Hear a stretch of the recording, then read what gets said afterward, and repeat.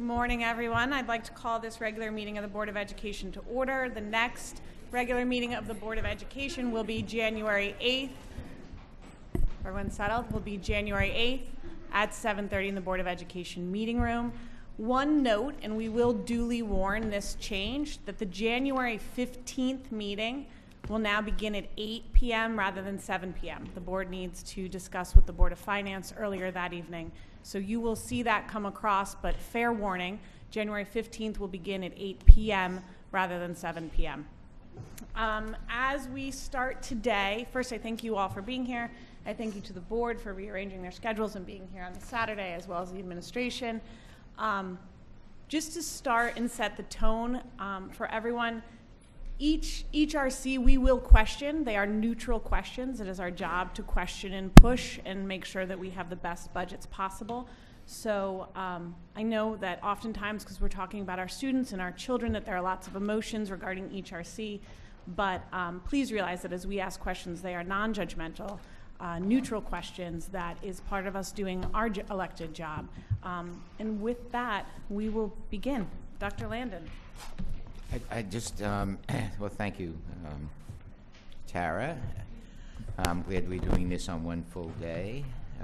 Otherwise, I guess we'd be meeting 20 separate individual meetings, so it's a Saturday, but I'm delighted to be here. I feel the same. So I've asked each of the individuals who will be presenting on their section of the budget to just present the board with highlights, since the board already has the budget, and that allows more time for the board members to ask the question. I appreciate your proposal that the questions be neutral, which I think will help expedite the process and make it easier for us to answer questions. Just a reminder to the public that are participating today, the board will hear presentations, ask questions, and after each RC there will be an opportunity for public comments and thoughts. So we will move through each RC, then call for if there are any comments from the podium, and then continue on with the next RC. You ready? Yep. Okay, so we'll start with special education. And for that, I believe Shirley Klein is here to give you a brief overview of the highlights. Thank you, Dr. Landon. Good morning to the board members, to the community, colleagues. Thank you for the opportunity to review some of the highlights that was presented in our budget book in RC 24. Following the various personnel budget line items, I'd like to just start with the homebound tutorial, which does show a reduction this year. Again, as you're aware, that homebound tutorial really does provide homebound instruction to fragile children, grades K through 12, in both general and special education. Often it might be due to medical reasons, it can be due to emotional reasons, and also sometimes after hospitalizations when students return. In this line, we are able to reduce it this year. We do know also that one of the areas that really gave support to this line is Fitch Academy. In Fitch, we also had students that might have required otherwise home instruction, and fortunately we have a program that really provides that level of support at the high school now. For contracted speech, if you look in that line also, that line shows a reduction as well. This year we had to use a contracted speech line for one of our intensive speech providers in our DLC program due to a maternity leave. We don't anticipate having to do that next year. We were not able to fill that within a district line, so we required contracted services for this year. We do not anticipate that for next year. For speech pathologists, I do want to point out to members of the board and anyone looking from the committee at their books as well, that we want to amend that narrative. The narrative at the time that we wrote, we were going to be asking for 1.4 speech and language pathologists, 1.0 coming from our 611 grant, and the 0.4 from our district budget line. We're able to, now we can recommend that we are asking for a 0.4. We do need that 0.4 speech pathologist. That will provide 2 speech and language pathologists in each elementary school. and we will supplement any additional SLP services we need to our ELP program in the respective schools. The .4 that we're looking at is Royal. Royal has a high level of need in ELP as well as Oxbridge. So we're just asking the board at this time for a .4 of SLP position for the 2019-20 school year. For extended school year, summer PPTs, you notice also there's a slight increase, and that increase really is based on collective bargaining agreements and proposed increases in salaries. For contracted OT as well as contracted PT, those increases, of course, represent IEP recommendations for the next school year, as well as anticipated rate increase costs. Going on to the various operating budget line items, just a correction again in the narrative on account 12001. It actually is a line item. There is no increase, so the narrative doesn't match the numbers. I just wanted to point that out. For transportation, for the district special education transport budget, which shows an increase, the change reflects an increase in the vendor's contract, something we don't have control over. And in tuition non-public, we're showing a decrease in the proposed budget. And again, that decrease is based on recommended IEP placements for the next school year, as well as unilateral parent placements. We do want to point out, though, the projected budget reflects current placements and anticipated placements that may occur between now and the end of this school year. Thank you. Board comments and questions? Mrs. Ritchie. Shirley, could you just first go over the change to the speech pathologist and what the budget implication would be for that? The original ask was a 1.4 FTE, and now you're saying it's 0.4. And what would be the change then? Is there any budget implication? I know that a grant was going to be used for part of that. So if you could go over that for us, that would be great. Certainly. So in being diligent and working very hard, we looked at the schedules and how we can really use current staffing. Originally, we were going to ask for 1.0 and take that from the 611 budget for speech therapists. We went back and looked at if we have our 0.4 exclusively, we can supplement with scheduling the other speech and language pathologists that are currently in the buildings and don't require that additional 1.0 based on current IEPs. So within this budget then, given that change, do you have enough money in the budget to cover all the IEP necessary SLP needs? Yes. On the line for the increase in the 0.4, it does appear, Mike, what page are we on? On 91, it shows what the cost for the 0.4 speech pathologist would be. So that line is indicated, and we're not required to have that 1.0 at this point. So to answer your question, So my we question's a little can different. meet the needs of all our Okay, students, okay. including ELP, based on having the provision of 2 pathologists in each building, and they will supplement the instruction. There currently are 4 speech and language pathologists providing services for ELP. Okay, Mrs. McNamara? And staying on that same item, where you were going to use the IDEA fiscal year 19 grant, where will that money go now, if that was funding the 1.0? That money is currently being used in the grant that currently does fund 2.5 speech and language pathologists, as well as other personnel throughout the district. Okay, A so, portion of it. so it's not going to go to this 1.0 because we don't need it? Correct. So it's just going to stay in that line item for other staff? Yes. Or parts of other staff. If you look in the grant, there may be a 0.5, a 0.5, a 0.5 different portions of their salaries. Yeah, just how is it going to be redeployed if we're not using it for that Right. purpose? But we don't require that 1.0 for delivery Right. of services at this time. Mrs. Ritchie? So then, as I'm looking at the budget number, you're projecting 108,000 for a 0.4 FTE. Is that correct? Okay. That would also, yes, 108,000 is what we are requesting, but that is not the entire. It would also entail all of the salary increases as you do your step for regular employees as well. Great, thank you. So, for the last three or so years, we've seen we've found the necessity mid-year to transfer money into contracted speech. We're going down in that, and is that 0.4 sufficient enough that we have fully funded contracted speech this year? Yes, we believe it is. It does change, though. So even though we anticipate that we can fund it, depending on change of program, change of IPs, student services, there is a variability that could occur. But based on our current projections for next year, the students we have, students who are aging out, we believe we can do it with the amount that was proposed. And can I ask a follow-up question? Similarly for OT, we've done the same. We've had to transfer money in, and I look at the budget. Is that sufficient? Can you speak to that number in terms of? Again, and we do look at during transfers during the year, but based on the current enrollment and the IEPs that we know we have in place, things may change again from spring. That's the difficult part about proposing the budget now. IEPs, as you know, are based on anniversary dates. They don't all happen at once. So between now and June, there can be several hundred different meetings that occur.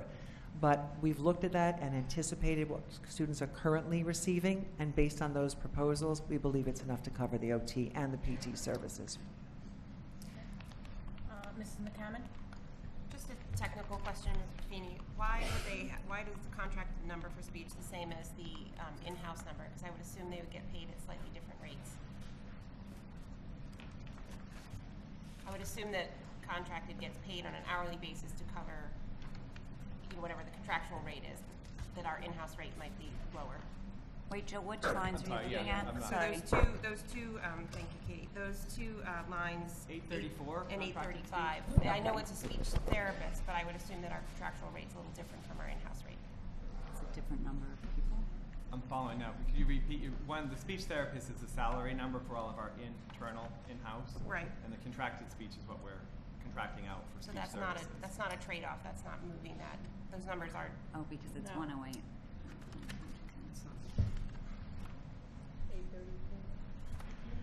Further questions on special ed, Mrs. Ritchie? think this is probably for Mike.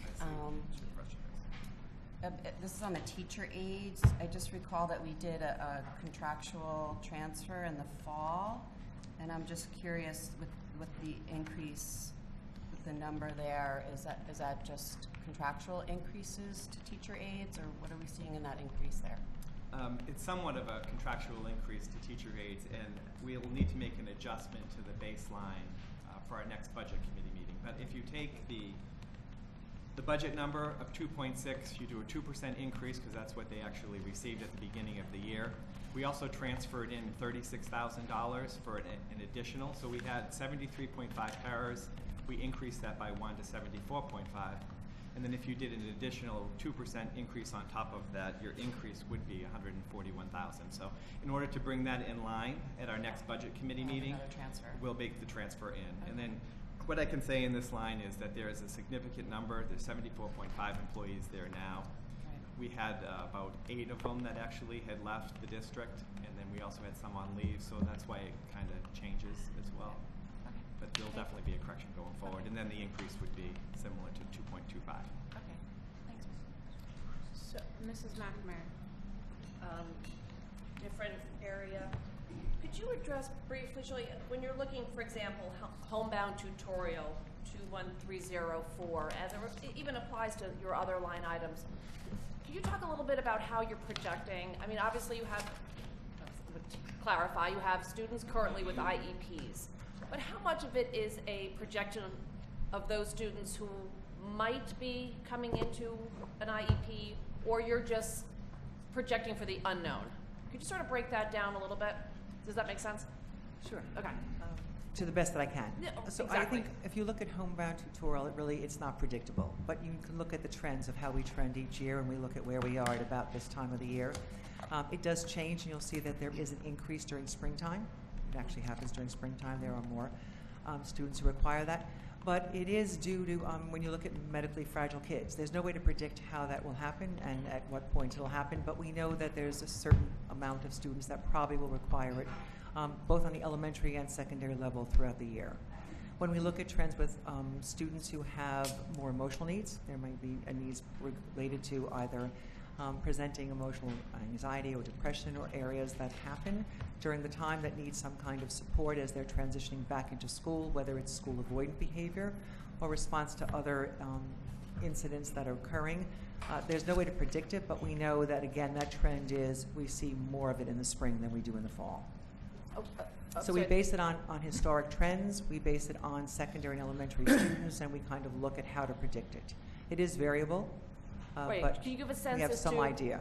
what percentage of this number is based upon IEP versus those whom you feel are likely candidates versus we're just going on trends and that's what we're predicting? Well, it's not really based on IEP, because usually if there's home instruction, for instance, there's a nursing piece to it also. Children who break a leg, things that happen, things occur, those children may require home instruction also.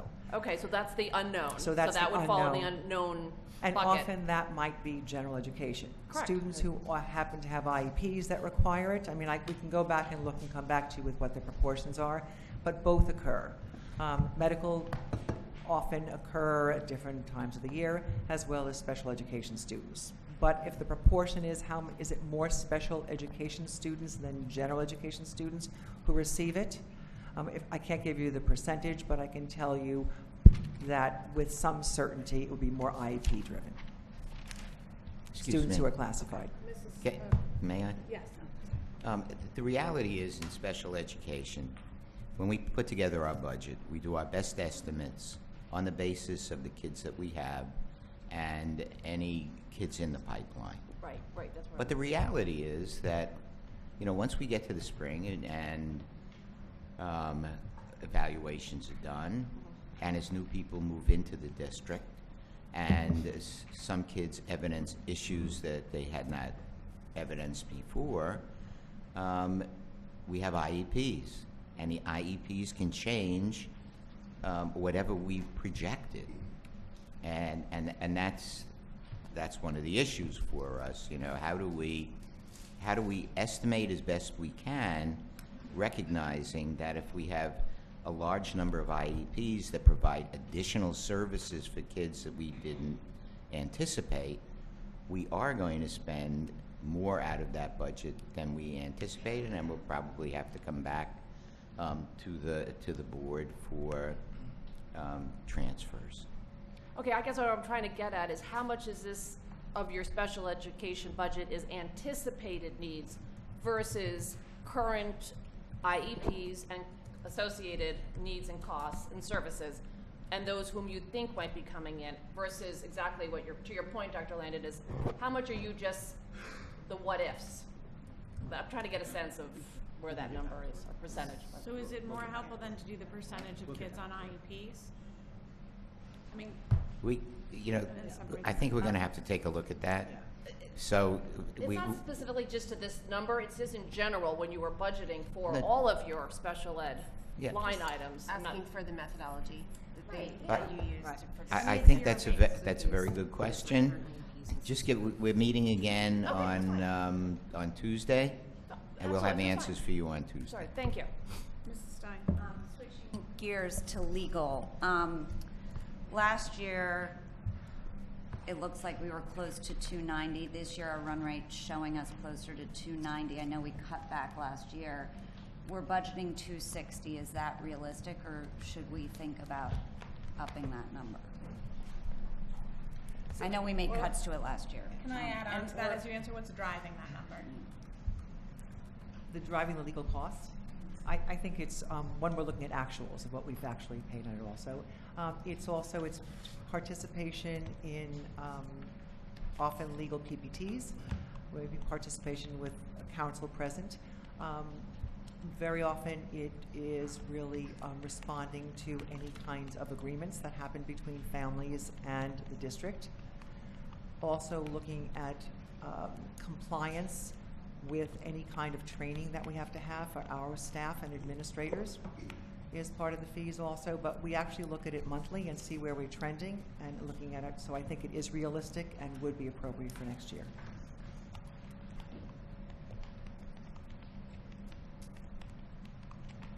Mrs. Ritchie. This is probably for Mike. On the psychologist line, if you could just walk through, I'm sure a component of the increase is contractual, but what else is in that increase for that line item? Wait, which one? In 839 psychologists? that would just be the contractual Okay, increases. so those that are we all include. contractual increases. Correct. Okay, thank you. Mr. Deneen. Surely just at a high level, I think, sorry, at a high level, in looking across here, and I think the focus too has to be on FTEs and efficiencies and some of the things that I looked at across all these RCs. Could you give a high level overview of 842 principal, director, secretary? There's over 6 FTEs in there. That number has crept up over the years.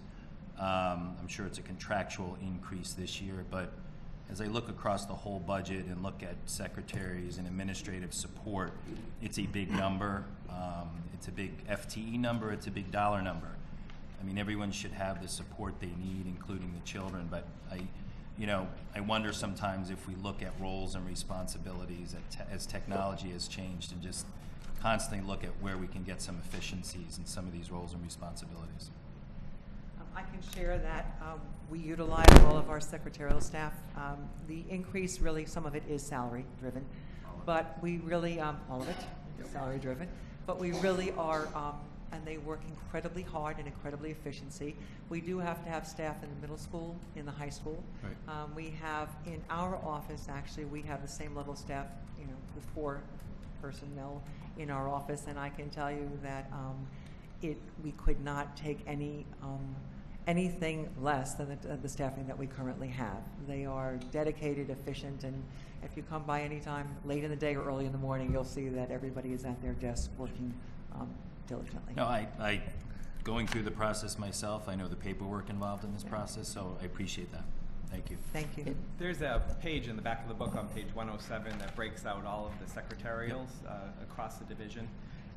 Over the past 3 years, not necessarily just in special ed, we remained stable in secretaries, with the exception, as you probably recall, in 15-16, the elementary secretaries, that's where we saw a spike or an increase, where we put additional secretarial staff at the elementary schools. And I appreciate that, and I appreciate the remain the same, but it's still, it's a big nut. It's close Absolutely. to 30 FTEs. 32, it's approaching $2 million. Absolutely. And the schools and the students should have the support they need, but I just caution us when you say it has remained the same, that's fine, but are we constantly looking at where we can get efficiencies out of it? As technology changes, as calendaring changes, and as roles and responsibility change, I think it's just something we always have to constantly look at. Excuse me, I agree with you, dude. The issue for me always throughout my career is always to take the schools and compare it to a business model. You can't run the Ford plant without a supervisor and many other line supervisors, even with changes in technology. I've also noticed that when we have employee technology, it sometimes requires more work than ever before because more tasks can be assigned to an individual.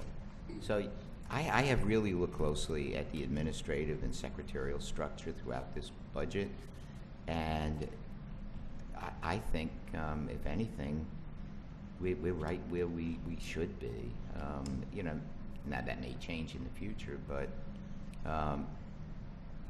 I think we are staffed appropriately currently. I appreciate you saying that, and then I would ask that, I think in some ways, as all of us as taxpayers scrutinize and look at this and deal with state budget issues, that we in some way should say that in the budget book, that we have seriously looked at a group of people like that and looked at where we can be more efficient. To say it's remained the same and it's contractual is okay, but I'd like to hear sometimes that just what you said, you've looked across the organization and we're lean and mean and they're doing the right thing and it's the right support model. And then, to me, then the questions get easier. Yeah. I also look at the percentage increases that you have negotiated here.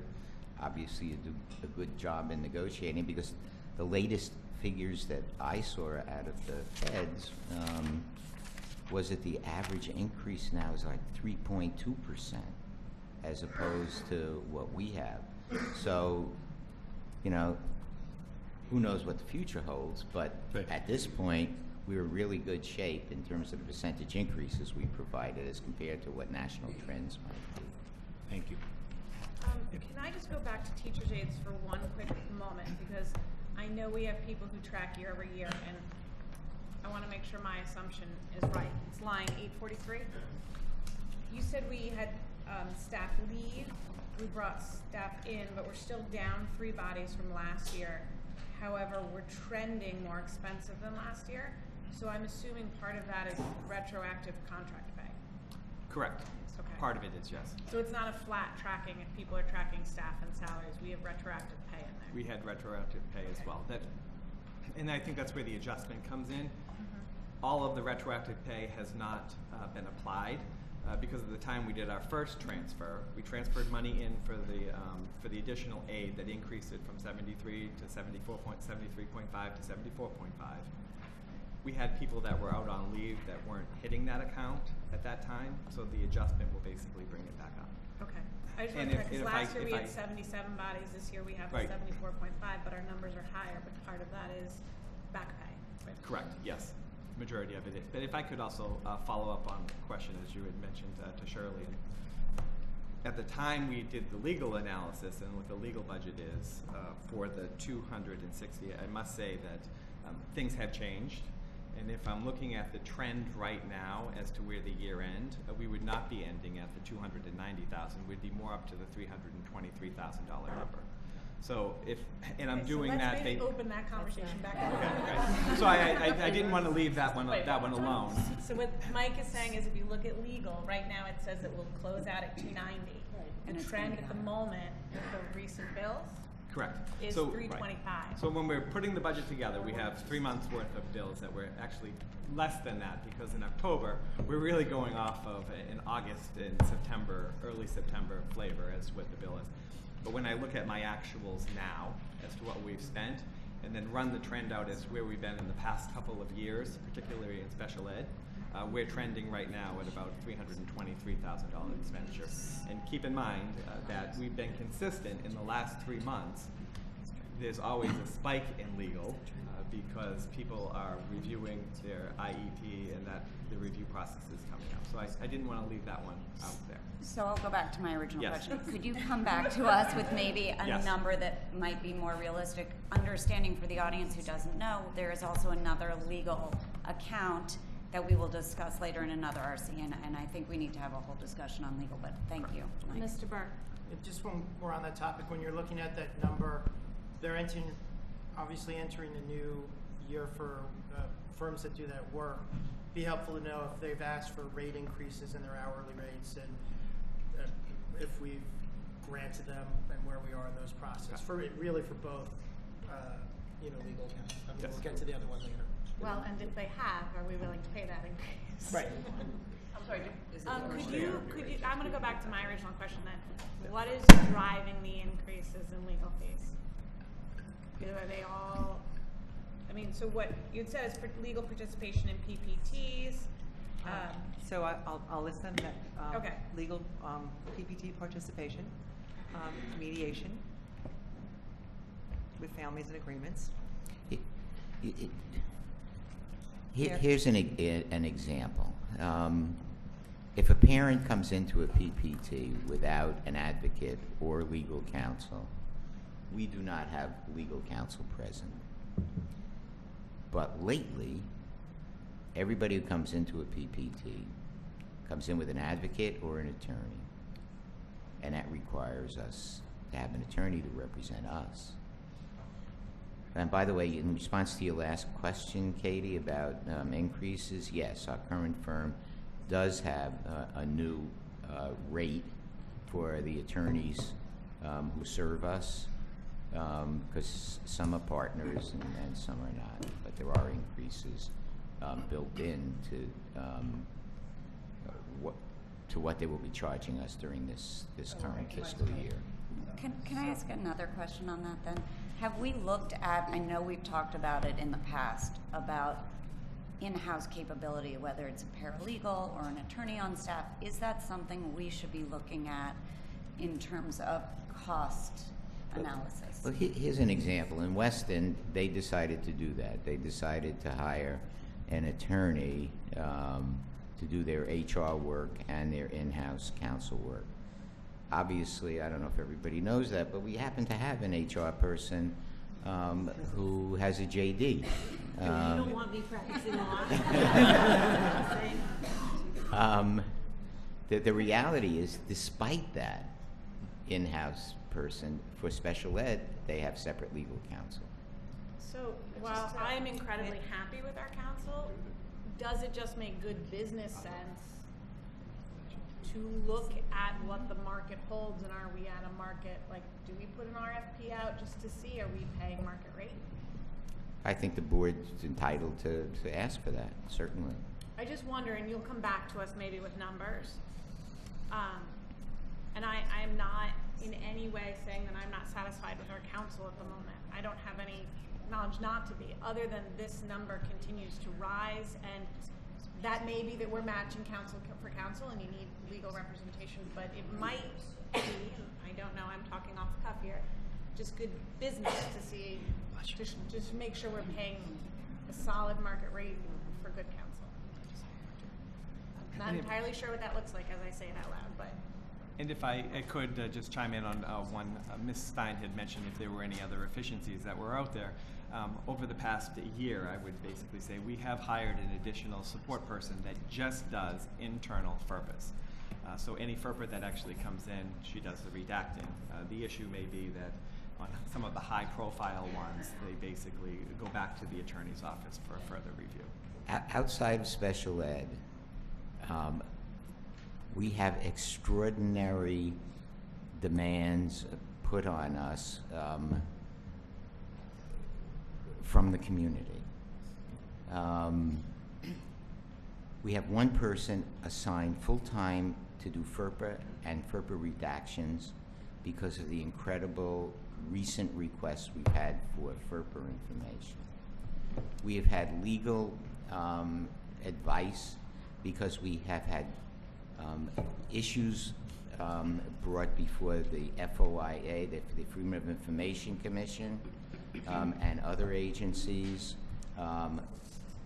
We're defending ourselves in federal court because, again, we have charges brought against us by a local resident.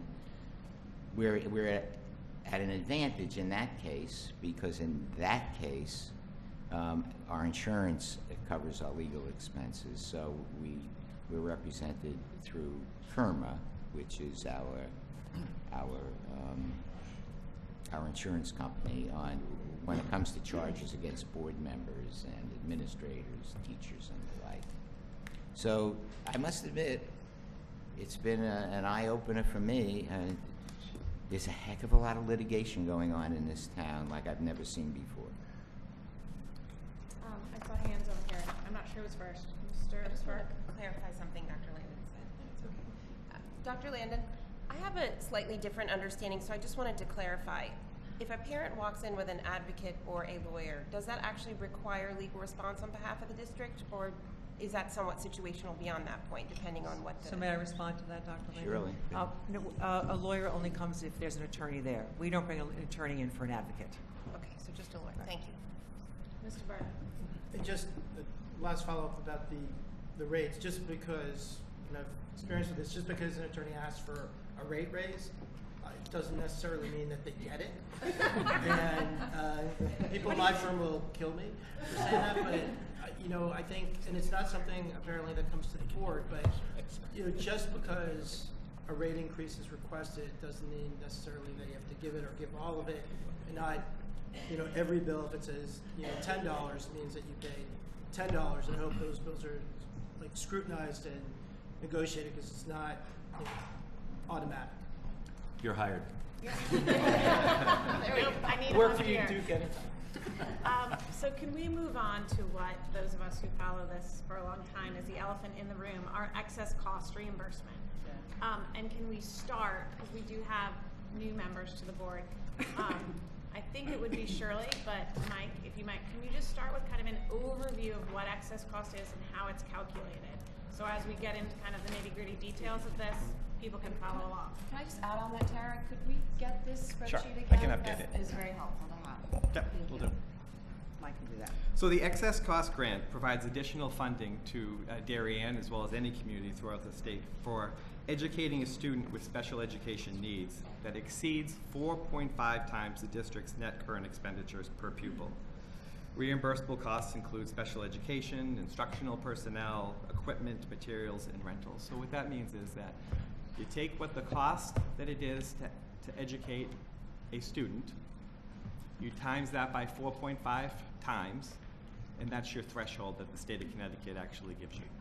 Anything that is above that, in our case, it's approximately $90,000. So anything in excess of $90,000 that we're spending on a child that has special educational needs, you get reimbursed that delta of well, it depends, it varies. It varies anywhere between 68% all the way up to 78%.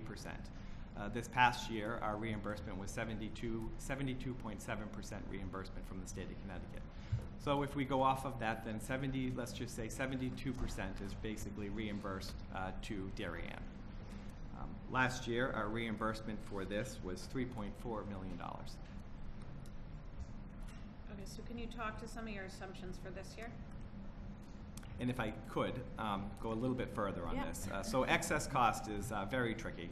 One, not knowing necessarily what the percentage reimbursement rate is, and as Ms. Ritchie had seen, and I'll give you that sheet, and some board members are familiar with it. Even if you look over a 3-year period, we got a reimbursement rate of 80%, 77%, 75%, and now where we are at 72% reimbursement.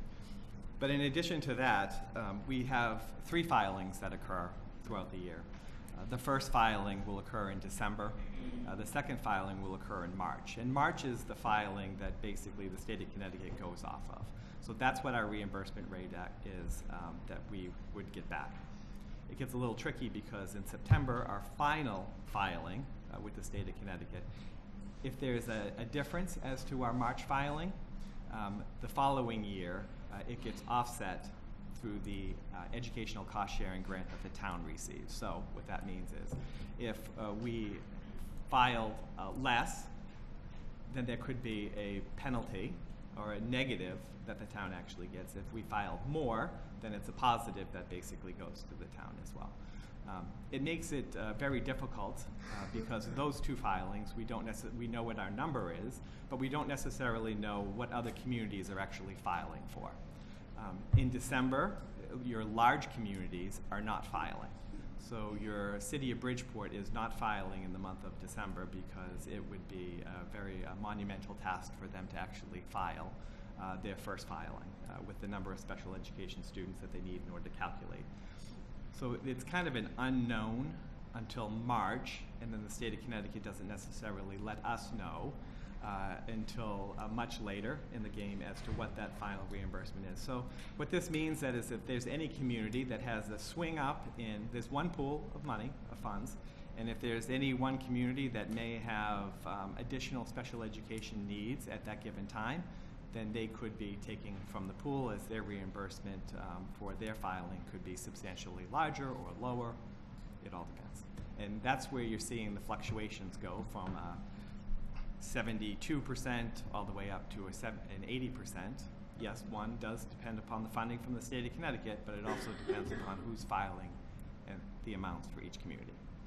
And that's excess cost in a nutshell. Just 101. Just a follow up on that. So the percentage reimbursement rate, is that consistent for all communities, or is that something that fluctuates among communities? Just to clarify. That's the reimbursement rate from the state of Connecticut across the board. So that's the reimbursement rate for all communities in the Correct. state. Yes. Questions on excess cost? So, do you have a question? Oh, Dennis. Yeah, so what I don't understand is how, so what, I guess the question, I think, Tara, what are we budgeting at now? Because we have a basic flat budget and we're increasing more than our budget is increasing. Correct? Yes. So we're budgeting at approximately $3.5 million reimbursement at a 72% threshold coming in. So this is always a guess, right? Because there's the part that like we can predict and we can see moving through, and there's the part we can't predict with kids who might come in and have needs, and then there's the part where we don't know what the state's going to reimburse, and then there's the part where we don't know what other communities are going to reimburse. So there's a lot of unknowns. Correct. And every year we spend a lot of time on this, and there's a little bit of fortune telling, but there is a little bit of science and math going on here, to your credit. With that in mind, we've seen some reimbursement rates. Some of that's because we know when we can predict our kids and we can predict where they might be. And I'm not disallowing that another child could come in at above that $90,000 threshold and we would educate them as they need and as is appropriate. But how many years do we see these kids that we know about? How many years left do we think we have roughly on them? Do we have high-cost kids that are in 6th grade, that are in 11th grade, that are in 3rd grade? Because I think that's the small percentage of the math part of this that we can work with that we kind of need to know. It helps us get a little bit better than a great guesstimate. And we do, if I may respond, we do track that on our students because, as you said, also programs can change during the year, and that number changes also on a child that we've had for several years. Things change, services may change, program may change. But we do look at students that as they're aging out or when, looking at the level that they're in, and we do in our projections, looking at it moving forward. So are we projecting going out more students above the threshold or less students above the threshold? It's been stable. It's stable. We look at the last 4 years. I can speak to the last 4 years. I can't speak before that. Looking at that, the number of students are within the same, depending on how many, 1 year, 3 children may age out, 1 year, 2 children may age out. So that can change looking at that trend, and that just happens. Sometimes honestly, there can be 4 children aging out, and sometimes there can be 1. But we do look, and we can anticipate what the following year will look like. But we looked at over the 4 years, we have someone extraordinary in our office who really does look at those trends and manages them, that we really are able to really predict what it will look like. Given new children move in, not as many children move out, but that would be the variable that really does change. But it has been fairly, in terms of the number of students that we've been tracking is fairly the same. And are we projecting it the same in the immediate years to come, such that if we were to move around percentage rates, we wouldn't be fluctuating majorly this year to next year, and or we could signal to the community we expect fluctuations? Yes. Yes, we appear at this time that our numbers of looking at our excess cost students, understanding students age out and students move in, has been relatively stable over the last 4 years. For example, we could have a child move in, has a PPT and an IEP that requires not only educational programming because of the nature of the handicapping condition outside of the district, but it also requires residential placement. And our responsibility then as a district is to pay not only for the educational component, but also the residential component. And in some instances, that can be hundreds and hundreds of thousands of dollars a year for such a placement. And if that happens, we go with it, because the child moved in and needs those services. Mrs. McKenna. I just wanted to be sure I understood which variables you're using, because I understand the bigger variables are the state pool and other people filing. We don't control those. But the ones that we set are the reimbursement rate, and you're using 72% again? Yes. Okay, and then the second thing, are we assuming that the threshold, that number, sometimes it's been 75, sometimes it's 84. Right. What's number are we using, and is that set by the state? How variable is that from our perspective? It's not set by the state, it's an estimate. It's an estimate. So what are we estimating? 84,000 again in tuition? Like what's because the delta no, I'm sorry. That one is set by the state. So you basically will take last year's, what the cost was to educate a child in Darien, and you do 4.5 times that threshold. And I believe it's a little bit. About 20,000. Yeah, so I think right now it's a little over $90,000. I can get that, and I'm going to update the spreadsheet that Ms. Ritchie basically had said. And I believe, Michael, you showed that on Thursday's presentation what the per pupil rate is. Yes. I think it's about 20,000 or close to 21, and if you multiply that by the variable. Thank you. Any other questions? Mrs. Ritchie? Just from last year, we received more money than we anticipated, so that there was quite a jump up of what we were versus the budget versus what we actually received in excess costs. But you are comfortable with the current estimate that you have in this current budget, that number's the right number and it shouldn't be higher or adjusted at all? You're comfortable with that number? Well, the number, we'll wait for our March filing to occur, and then I'll be more comfortable at least with the number that we're actually filing, because a lot of things can change from our December filing up to March, and it typically does have swings that actually do occur. Okay, I'm sure there'll be people that say, well, you got X dollar last year, but you're bringing the budget in line to where it was prior to that, so I just want to make sure we're comfortable with where So I think part of what we go through is like the budget season is now, Right. and the state requires a March filing, and we Right. always have that delta. And some Right. years it surprises us, and we always hope it doesn't Right. surprise us in the other way. So I do know the December filing, and it would bring a more revenue than what we currently budgeted for this year, if that number actually holds true, and the percentage actually holds true as well. But with that being said, the following year, because we've already done the analysis as to what the current pool is, who's graduating out, the potential actually coming in, and then looking forward, and I can tell you that that threshold would be significantly less than what we're filing now. Okay. And that delta would be probably about $1 million less in filing than what we're forecasting in December, which is significant. So that's what I was trying to get at. Nope. Clarify, and I'll go to you then. Meaning you won't have as many students meeting the threshold to file for. So you'll have people that graduate out from this year, and that impacts significantly as to what our reimbursement would actually be.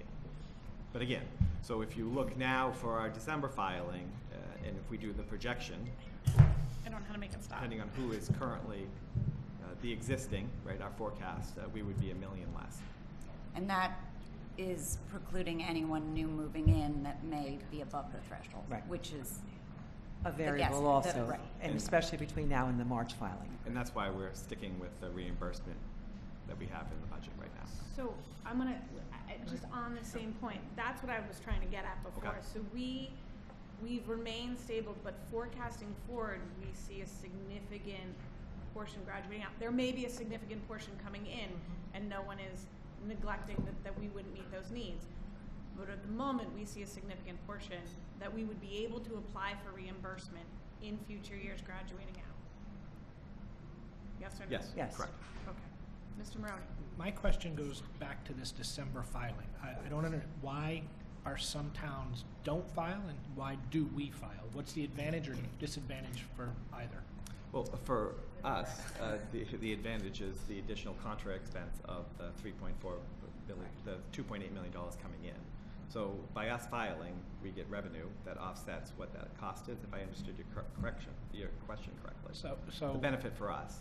Also, I think just to answer Mr. Murray's question, some of the larger districts really can't manage to get all that information in by December 1st. So they're leaving money on the table? No. So They're waiting for that. Sorry, I'm missing. No, so Sorry. if I could, so there are 3 different times that a community actually files. The most important filing is on March 1st. March 1st is what the reimbursement threshold rate is based off of. December, when you look at a large community, they only have September, October, November, December, just a few months in order to put all of their data together, and they'll never hit that deadline of filing for December 1st. But December 1st is really just a shot across the bow to say where people currently are, but it's really the March threshold that they have to file for. Mike, would it be helpful if you just took an individual example? You know, why is it $90,000, and then if it exceeds that, how much do we get back on a hypothetical case? Okay, so ours is, if you take $20,000 is what it costs for us to educate a student in Darien. So you'd be taking 4.5 times that, right? So say it's at $90,000, and if you have an expense that is $100,000 for an individual child, you would be filing for the $100,000 expense for the individual child. And if the cost is $90,000 and you're spending $100,000, then it's based upon $10,000, that delta between the two, and it's whatever percentage rate that the state of Connecticut gets from there. So in this case, it would be $10,000 and your reimbursement would be 72% of that $10,000 would come back to you. See why excess cost is so much fun? Mrs. McNamara. I have a non-excess, so I'll hold my question. Any other excess costs? Because I imagine we will continue to have conversations regarding it. Mrs. McCammon. Yeah, just one more. Have you ever run any analysis, Mike, on whether or not we can sort of look at what our prediction in December is and how big the variance is, so we can see if we could sort of split it down the middle? I can. And I think that by updating this spreadsheet a little bit more, and I can take it a little bit further too, to see where our history is and what we filed in December and what that delta is. Look at that. Thank you. Mrs. McNamara. Okay, going back to the tuition non-public. A couple of just quick questions. As far as the budget currently versus what we've expended so far. We've budgeted 6.8 and we've spent 3.1. Could you talk about why we are still going to get to the full number? Is it just we pay in increments and we just haven't given the final bill? Correct. Okay, There may be payments based on 2 times a year or 3 times a year, depending on the tuition. Okay, so we will spend that full amount. Okay, thank you. And then my other question is, could you just briefly clarify again the unilateral parent placement? And I believe when we presented last time, we shared with you that parents can choose to place their students, and there may be agreements of that we don't place the children there, but they do, and there is an agreement either by either a hearing or by mediation that offers some financial relief to the family. Is there a way in which we can get a breakdown of that number between those 2 categories? We can do that. Certainly. Talking about settlements, is that it? Yes. Agreements.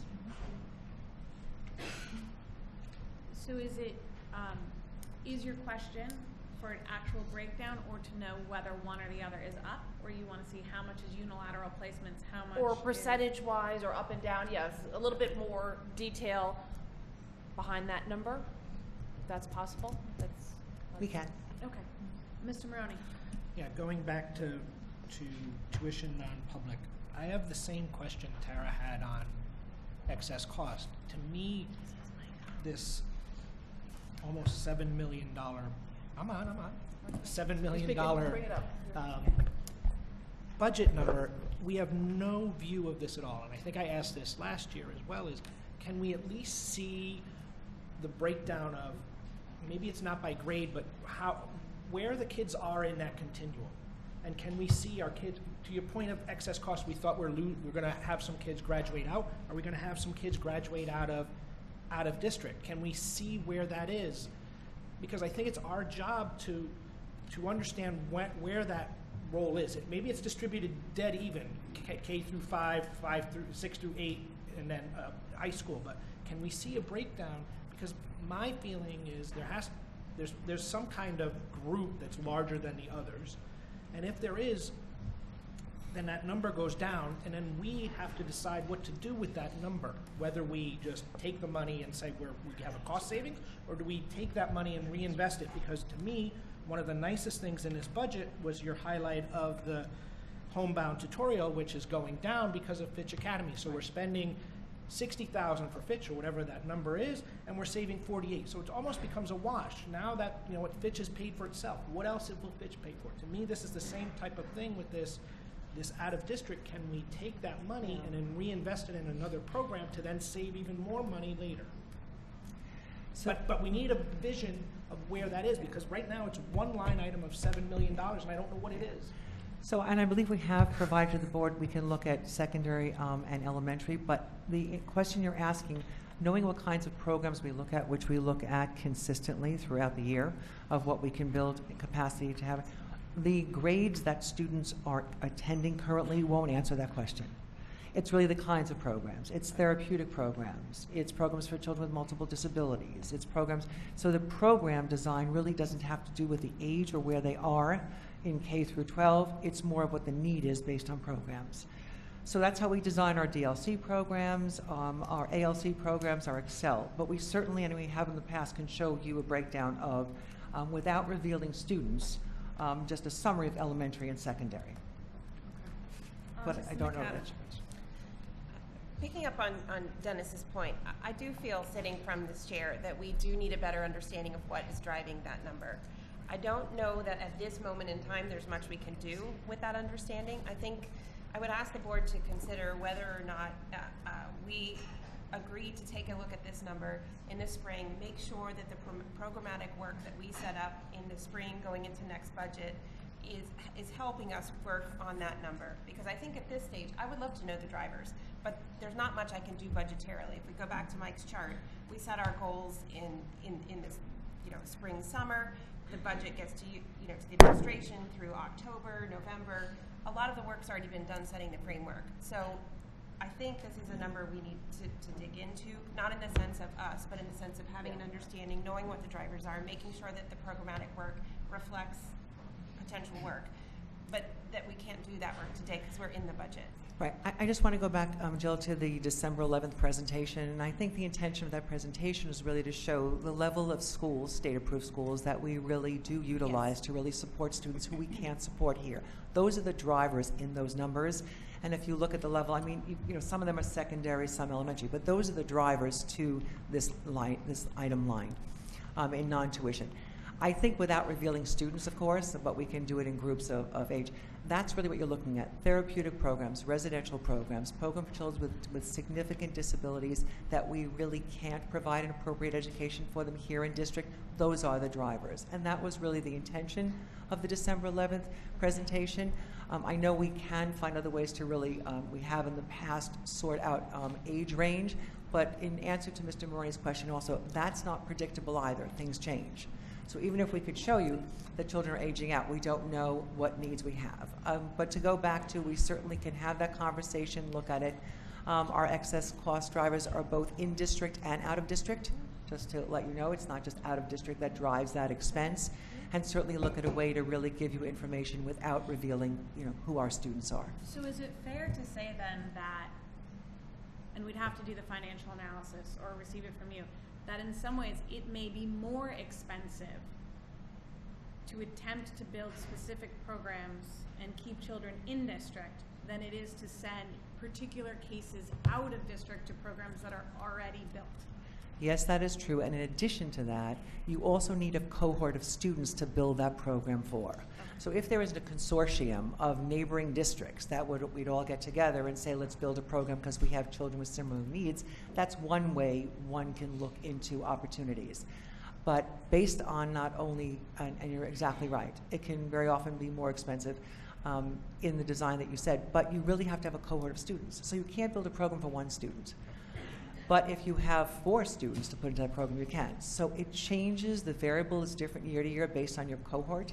Our middle school program right now actually has more students in that in our class, in our specialized class, than we've had over the last 4 years, just based on the numbers of students. So it does change from time to time. But just to go back to it, high-cost students can be in district or out of district. Okay, Mrs. McNamara, then Mr. Moroney. So staying on the same topic, that's why I would like to understand the scenarios you've described, the therapeutic, et cetera, that you brought up in your December 11th. Is it correct to say those children have IEPs that would fall under the recommended out-of-district placement? Yes. Okay, so we all agree, or the administration feels those students should be educated in an outside setting because that's the best place for them. And recommended by the PBT. Recommended with an IEP. So we still have that whole bucket of unilateral parent placement where there's a dispute. And I think that's where we can get into more the programming aspect, because we feel we could educate those students in-house and there's a disagreement from the family. So I'd like to understand that bucket of services, and can we be doing more programs in-house to bring that number down? I think we all agree the IEP is one bucket. I think I would like to know more about the other bucket. And I think we shared that also, if not at the December 11th, at a prior board meeting, of course, which is the cohort of students you're referring to, Krista, really about looking at reading programs, specially designed reading. We spoke about our own PD that we do for students and Right. teachers. We spoke about bringing in and really building our own capacity and delivery in those programs, so we continue to do that. We've looked at children that might have been outplaced that we've designed in our DLC programs, in our ALC programs, in our Excel programs. We look at specialized reading instruction that we're doing both on the elementary level in terms of building capacity with the Wilson Reading Program with teachers, as well on the secondary level. So we are as committed to that because, as I think we had said in the past, our goal is to educate all our children. Correct. And Right, that right. doesn't waver. That doesn't waver. That is, that's the basis of our PD. That's the basis of all of our teacher training and ongoing coaching. And that's the basis of bringing people in to really give that capacity. So we continue to look at that. Are we always successful at it? Because there is a disagreement. We in fact feel that we are providing that, and a family may feel we're not. And we work with that family to really demonstrate with progress monitoring, with assessments, with looking at student growth to be able to say, yes, we can do that. It's a continued goal that we have. No, it's great, and I'd like to know, are we more successful? Is there a trend that we are more successful in that number? That's what I'm just trying to get at. We can go back and look and see what data we have to support great. and speak to that. Thank you. Well, I think there are two options if you have an outplacement. One, you can examine the situation and decide you're going to fight it through mediation and say, no, we have a program here that more than adequately meets the requirements of the student.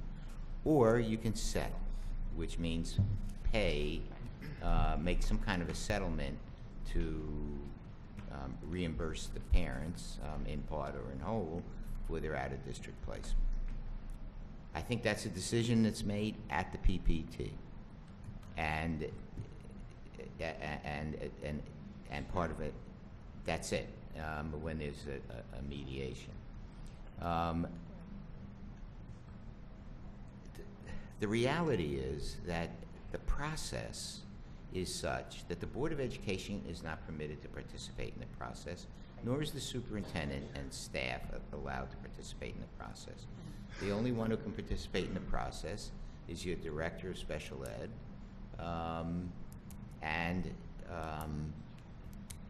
in discussions, you can bring in teachers and other administrators to provide evidence as to why you believe the child belongs here or not. But the process is such, it's so prescribed by federal and state statute that those decisions are made in the context of a PPT. Which is some of the comments I made the other day in OPC, which is frustrating for boards, and I think it goes to Jill's point and Dennis's of like, you'd like to get in there because you feel a desire to manage it. There is a educational professional and children at stake, so the PPT is the right place to manage it, but there's pressure to manage it from a tax base. And unfortunately, special education, the way it is set up at the state level, doesn't allow us the financial sort of information or that we get in other RCs. So it's a juxtaposition, and maybe we can do it better by some more information, and that's fair to ask. But there's certainly, this is the one RC where I think there is a lot of state statute which prohibits us, and probably for the right reasons. You know, maybe there could be some changes at state level, but from managing it in the way you might manage other RCs. And by the way, I'm not suggesting the idea of fighting an outplacement for financial reasons. You want to do what's best for the kid. And probably in many of these cases, the unilateral outplacement is not the best thing for that child. The child belongs in our schools, and we have the programs that can provide for that child. But again, you know, decisions are made within a mediation process. No, I mean, I clearly believe that every decision is being made for the best interest of the student, absolutely. I just want a clarification as to, in this bucket, those are the students whom you feel we have the programs in-house and another party differs. and we lose. So is there anything we can do programmatically, internally, to Jill's point, where we can sort of change that balance? And so where all of our outplacements are IEP based. Can I make one comment? That goes to burden of proof, which again is a legislative issue. I mean, Well, that's the another burden issue, of right? right. It's Well, another it's- big. it is the It's a same big issue. issue. It's why we don't fight a lot of these cases. We can't. It's too risky. Well, Burden of we proof have has to- to change, because the burden's on us, Right. and we bear the cost. So until that shifts, and it has in a lot of other states, not Connecticut, it's a problem for us. And I think it's, I don't want to speak for Shirley, but That is true, right. Okay. Settlements are a response to due process. And the cost of due process and the notion of burden of proof, and often settlements and agreements are a response to that, Well, which but is a fiscal to tease that decision. out just a little bit. So wherever you believe burden of proof should lie, to your question, I think, and correct me if I'm wrong, of in the unilateral settlements, there's a dispute.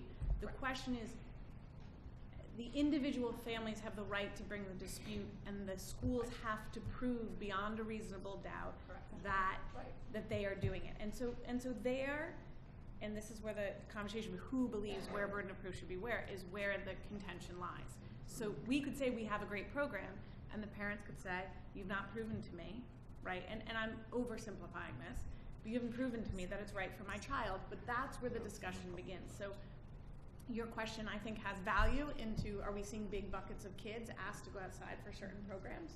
Or for But the the same question of program. whether we Maybe it's the believe same our program program is constantly. educationally appropriate and whether an individual family feels the same way is where the burden of proof issue comes into play. That's certainly a factor, absolutely. I just want to see, are we having the same, do we see similarities in these issues that we could address I internally do want to allow for going public forward? comment, and Mrs. McCammon and Mr. Maroney, and we are over in time and we will come back to special ed, but I do want to make sure we're not here till 8 o'clock tonight, if possible.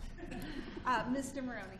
Yeah, going back to your cohorts and mass of students, I guess the question I have is, can we help facilitate that in any way as a board, or is that just the responsibility is on the superintendent and the direct assistant superintendent of special ed? Because for me, one of the things that bothered me last year was when we heard New Canaan was building a similar school to Fitch. To me, there's no reason to do that. We're willing to open up our school to out-of-district students. And to me, we need to have quid pro quo, and if New Canaan built a different type of school that maybe a cohort of our students can go there, and it gets a mass with New Canaan and Wilton, and they get mass there. Wilton builds a different school, you get a mass there, and to me, that's the way we can piece this together. But can we help do that, or is that something that's responsible for just hoping that other schools do something different than what we do?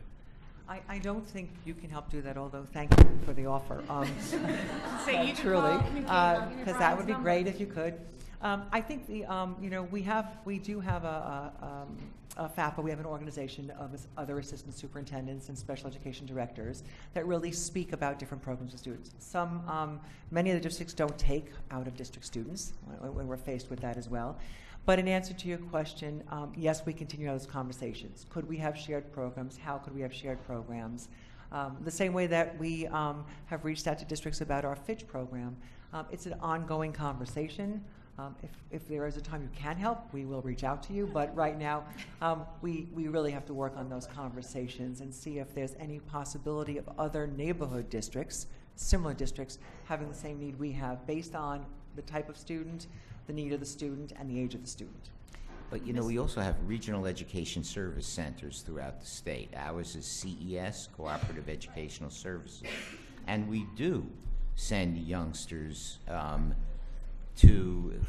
Darien to CES, where children with similar needs have those needs addressed in a cooperative arrangement. So if we send 4 or 5 out and 4 or 5 come from New Canaan and 4 or 5 come from Wilton, they have classes of 15 and they provide very specialized services for those kids.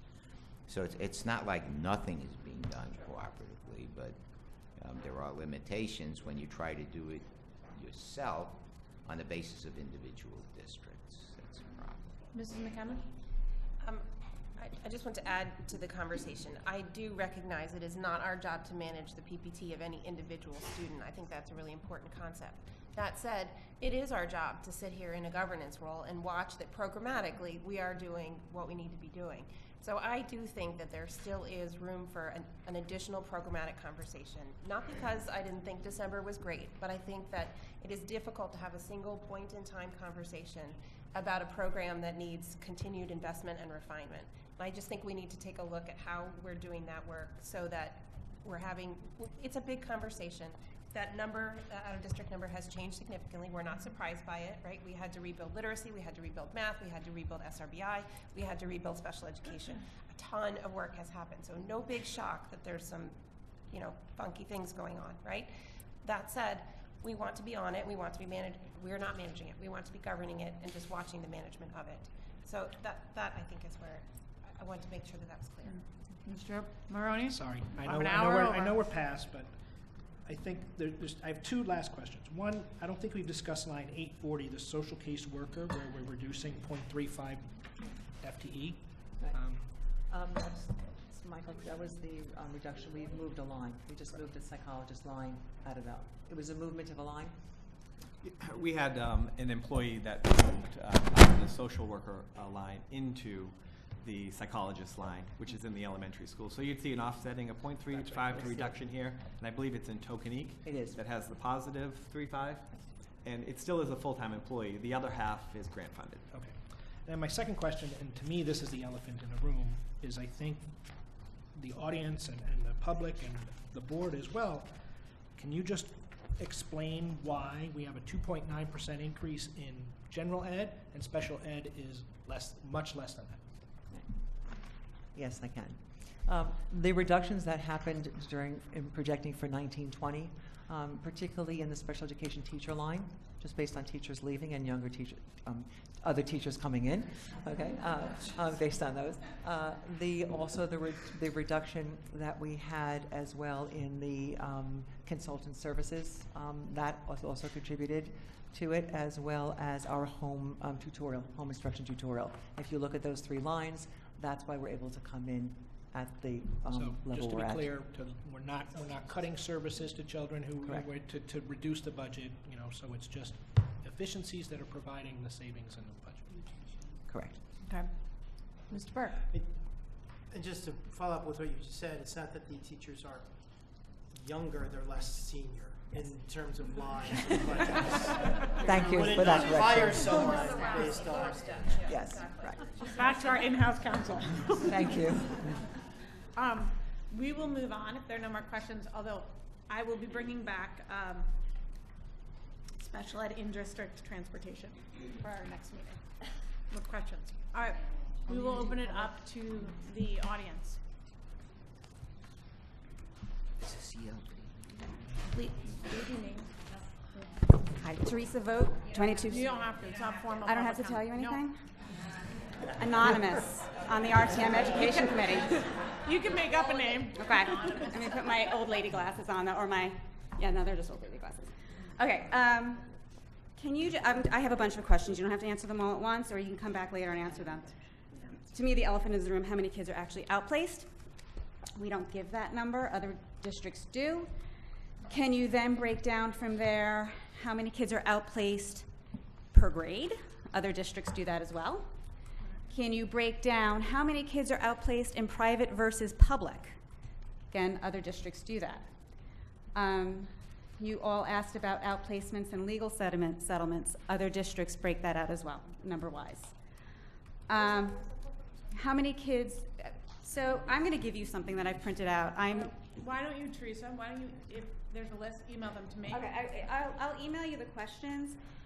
These are printouts from other districts on their special ed budget lines, and they give a lot more information than we do. We need to be more transparent with the actual numbers. I am not questioning the services, but our total dollar amount spent on outplacement tracks more with DIRG B than DIRG A, and I would love to know why. But just pulling up Fairfield, for example, which is DIRG B, but our numbers seem to line up more with them. they will tell you, they have 19 kids at CES. They will tell you 6 kids were placed out because of a DCF thing. They have also given information on not only the schools that they used for outplacements, but how much those schools cost. And yes, I do see those residential outplacements are extraordinarily expensive. I think if the taxpayer sees that and has a better understanding of it, it will help mitigate some of the questions people have. And then you guys asked a lot of my other questions, so that is good. So I will send you the questions, but if you could say right now, how many kids are outplaced? We're not, I think we're not answering questions today. Oh, If you okay, present okay, them to okay. the board, So the board will The other respond. thing I would caution, Uh-huh. much like we do with everything, just because someone else does it, Okay. doesn't mean it's the right way to do it. Okay, but I did call a It's member of the worth board. I review. did call a member of the Board of Ed in Fairfield. It is legal to tell us this information. They are giving that information. They have contacted their in-house and out-of-house counsel. So there are no issues with giving us that information, and I think it's fair to the taxpayer to have that. And then if you could also, that outplacement number, I'm going to assume, includes kids in magnet schools who are not special ed. Can you tell us those numbers as well? And then I guess my last question would be, when you give us enrollment numbers for the district, are our outplacements in our total enrollment number as a district? Because they should be. And I don't see that. Westport breaks that down when they give their total enrollment number. When we give our enrollment figures for October 1st, we identify only those kids who are Or attending us in school. We Right. don't identify the people, the children who are outplaced, and we should. They are part of the district. So those were my questions, and I will just hand this off to you so you can see what other towns do. Thank you. To Mrs. Voigt's point, what would we do if those kids come back? They would push our enrollment numbers. Okay. Interesting idea. Mrs. Carter. 2 quick questions about excess cost. One is more just a curiosity. How is it, I don't think the pool at the state level has grown from $140 million in quite a while for the excess cost reimbursement. So assuming all districts' costs are rising like ours are, how is it that we're still receiving 72%? Is that a safe assumption going forward? And on that note, are we discounting the possibility or considering discussing the possibility that legislation changes and that we end up with a new structure entirely, which could drop our reimbursement to very, very, very low levels? We have that part of the conversation every year, and it'd be lovely to have that information. I just want to make sure we're considering it because I don't want it to blindside anybody. Yeah. And we can say, that it's out there.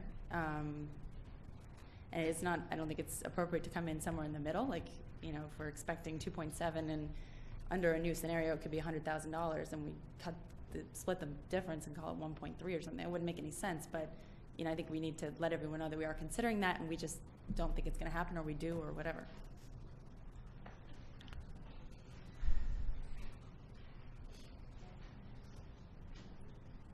Hi, I'm Clara Sartori, and I have a couple questions. One, the tuition non-public schools, if you could let us know what was this number 5 years ago? I would like to see more about how it's grown and why. The other question is, the other 2 questions are, you did a speech pathologist's account as well as a contracted speech.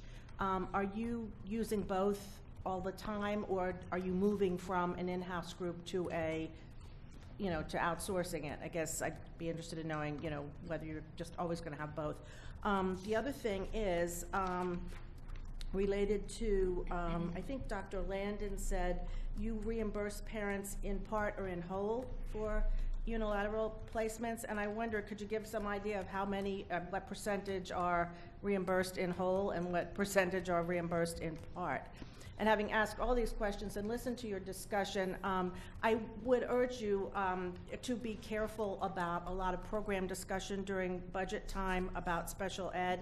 A few weeks ago, I listened to the State of the Town report by the Mr. Zagrodsky, who I know is here, and I said to the lady sitting next to me, this is how the special ed problem started several years ago, with a lot of discussion about, oh my God, this program costs us so much money. So I would just say, you know, I'm interested in all the discussion. I'm interested in not having my taxes increase, but I would just be very careful and very sensitive about how you do discuss this going forward. Thank you.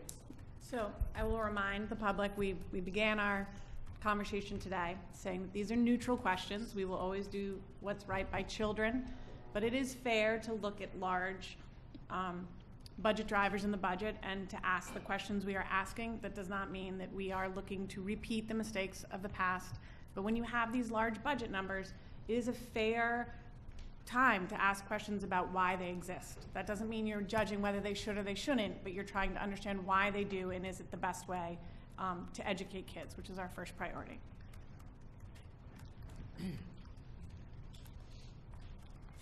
Hi.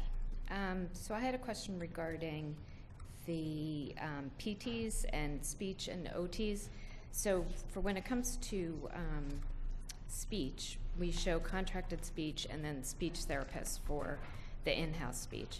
But when it comes to occupational therapy and physical therapy, it only shows contracted physical therapy. I think maybe all the occupational therapies are through the agency, but the physical therapy, I believe we have in-house physical therapists, and those aren't broken out.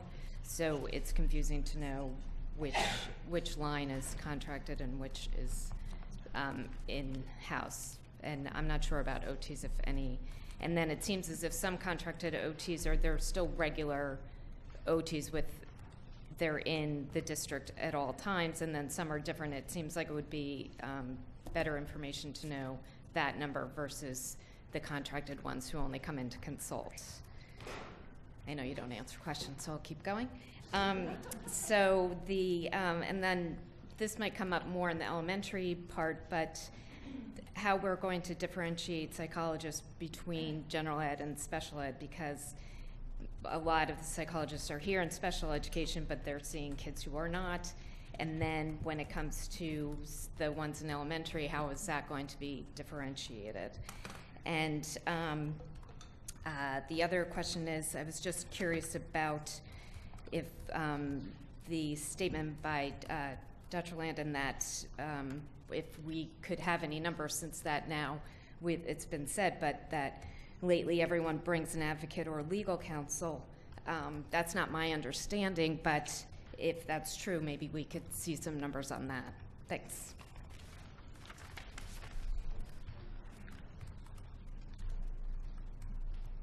Hi. Okay, so regarding the non-public tuition, for the last 3 years, the number has gone up, but this year the number goes down. It would be great to get better clarity on why that number is going down this year specifically.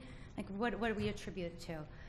Along those same lines, I know you guys have asked lots of good questions about the outplacement number, but I actually would be more curious to understand what is the breakdown, and have we ever gotten an overview of what has the district looked at to try to, we know the two of the biggest categories, disability categories that we have are ADHD and dyslexia. So I'm wondering, what have we looked at? What have we looked at?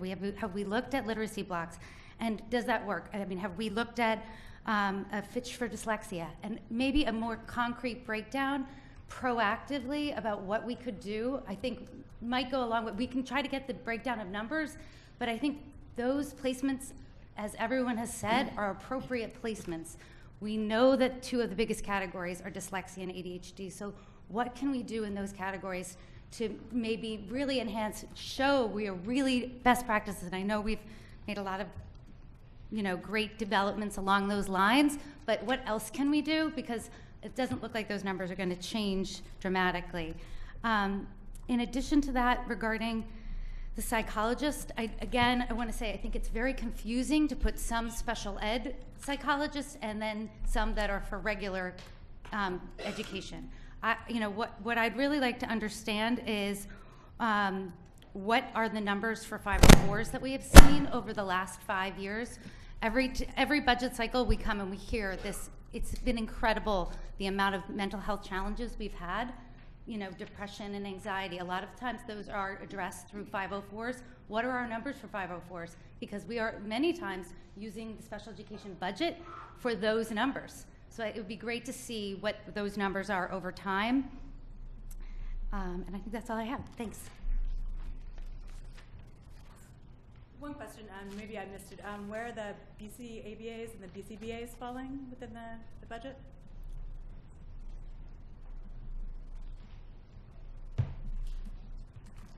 I'll give you Do you my. guys know where that is, just so follow up? It's in the special class teachers. Oh, it's in the special class teachers, Mrs. Ionic?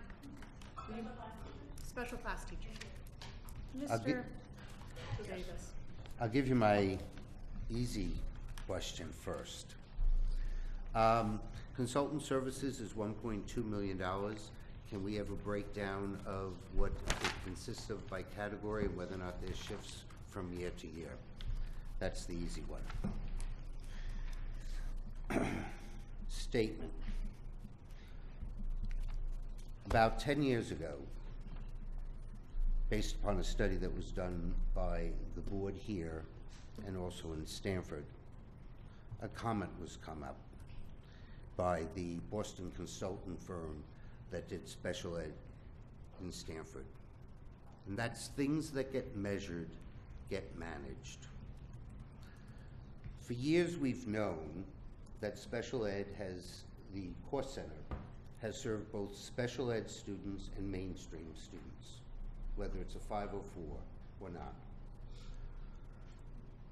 This year's budget, regardless of what their use is, of putting the school psychologists in the elementary schools is an inconsistent practice. If in fact that's where you want to do it, how are you measuring to make sure that the people's times are being properly allocated? If you have two, is it 60% one place, 40% another?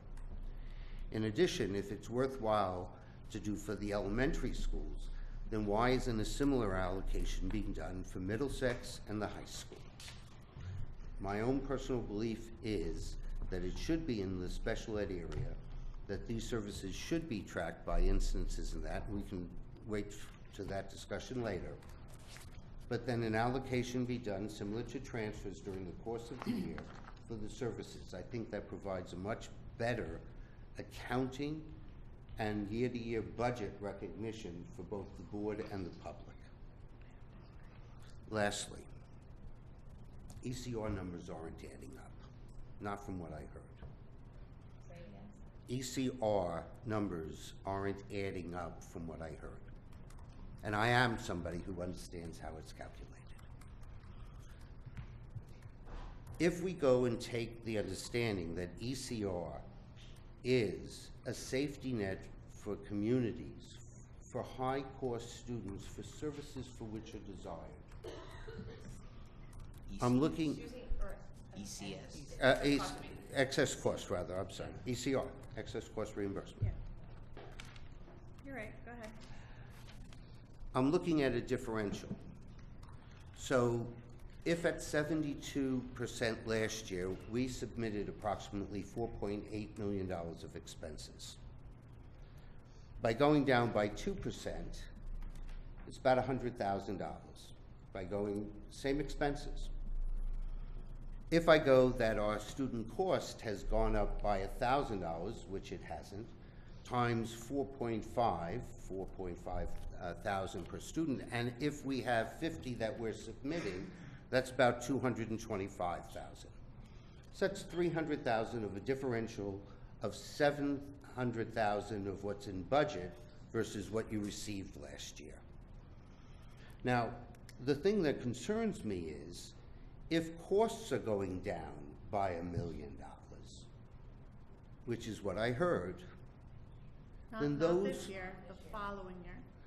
then which following year? The following budget year? The following budget year, Not this correct. budget year. Okay. Then I would expect, I'll do my budget for 2021. I would expect to see costs going down to reflect that, because those services are no longer being provided. So just as long as have that True. understanding. But the question would be is if I have more kids coming in. I understand that, but if you do it by levels, it's, here's what the costs are, by the way, here's our new costs to it. Correct. So I'm still at a $350,000 to $400,000 differential.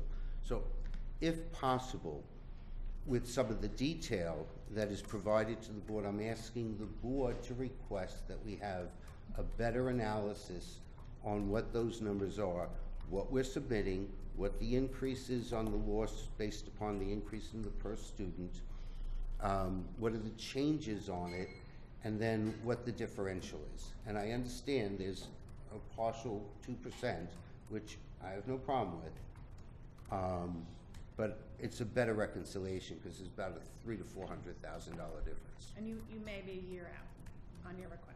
I'm sorry? You may be a year out. On the last part, that's a year Correct. out, but on this other part, a little more detail, if the board could request, would be appreciated.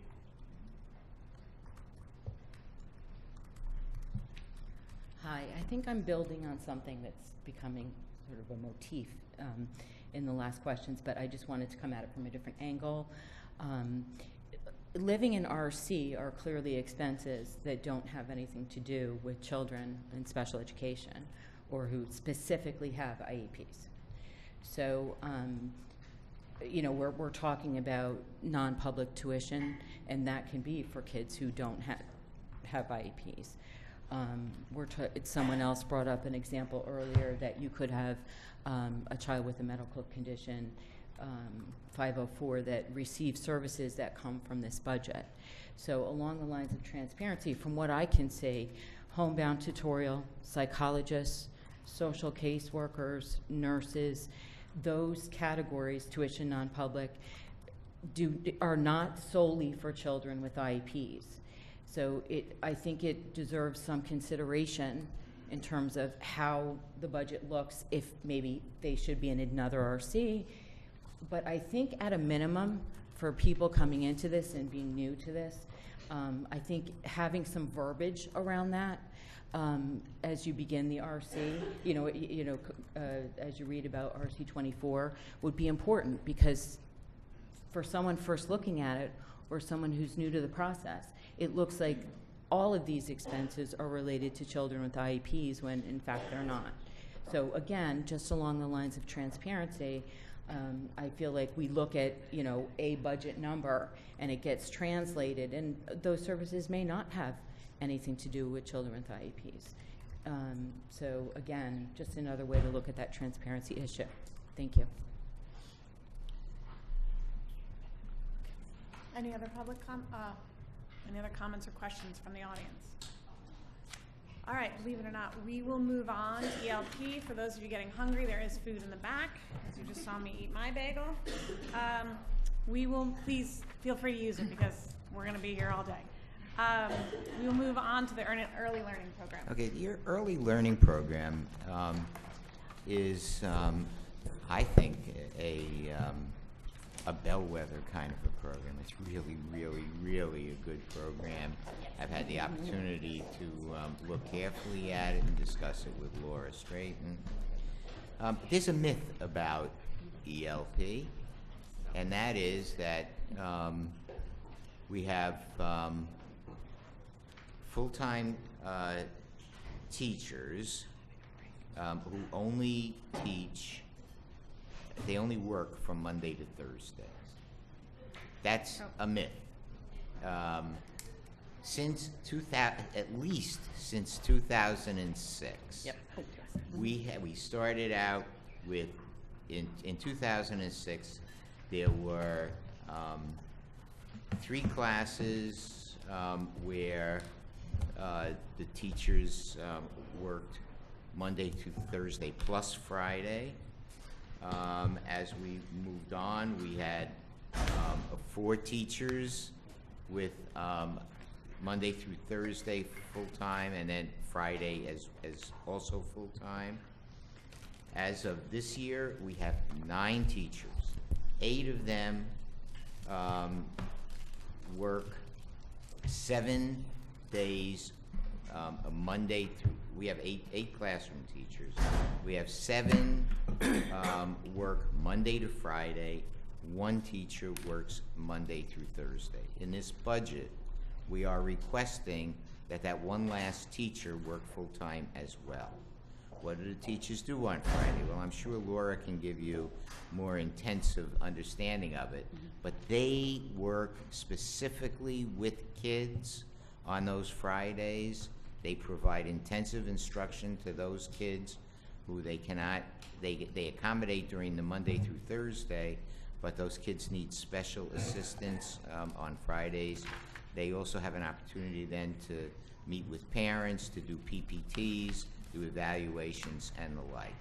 And that's why we were recommending that all of the teachers, not just some of them, not just 7 out of 8, but all 8, be full-time next year, and that's the 0.2 addition in the budget. With that, I leave it to you, Laura, to fill in all of the goodies. Well, thank you. It's my pleasure to be here and present the 2019-20 budget for the Early Learning Program, RC26.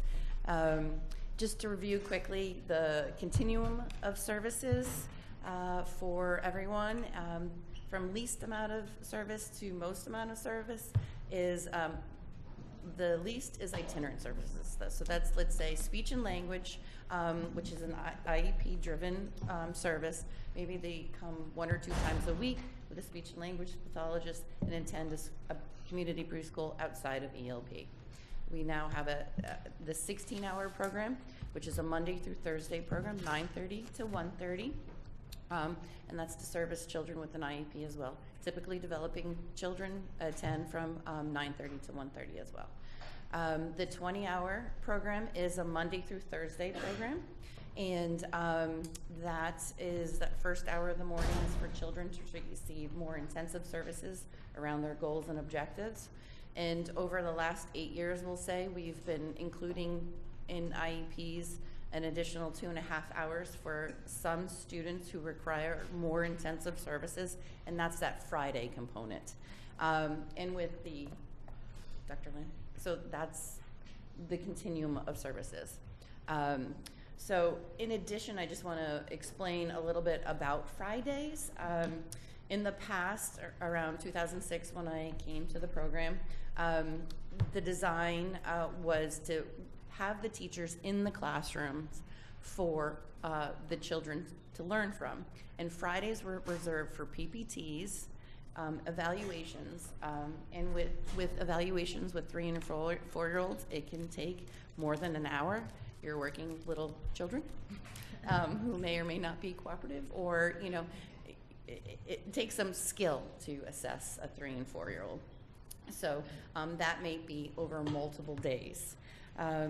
Let's see, we are required to provide parent training, and that is through the IEP as well, and that also happens at the school on Friday, or in the home, or in the community, to build that generalization for these young children.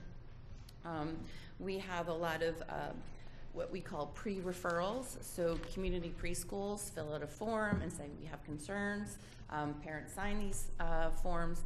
Our staff, speech and language, psychologists, and special education teacher goes out into that community preschool, does basically an hour observation, roughly, or maybe a half hour, depends on what's going on, and then provides follow-up instruction on how to help this child in their gen ed environment.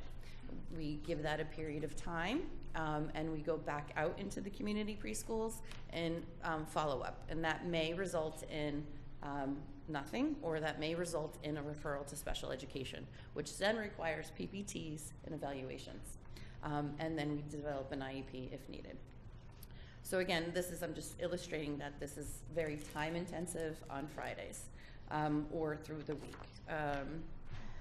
We also have a lot of meeting with outside providers. Many families have outside therapies, so we want to be consistent with the whole team for the young children.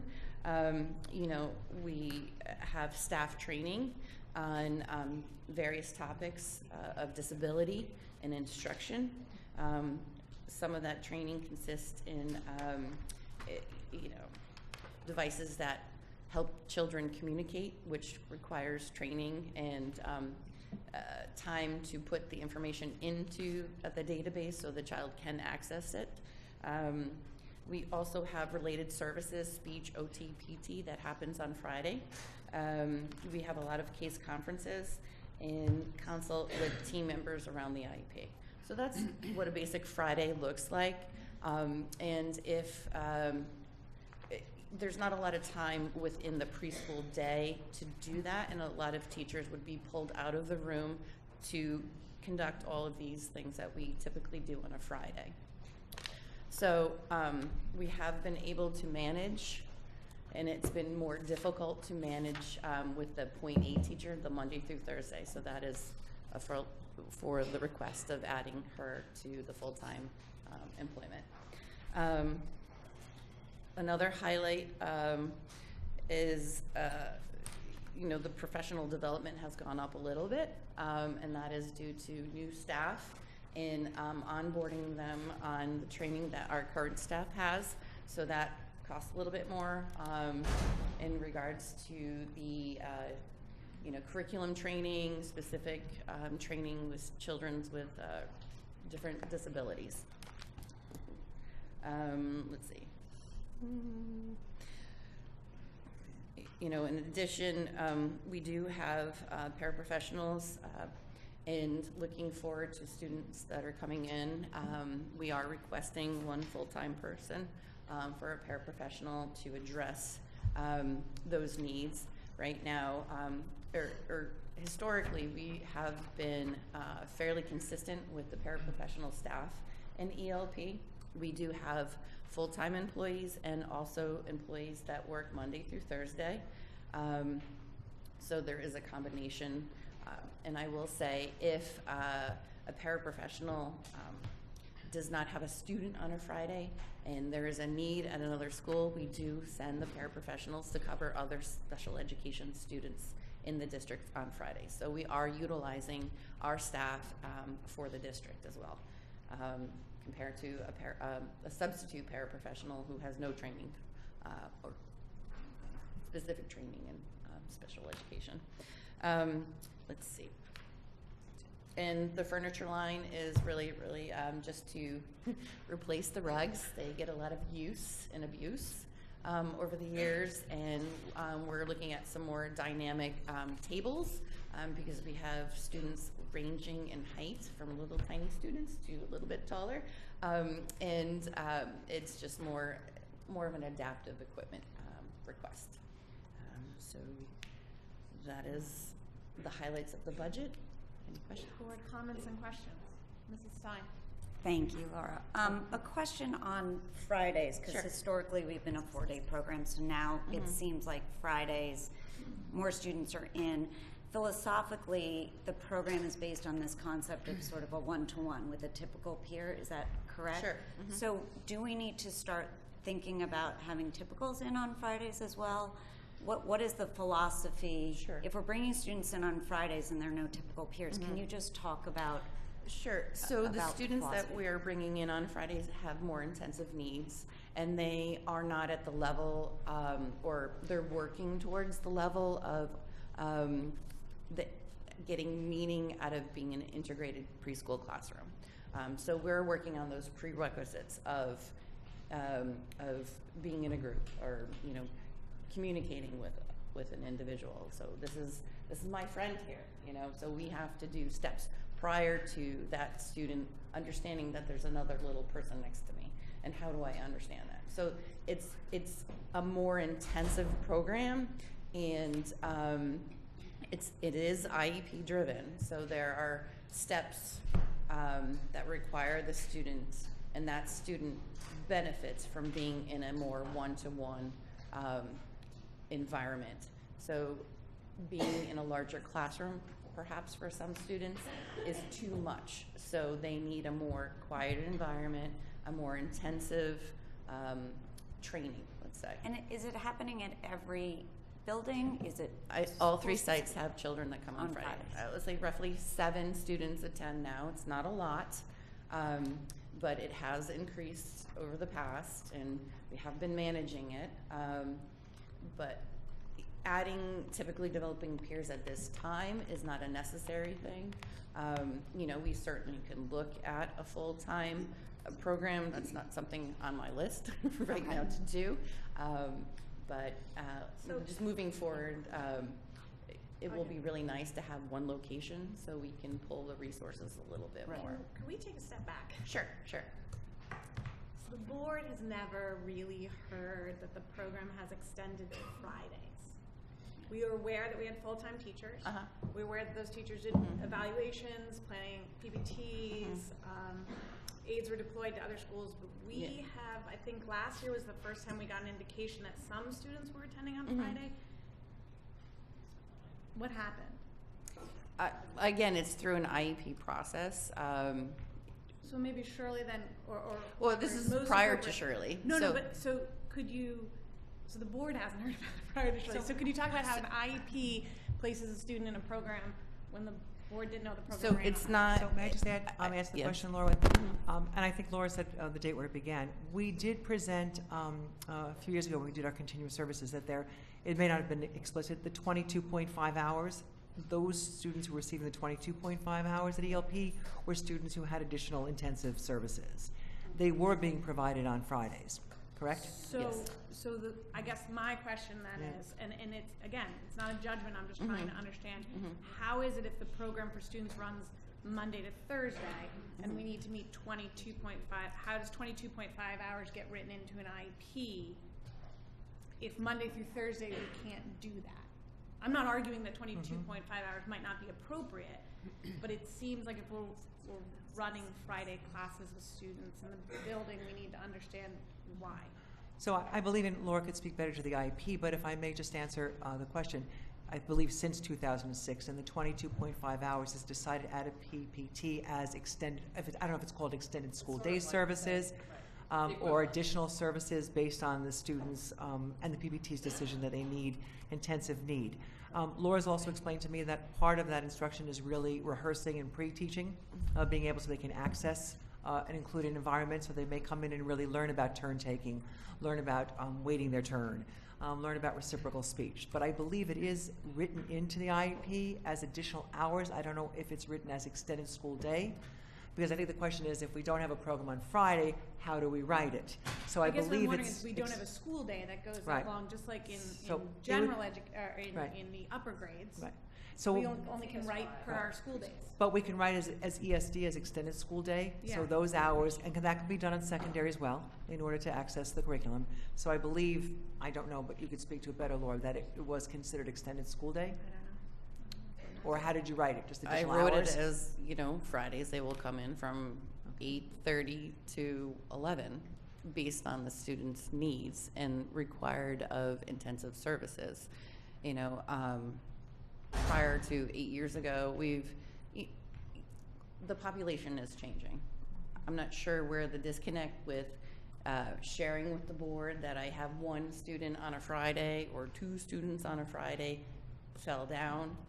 There's a lot We going have on. 7 now. I mean, that's why I'm asking. We have a Yeah. class. Right. We have a class on Friday. So they're not all in one class. They're spread out between the 3 districts or 3 schools. There may be 2 students in a class at one time. There may be one student while the other student is receiving a related service. What I can say is, based on that student's growth, they don't always start out on a Friday. It's based on the growth of the student and the progression of their acquisition of skills. So we may look at a Friday if that child is not progressing as they should based on the data review. So, that's how it happens based on need of this little youngster who is requiring and not acquiring the skills or their skills. So perhaps, I'm sorry, just to add, so perhaps when we presented on 22.5 hours, we could have done a better job at saying it happens to occur on Fridays, that it was, but our understanding is it's been on Fridays, is that it has been on Fridays. So it was, Because the if number you of think hours were about- written, but maybe, I don't know if we said on Fridays is presented. So if you think about a young child at 3 and 4, we have a 20-hour program. So that's 8:30 to 1:30. That's a long day for a little child. You know, parents that are just bringing in their children at 3, they're like, how could this happen? You know, so for some children, we wean them into that full day, but to go beyond 1:30 is tricky. You know, for a young kid. I'm not it's typically challenging the need for 22.5 at all. This That- wasn't I guess explicit. my question comes a little bit more down to if we're now adding FTEs because we need more coverage on Fridays. I'm not entirely sure the board was aware that we were operating student services on Fridays, and or just kind of a general question, if we have a 20-hour program, and your answer might be extended school day, if we have a 20-hour program, how are we writing IEPs for 22.5 hours of service? Because I have the staff. But you're asking for the staff, so that's No. So that's what we're trying to regardless, balance. without even adding the Friday students, Yeah. this teacher has the same caseload as everyone else. Okay. She is having a hard time conducting her evaluations, her PPTs, without leaving the classroom or going beyond her contracted hours. So she does come in on Fridays at times to get some of these things done. So, and I have to pay through a payroll. So, So we should see an offset then. Are we seeing an offset then through payroll, a per diem offset? If we're paying her on some Fridays? I do not have an offset in this, no. I'm not sure what that means. All right, there were other questions. I'm sorry, Mrs. McNamara. Yes. Well, just staying on the same topic, looking at account 21303, what is the budget implication of this point 2? I mean, what are we talking about in numbers? I mean, I see the aggregate is, 753, but what of that is this point 2? $51,000. Well, is that Oh, all? I'm sorry, I'm looking at your narrative. That could be contractual Yeah, that's what I'm increases saying. as well. Right, that's what I'm, 50, the point 2 is not 53. right, that's what I'm trying to get. What's So it we from use, versus- it will be the same for budget control. We use about $66,000 is what we hire for a new teacher coming in as the average. So this would be, if she's asking for point 2, it would be point 2 of $66,000. And the rest of that increase is The probably rest of the increase contractual. would be contractual increases per the contract for the teacher's contract, correct? So point 2 of 66. Correct. Mrs. Ritchie. My question, I guess, with the addition of Fridays, which is is that within the purview of ELP, or do we need to change what the definition of ELP is?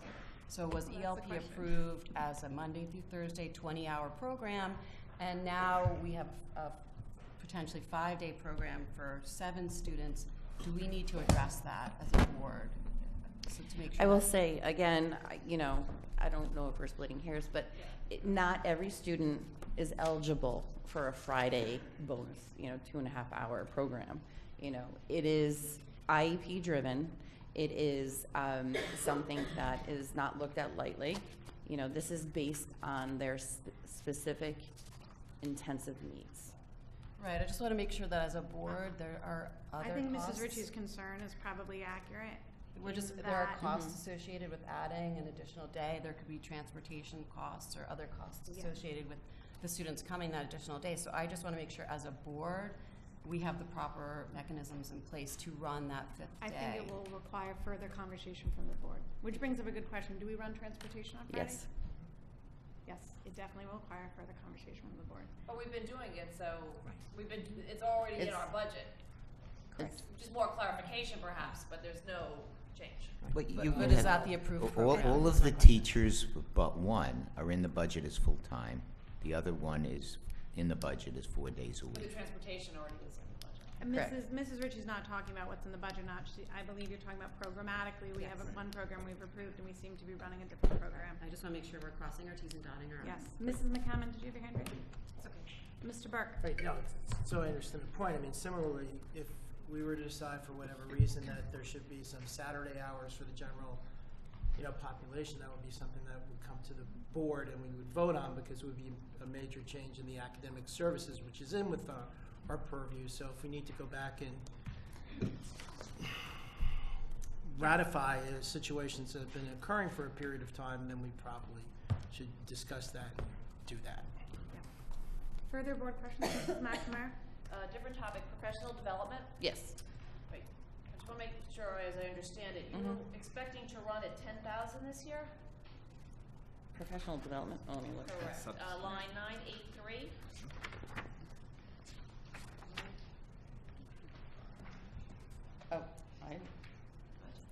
I thought I had 5,250. Okay, estimated 10,194. This year. What's your That would run be rate me. now? That would be based upon where they currently are now. So she has a budget of 5,200, and she's currently, as December, doing $4,900, almost $5,000 now. Okay. And based upon the past history, I was running it out to about $10,000. Okay, all right, that's fine. I'm saying, so now we're asking for 5,000 for next year. Is that? I believe she Okay, had. 5,500. Right. Versus 10,000. Is it enough, or what's? Well, are you projecting more PD, or are you almost done with So, it? 'Cause it's so a like 3 we're month- using our money now, you know, I'm staying in my budget. No, no. But, so specific things. So the RC 26 is just specific to ELP. Some of the training from the special ed department, I also tap in. It's not always Sure, like, no, this is well, my there'd budget be and that's all. crossover, yeah. There's crossover with specific training for special education teachers. So specific to the preschool, we're working with CES's preschool counselor, or whatever you want to call it, and also like, you know, the CPR training. Okay, So that's a little different than, let's say, an elementary. So it's enough. Yes. Versus 10,000 to the 5, you're still comfortable, that's the right number. Right. Okay, that's what. So do you expect to be at that 10,000 mark, or do you expect to stay under 5,200, and that's just a run rate we're looking at? Stay at the Right, 5,200. Okay. That's a good answer. I'm gonna stay there. I'm gonna stay in my lane. Other board questions? Can I go back to Mrs. Stein's question? What is our, and I don't know if it's state determined or our philosophy, what is our ratio of typically developing Sure. to non-typical? So I will share that the state of Connecticut, I'm going to say state of education, state of Connecticut requires all children with special needs to have a general ed experience. And to be considered a general ed classroom, you need to have at least 50% typically developing to special needs. You can have more, but you have to have a minimum of 50-50. And I have been able to maintain that 50-50. Through the lottery process, I do collect more typically developing peers than I'm projecting special needs, because there's a variability. I don't typically, you know, there's a progression, but I don't typically know how many students I'm going to get that require special education services. Now, one way I manage that is that children, as per the state, cannot start preschool in a public school until they're age 3. So I take students in November, December, in the spring. So that's one way, keeping the class size down, and then bringing the typically developing peers in when I'm bringing more special needs students in. Okay, so if I look at our October enrollment projections, we were at 88, and if we run our classes at a max of 90, do we have enough room for the rest of the school year to take any students who need services? Right. So the range that we have discussed at the Board of Ed is between 10 and 15, 15 being the cap. Right now I'm running at 91, so, you know, we're heading in the spring. We will have more special needs students, and that 50-50 will be maintained, but I am comfortable with the 8 classrooms that we do have moving forward, because children do graduate. Yeah. You know, I will say the spring is fuller, you know, starting in March to June, it gets a little tighter. But those students will graduate and will replenish. It is a cycle. Mrs. McCammon? So just to clarify that enrollment number, you may have a student who will turn 3 in March, but is shown in this enrollment number No, because it's they not, already not until they actually sit. Not No, that's until what they we're sit saying. in the classroom. Yes. So am I accurate then that we are actually running ELP programs with more than 90 students in it? Yes, because there's 91 right now. Mr. Feeney? Yes. So Am I will correct tell you, that we it capped changes. ELP at 90? It changes on a weekly basis. So Mr. Feeney's numbers may have been accurate when he reported that to you, but since then we've No, added that's children. not my question. Oh, okay. My question is, it is my belief, unless the board members remember differently, that we capped the ELP program at 90 students.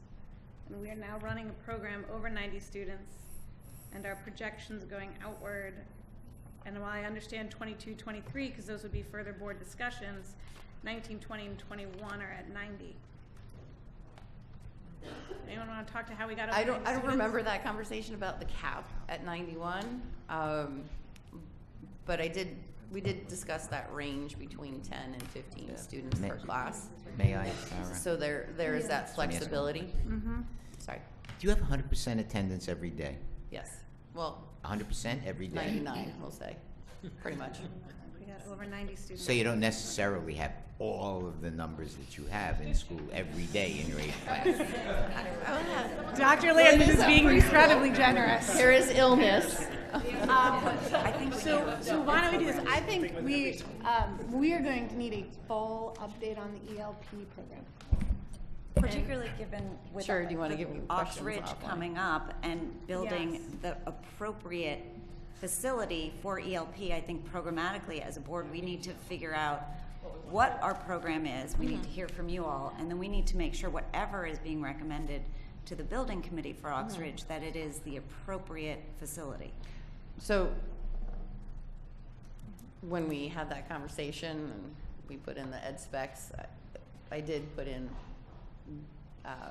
the classrooms and all that good Yeah, stuff. I think our understanding on the 10 to 15 was that some students, some classrooms based on need may need to run at 10 or slightly below, and some classrooms based on need could run at higher numbers, and we see that in our current reports. I think Tokenique is running some classes at 12. Yeah, they're lighter. I don't think our understanding was that all classrooms could be maxed out at 15 such that our numbers would be driven. So Right. It could be a board misunderstanding, but it seems like we have enough misunderstandings in this program that it needs to come back to us. The other thing too that I need to mention is that if we identify a child with special needs, we have to take them in. Yes, but then we may need to be talking about how many typical children we are accepting up front and or off the lottery. And I'll just caution that many of the community preschools, their deadline is January. So it's really difficult to find children to fill classrooms later in the school year because parents have put down a hefty payment already for the community preschools. So that's, we're in the lottery process right now.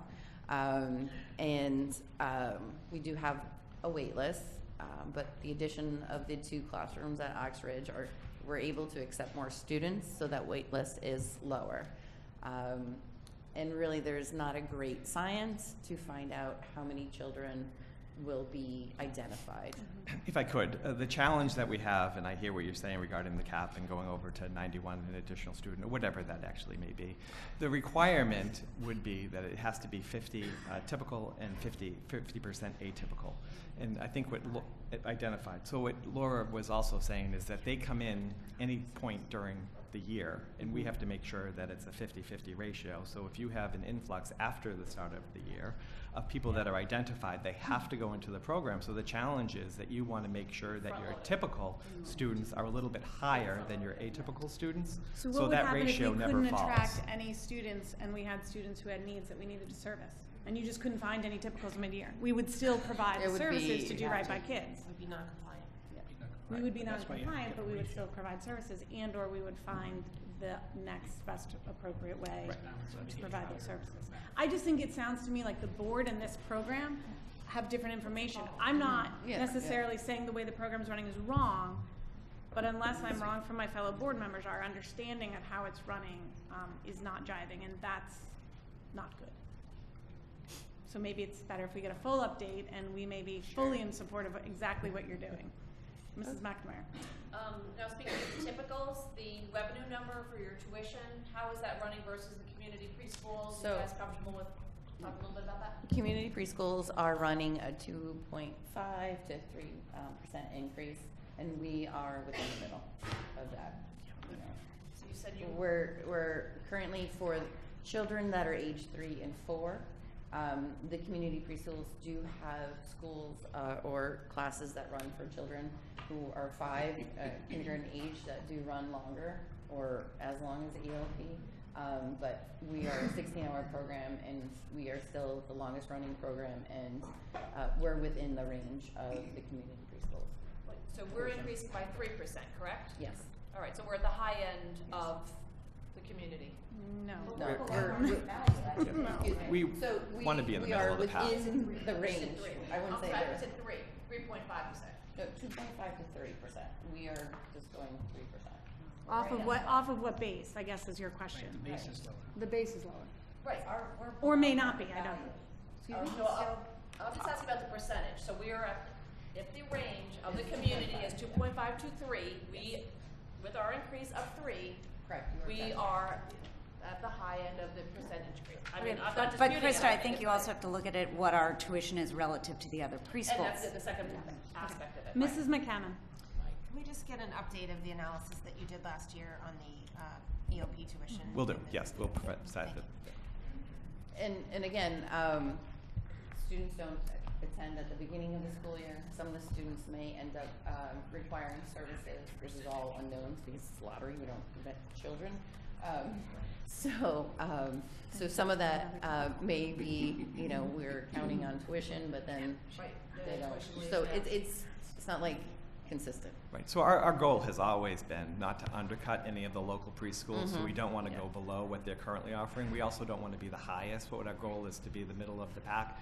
We previously had submitted a percentage, or at least what the rate fee as local communities are. So we'll resubmit follow that. up with that. In addition, for families who are eligible or for free or reduced lunch, have a reduction in tuition as well. Oh, that's a good point. Because we don't have scholarships or anything. Mrs. McCammon. On the enrollment piece, then I have two related questions, and maybe today is not the day to answer them. But one is what happens, inevitably, some of your 3-year-olds and 4-year-olds, this is the first time they're entering a school environment, so some of those are identified. So I'm curious what that does to your enrollment, and then I'm also curious what the population of free and reduced lunch students, what impact that may or may not have on our enrollment. Is there any eligibility based on income? I'm not sure. So in like, other once you words- get into the program, if families have questions So around. it's a lottery independent of. Yes, Like they don't tell receiving me any what they sort of make social or anything services? like that. Yeah, so, in the past, social services through the town has contacted me and said, this parent got in through the lottery, is there something that we can do? Okay. It's also listed on the website, I'm pretty sure, that if you're eligible for free or reduced, you're eligible for a reduced payment. Okay. But that doesn't impact enrollment in any way? No. All right, any other? Mr. Brown. Hi, I just want to make sure I understood correctly with the ELP driven. Yes. So let's say we have 90 students hypothetically Sure. now. It's all hypothetical. You identify 10 additional, say, January, February. In theory, that would mean to be compliant, we'd have to add 20 to the program, ideally? No, because ideally I'd have enough typicals within the 8 classrooms. Well, so we to had, spread if we them had out. 90 maxed out. An Oh, additional 90 10 at 50/50? Right, and we're additionally identified another 10, that actually needs an increase of 20 to be compliant. Right. That's a That's a nice. lot. You start at 60. Yeah, Mr. Maroney. Just to clarify that, Mr. Feeney was saying differently, right? You're saying, so you don't go 45, 45, you're going 52 to whatever the Correct. You try in the beginning You of the try to year. go higher in one then category. as you backfill So in, it if evens it back. that actually happens, we would So- be right. that we would not be non-compliant, correct? So like hypothetical, right? So 3 identified students, 3 typically developing, then I add on 3 more typically developing, so that we have a cushion. So I'm not like stressing going in the. But the converse is true to Mr. Brown's point. If we had 50-50 and we found 3 more students in need of services, we would need to, in order to be compliant, find 3 more Correct. Typically developing. So, And the so universe either way you go, provides. so you try to front load where you can. Right. Or I you will won't- say like, May or June, there's like 6 more weeks of school. I'm not sure if I'm going to find another typical who wants to join the program then. There are people who do move into district and are like, help me. And, they happen to be typical and that's wonderful and I'll take them in. But really, spring is tough, but we manage. Mr. Moretti. Yeah, line 973, substitute teachers. Yeah. I mean, we've gone from 10.5, 6,000, 9,000. Run rate this year is estimated to be 10, and now we're asking for 11.5. Why an increase? So there's a lot of staff Where's members. your crystal ball? There's a lot of conversation about this. with finance. And so there's, you know, a focus on PD. So not all paraprofessionals work on Friday, so it's a good day to bring them in so that I'm not pulling them out of working with their students. So I've had to pay for additional, you know, well, I don't know how they. All right, so if I could. Thank you. When we established the 17-18 budget, we were looking at the 16-17 where we were actually trending, and at that point it was the 6,350. We basically, obviously, that was not the correct number that we established in 17-18, which we built our budget number off of 18-19 for. So right now, if we look at our run rate comparing 17-18 and 16-17, I'm projecting that we'd be ending at around $10,000-ish, and if I keep carrying that out, I'm thinking that we're going to be hitting around $11,000 for the substitute account. So really, and there's a chart, and I know we're going to talk about substitutes probably a little bit more in detail. Expect that one. But with that being said, there is and there has to be a correction that has to occur internally regarding the budget as to what the actual revised budget is, because if we revise that to what the number actually should be to the end of the year, we'd be more in line with the percentage increase, not necessarily the 155% increase. But even with that adjustment, if you're on, Still high, if you're right, doing it still on 10%. Fridays, then you don't have substitute teachers. So you're saying currently, I would have to pay them. Maybe I misspoke around that, like how we pay the paras if they come in on Friday. but we have full-time paras. We Teachers' have aides. 7 full-time paras, and then the balance of paraprofessionals are not working on Friday.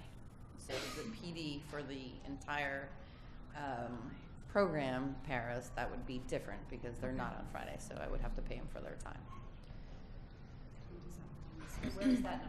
Does that fall on substitutes? It might be through special ed. You're looking at your teacher aides. I'm sorry, I didn't hear I'll the give it that question. Mike Feeney handled this. I didn't- Our question was, picking up on that same scenario, where do we see that expenditure for the Friday pay, I don't want to say out of pocket, but. Yeah. Well, if it's a substitute that has to do with ELP, it should be hitting the ELP substitute line. Okay, and if it's so do those paras, when they come in on Friday, go on the substitute line then? For professional development. I'm muddying the waters here. So we have 17 full-time paras. If it's professional In the program. development, it should still be hitting this account, substitute account. I'm Yeah, sorry, but we have Sarah, would you- 7 full-time paras. We've tried the best Sorry, that we 8 can to full-time correct paras, this. 12 part-time paras. We were trying to break out. I have an FTE at, well, Yep. give or take Yep. 16.8. Yes. She said 8. Last year we broke PD out of this number. Yeah, that's what you're saying. No, we were There's been talking some about that, but if you're out of illnesses. class, it hits this line. But the question really, what we're asking is how much is PD, which is essential, and how much is a management of staff? And this is Mr. Deneen's question, Right, which will come sure. across the board, so I don't mean to steal your thunder. But are we looking at that? And some Sure. of this looks like it is just a budget correction, but some of it is, are we managing internally? So I will say, you know, I do meet with frequent absent peoples, and there are some that do have chronic illnesses that do crop up. You know, it is tricky working with 3 and 4-year-olds. They're picking up everything and sharing the wealth, and we do see more trends regarding new staff picking up more germs. That's kind of just something anecdotal that I say. Teachers and paraprofessionals. But if there is an abuse, I certainly meet with them and discuss what's going on and perhaps put them on a correction plan if needed. Mrs. McKenna. So this is more to, I think, Mr. Feeney. So for programs like this or Fitch, for example, that have a very small number of people, I would expect you'd see some large variability because you have one out of a small number chronically ill, you're going to see a big spike. Whereas if you have one at the high school who's chronically ill, it's a little impact. So I just would love to know, you know, we may baseline the high school one way, but I would say Fitch or this program we might baseline another way. And so if we could just define where that baseline is, because of the variability. I think we historically, maybe this is you, Marge, I think we historically just do it off of actuals. But, you know, when you have such a small number of people, your actuals. Right, you can see them. Well, I think that's why the percentage increase is, well, dramatic looking, it's more important to look at the numbers, the actual numbers, but I do think there's still worth the question. But we'll ask this question all the way through, I have a feeling. Any other board questions? I really am trying to keep us on schedule. Usually we're very fast in the morning. We rearrange the agenda. Any questions from the audience? Oh, get away. Mrs. TA. I knew. I just wanted to offer another scenario about what might be affecting your enrollment numbers. Sometimes you're lucky as a parent that your child gets in the lottery to ELP, and sometimes while your child is in ELP and there with the talented staff, they get identified. So that happens mid-year as well. So that's just something else I wanted to offer that affects your enrollment. And I was wondering where in the budget for ELP are the speech and OTs and PTs? I don't see them in there. No, you can answer these today. If it's an easy answer. The special education budget. Yes. Right. Tricia, did you hear that? RC 24. Yes. Oh, I'm sorry, I meant to bring this up earlier, and I think it's maybe just a typo, but the last line reads net special education expense, and I think it should be net early learning program. Correct. Yes. Yeah, this is a typo. I meant to bring it up earlier, sorry. Right. Okay. Thank you, everyone. We will move on to the elementary schools, another heavy hitter. Dr. Landon, the elementary schools? We are all set for our elementary school presentation, and I guess as has been the practice, we have one of our astute elementary principals presenting on behalf of all. Thank you, Dr. Landon. Thank you, members of the Board of Education, for your service, your stewardship, and continued efforts to stay focused on this Saturday. I'll be brief in highlighting the most important changes that we're recommending for our budgets, and I'll give a brief overview of how we calculate the operational costs of the school, just so that we're all on the same page. The elementary formulas for all of our schools are largely enrollment driven. And so the first table that you would note on each of the RCs has to do with the projected enrollment. That enrollment corresponds to the class size practices that the district has adopted, and from that number we determine our projected number of sections per school. You'll note on each of our respective schools potential increases or decreases in the total number of sections. That's all enrollment driven and class size driven, if that makes sense. From that total enrollment, if you scan down to look at the operational cost, you'll see that we have textbooks and consumables, each of which has a per pupil dollar cost connected to it.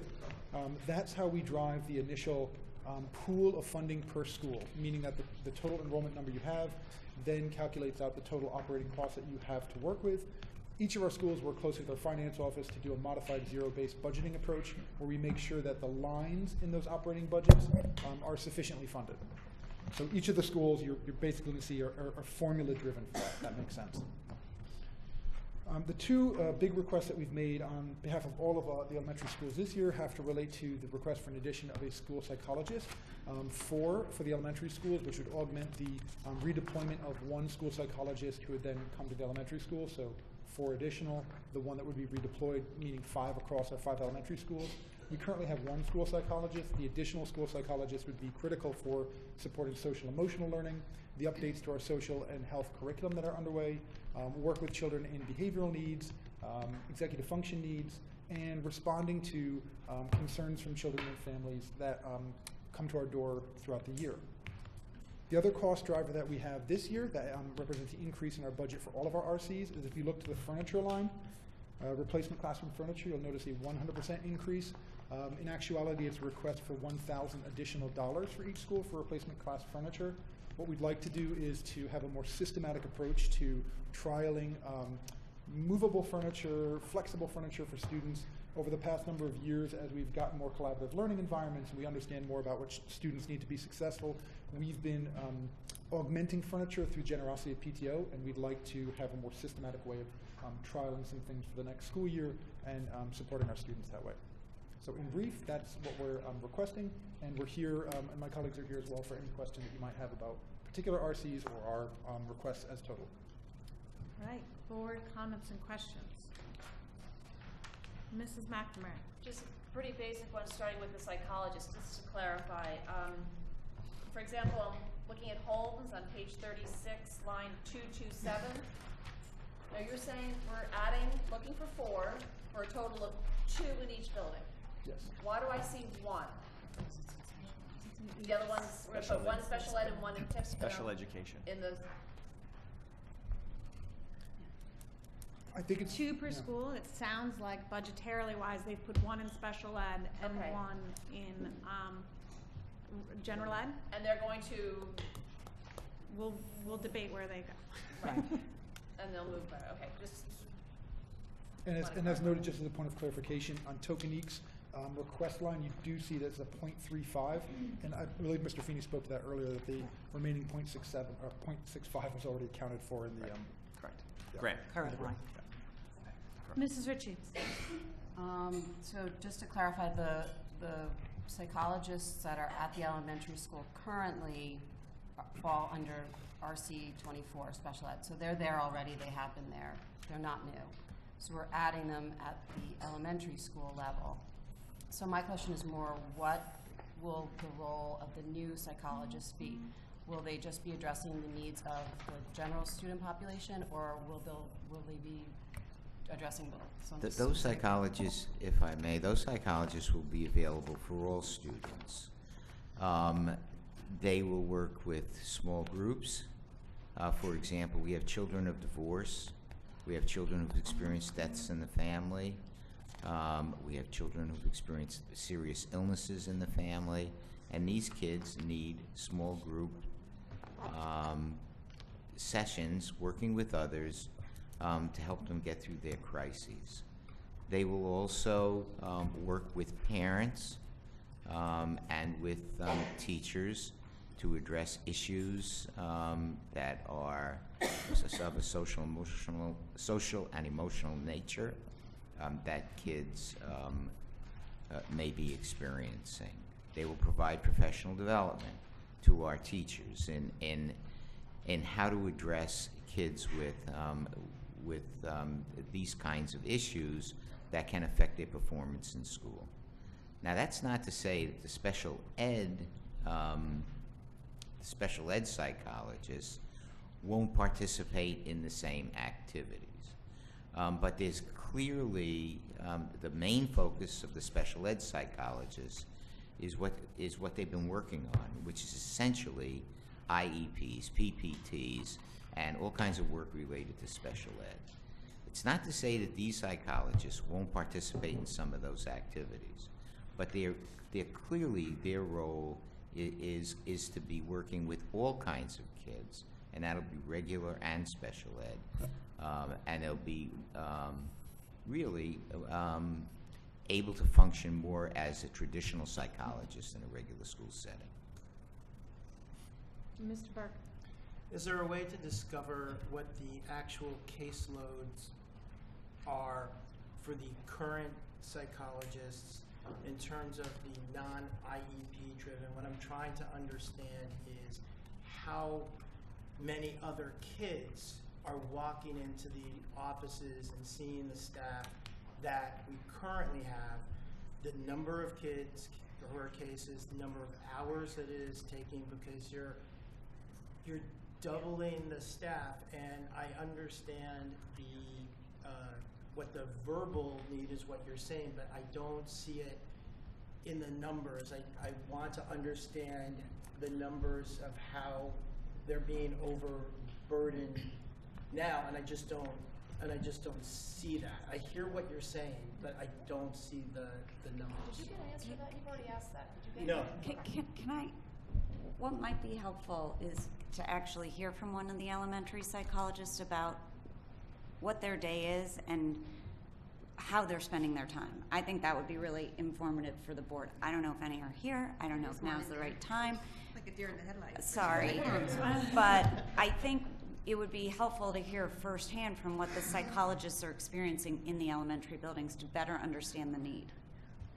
I don't know if the board's.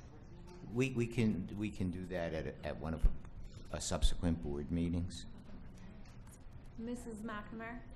Still on the same topic. Is it possible to do a contracted psychologist, and if so, why was that not chosen? You know, you can contract for OT, you can contract for PT. The problem with those, I'm just using this as an example as we move into psychologists. Whenever you contract for services, there's no guarantee that the same persons will be there for the duration with a youngster. So, for example, if you start somebody out with PT and OT with someone from a contracted service who is able to get themselves a job outside of the contract environment where they get salary and benefits, you know, better than what they're getting as contracted, they disappear. And that could be after 2 months or 3 months or 4 months or so during the school year. So now we have to bring somebody new in. And that new person has no idea of any of the problems with the kids they're serving. They're starting from scratch, and therefore there's a lack of continuous service, and therefore it works to the detriment of kids. And I feel the same way about contracting for psychologists, if you can find them. That's Okay, a whole no, other I thing. just wanted, because obviously that's not putting another FTE into our system, so Mrs. thank you for the clarification. Mrs. McCammon? I think there's a couple of outstanding questions about the psychologist. I'm wondering when if this is the moment in which we're intending to have that conversation, or if we, because I think, you know, we've asked, I support Katie's question about just understanding, you know, from a spoken word from the psychologist. I think we've asked to understand sort of the capacity of the school day and what that would look like in an ideal world. We've asked for some best practices in terms of what we're seeing. If you want to lead in terms of social and emotional learning, what do other schools who are doing that, what does that look like in terms of how they set up their administrative structure? I think it would be useful to see some information about early intervention. I'm sure there are statistics out there about what early intervention looks like in social emotional learning and what kind of impact it can make. We've had conversations about this potentially having an impact on managing the life cycle of our students, and so I would imagine there's some good evidence-based information that we could take a look at as a board, so that we have a really strong understanding of the case for this. Again, I agree with somebody who just said, I understand, Mr. Burke, I understand the spoken word, but I'm looking for some more concrete evidence to back it up. Could I respectfully request, we've taken down what you've said, you know, all of these suggestions and questions, but if you have any others, could you send them to us so we can give you a full presentation at one of our subsequent budget meetings, so the board can have a truly comprehensive understanding of what we're looking at and why we're looking at it? Yeah. So, can I ask, with the current psychologists that we have staffed, are we meeting all of our IEP needs and goals as currently written? Yes, we are. But to answer your question, Tara, and Mr. Burks, I think in our presentation we showed again on the December 11th meeting that they are fully engaged in special education work 100% of their time, between PPTs, between evaluations, between the other requirements of servicing children according to the IEP, that they're not available to students in general education. Okay. I think actually we used the term at that time that they end up juggling.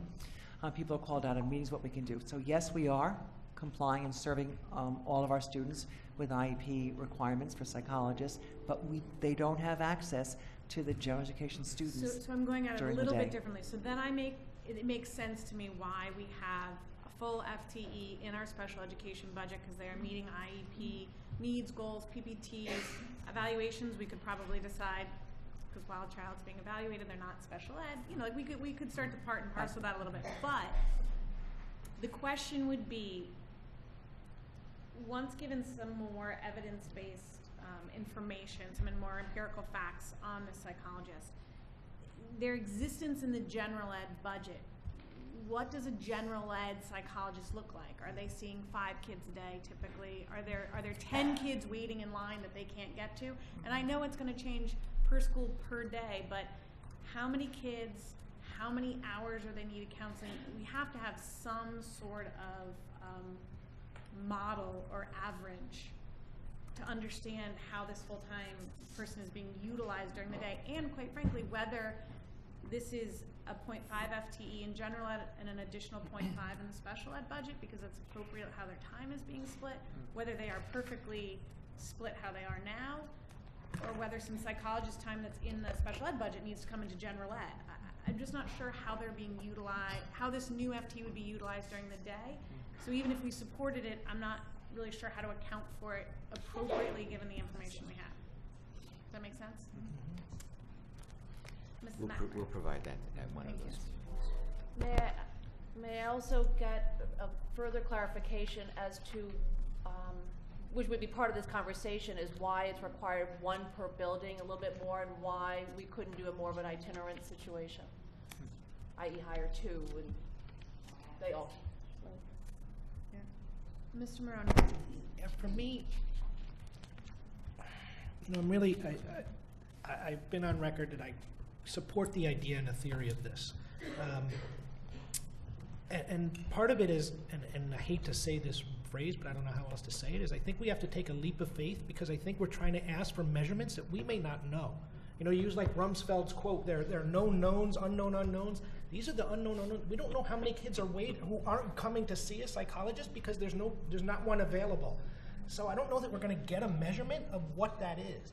What I think, so the way I'm thinking it sounds like we're trying to be reactive to what the process is, and I think we have to think of it being proactive and say, okay, we have to take this leap of faith and hire them, but to use Jack's point, how do we measure the success of if we do take this leap of faith? What are the metrics going to be to say that this is the right ratio of one, you know, do we take a leap of faith and say we're going to do 2 and see how that works, or do we say we're going to fund 4 and do 5 elementary schools? But then how do we determine if that's right, and how do we determine, you know, maybe we need 3 psychologists at every elementary school? How do we know what the right ratio is until we have metrics set down to what success is or not, and we say, you know, this is the right ratio to determine what that is? Well, I think that's what you're hearing from your fellow board members, that we hear anecdotally the need, and we support it, but while there may be 20 students a day who will use a psychologist, we need to hear that there's 2 outside the door, because just like a math teacher, if no one's going into math class, I'm not hiring a math teacher. So we need to understand, I think, the general education need more. Is that what I'm hearing? We understand how, because we've had it in the district for so long, we understand how it's being utilized in special education. We do not, correct me if I'm wrong, we do not currently feel we have enough information to understand how it is being utilized in general ed and at even a good faith estimated rate to support an FTE. And as we go out and support an FTE, we're going to need some information to back that up. Not citing Rumsfeld, but citing Robert Redford. You know, if you build the field, they will come. You asked us to check on model programs, and we will do that. But I just want to cite to you one program that I am completely familiar with. That's the Westport program, where there are 2 psychologists in every elementary school.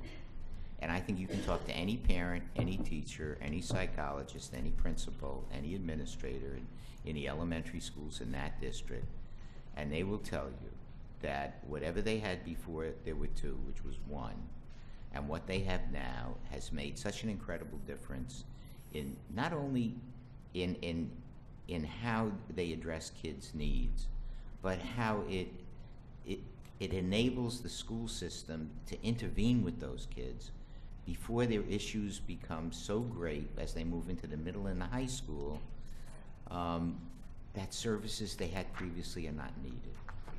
And I really believe strongly in it. I would not have put it in the budget. If I didn't, I haven't put a lot in this budget new, and I recognize the fiscal pressure we're under. But as I look around at the school system and what our kids need, I have to tell you, you know, it may be anecdotal, but it really does make a big difference. Any other board questions? Mrs. McNamara? In part of when you're going to come back, one psychologist whom we had at central office, because that's why you're asking for 4 and not 5, but that person's now in Henley. When that individual was at central office, and I don't need the answer now, but how was that person deployed? Did that person go from building to building as needed? Maybe build that in. How did that work? Did it work or it didn't work? I don't necessarily need to know now, but We can answer that. Dr. Or, Landon? Go ahead. Go. The person, that's where you see the .35 and .65 actually on that psychologist line. Last year, we started spending 1 day in each elementary school building with that psychologist, who was floating 1 day per all 5 elementary schools, which would make it a .2, and it wasn't adequate. One, if you're not in a building every day, you're really limited to testing, because you can't really work with kids and show up, at that time. Things happen during the course of a day. So when you have a floating or a shared psychologist, whether it's a .2 or .4, you're really limiting that person to evaluations. Ongoing things happen with kids in classes and in schools. So you can't call over to another building and say, by the way, I need that person back. So you can't really share that kind of, as Dr. Landon was saying, when you asked the question about contracted service providers, you really need someone who is in that building, full time, to really have the kind of support and the proper level of support for students. So maybe that example is a perfect kind of case study to bring to us. Mm-hmm. What did the .2 look like? What were they experiencing? Right, that's why I'm trying as to a caseload on a regular basis. That might be a great example of how that time was utilized. Right. Just to understand what a shared model might look like and the benefits. That's why I of thought, that. I thought that was Mrs. Ritchie. Just more of a facilities question. Do we have the space to house these 4 additional psychologists in each of the schools? The answer is yes. It's not a room closet. Yeah, exactly. Mr. Brown. So going back, Dr. Land, you mentioned Westport, and to Mr. Maroney's point, were there metrics there to sort of look at, I know it had a great impact, but were there ways to measure that and sort of track that impact in Westport that you used? And I guess another question would be the best practices. We saw in the presentation back in December, in some districts we have full-time psychologists, we have other people performing some of those functions, and again, how that works out. I'm not sure we really get that mapped out completely. It's an ongoing question from a best practice perspective. You asked us to look at metrics by which we would measure. So we had a question, how do you know if we're successful? And to Dennis's point earlier, how do we know if we put in, 1, should it be 3? How do you really measure the impact day to day? You said in Westport you saw a very big increase. Did you have metrics there? Could you share that with us perhaps moving forward? Yep. It was all. There's just so much you can measure. So you have to rely a lot on anecdotal information when it comes to kids. It'd be different if we were producing widgets. I could tell you exactly how well we're doing. But I know from our experiences both at the elementary, middle, and high school that they saw a difference. Let me give you another example. It was a point at which we had split services on special education. We had individuals who jumped from building to building to do special ed. So therefore, they never could really be a case manager in a building. They would come, they would put out a fire, and so on. So we changed that. And we had full-time people serving special ed, actually assistant principals, in every school. Their primary role was to oversee special education program in that school, so that they knew the kids. That this is, again, anecdotal, but you can talk to our special ed PTO and everybody else. When they went in there, we had somebody who knew every kid from the time they entered kindergarten, and the kids' families, and their needs, their problems, their successes, through 5th grade before they moved on to 6th grade. They were a resource to teachers, they were a resource to parents, they were resources to kids. But they knew everybody. And that's also the basis for our guidance counselor recommendation at the middle school. You have 2 counselors in 6th grade following kids into 7th grade and 8th grade. So those kids never fall out of anybody's sight, in a sense. Somebody really knows those kids. I think it's the best way to work. You have full-time people working with kids who follow them through their school careers at whatever level they're at. Makes for a personalized environment that's better for kids, better for their parents, and better for the community as a whole, to be quite frank. Mr. Maroney? But so to me, so this question is something that intrigues me, that you have this personalized relationship. So again, going back to a further discussion is, will we have the psychologist meet with each individual student a couple times a year? Will it be, to me, the way I look at this is like either a dentist or an oil change. It's something you do preventatively to do, no, but think about it. But if you don't do oil changes and at 30,000 miles, you got to do an engine repair. But if you do an oil change every 3,000 miles, you don't have to do an engine repair. Maybe this is the same type of thing, and I think we have, this is where I'm thinking that this whole social and emotional thing is, you know, I'm an older person. My dad taught me, rub dirt in it, you know, everybody gets sad. There's different things. I think we have to evolve and think of the world in a different way, and think of the world as, let's talk about these things. Let's get these things out in the open. Let's discuss these things earlier to prevent problems later on.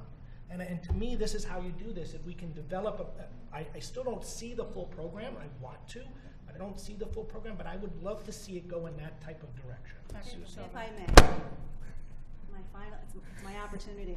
A couple of pieces from the perspective of the Darien Public Schools. No different than SRBI for the academic side. We're obligated, we have a responsibility to provide pre-referral support for kids when they're struggling on the academic side. It's not different on the social emotional side.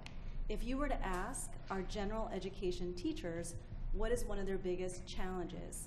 They don't have the tools, the toolbox, to support children with behavioral, social, emotional struggles or needs.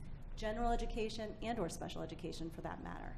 So if you take a step back and you look at how does this support our general education population, it does. They're working with our teachers, they're working with students directly. They do get to know every student, whether it's one-on-one or coming into classes and providing social emotional learning lessons. We know, because we've been doing this work for the past 4 years around social emotional and SRBI, that this continues to be a struggle for all students. So where the responsibilities are broken down, I think that is a very hard piece to quantify, how many PPTs or how many meetings, because the reality is when you know all the children in the school, you naturally have responsibilities for grade levels or however way you choose to divide it, which is the model that we used in Westport. Our psychologists were divided by grade level. They weren't necessarily divided by number, you know, by particular students, but rather by grade level, and they followed them. So there are pieces that you can quantify, but the reality is when that child comes to school in the morning, whether he's special ed or general ed, and is struggling getting to school or moving away from his mom or dad or whoever's dropping off, or there's a divorce, or they're just having their own anxiety over the classroom or the work, there is someone there that can support them, and more importantly, support the classroom teacher in generalizing that to his or her setting as well. And so from my own experience as a building level principal, as my colleagues get up and they're not there to speak to it at this moment, it makes a significant difference in the lives of children and their teachers. It's not about making our job easier, it makes a difference in the lives of children and their teachers, and it's our responsibility, just like it is for SRBI on the academic side. We should be providing those supports for kids before it becomes a problem, rather than responding to it when it is a problem. So I think this goes a little bit back to the special education conversation we were having, in the sense that, like, we will debate this and we will look for answers because it is an FTE increase, but like it or not, I shouldn't say like it or not, regarding what your philosophical feeling is on the situation, the state has handed down that we have a responsibility now, and schools have become one of the major mental health providers in the state. It's now something we have to wrestle with budgetarily, but I do think that idea, well, we probably haven't touched on that today, is that idea that we actually have a statutory responsibility at this point to be delivering SEL curriculum, to be finding the correct people to do that. It's just another factor as we decide all this. And Mr. Maroney, to clarify on your point, I don't think the current model suggests that every student in the school will be scheduled to meet with the psychologist. That may be something you're looking at going forward, but that is not what is being suggested by the administration at this time. No, but I would say from experience, what happens when you have 2 full-time psychologists, the amount of time that they're able to spend supporting teachers and students, they do get to know children. Okay. And so it is not something that, they're not known necessarily meeting with them one-on-one, of course not, that's not reasonable, but they do get to know children and their families very well. Okay. Mrs. McNamara. Just to clarify, we're talking about that conversation, general ed or the RC for the school versus special ed and these two individuals.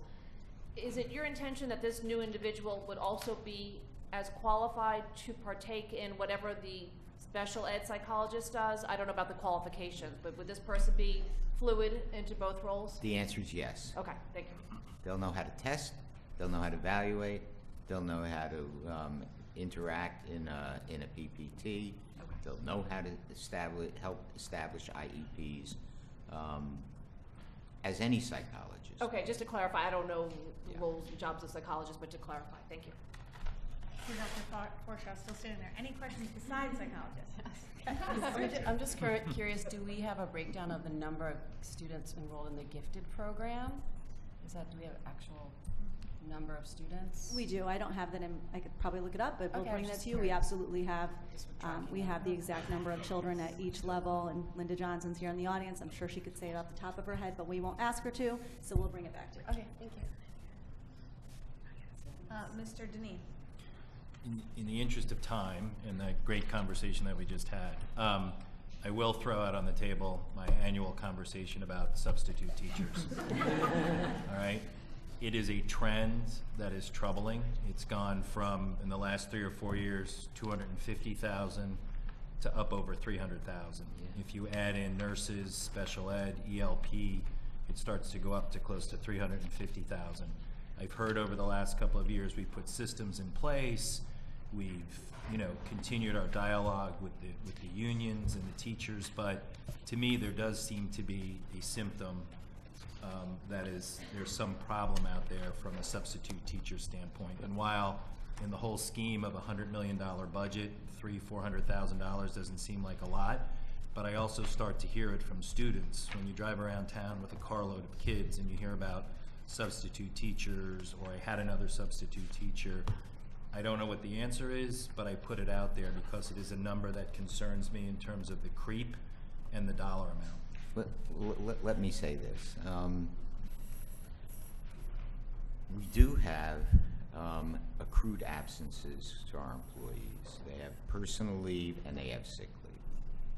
Somebody calls in for 1 day of sickness. We can't ask for a doctor's note because it's 1 day. Well, I wasn't feeling well. I had an upset stomach. I didn't go to the doctor. So on multiple days of absence, where we believe we have a pattern, we will do that. But we're on top of it. I mean, I know Marge had a case. Marge, why don't you talk about the one you checked out? In very general terms. That's the problem, is which one. We were trending down, and when I did the analysis of last year, we went up again. We have chronic high flyers. The principals are great to work with me when we suspect abuse. I mean, we did find a paraprofessional who called in sick and then posted on Facebook on an airplane to South Carolina. So she was subjected to significant discipline. But we look at patterns, Mondays, Fridays, but we have an absence problem. It's not unlike other districts as teachers feel more and more pressure and the profession as a whole is sort of demoralized. They take mental health days. So we're doing everything we can because it is bad for children when they're not in the classroom. And the problem in trying to get a doctor's note, if you really know the doctor, with all due respect to all the physicians in our community, if you want a note saying you were legitimately sick, you can get it. I mean, I'm just being practical. But on the 1 dayers, you can't get that because. Nor maybe do you need to. I mean, some people do get sick and need a day. Yeah, but they don't necessarily go to the doctor. Yes, Is what I'm saying. yes. So yeah, we have I think a relatively high rate. I think our average rate of illness is. Our average personal and sick days for last year was 7.1, and the last time I did an analysis in Westport, it was about 5.3. So I mean, that's 4 years ago, but that's significant. So if Because you there are people who take 0.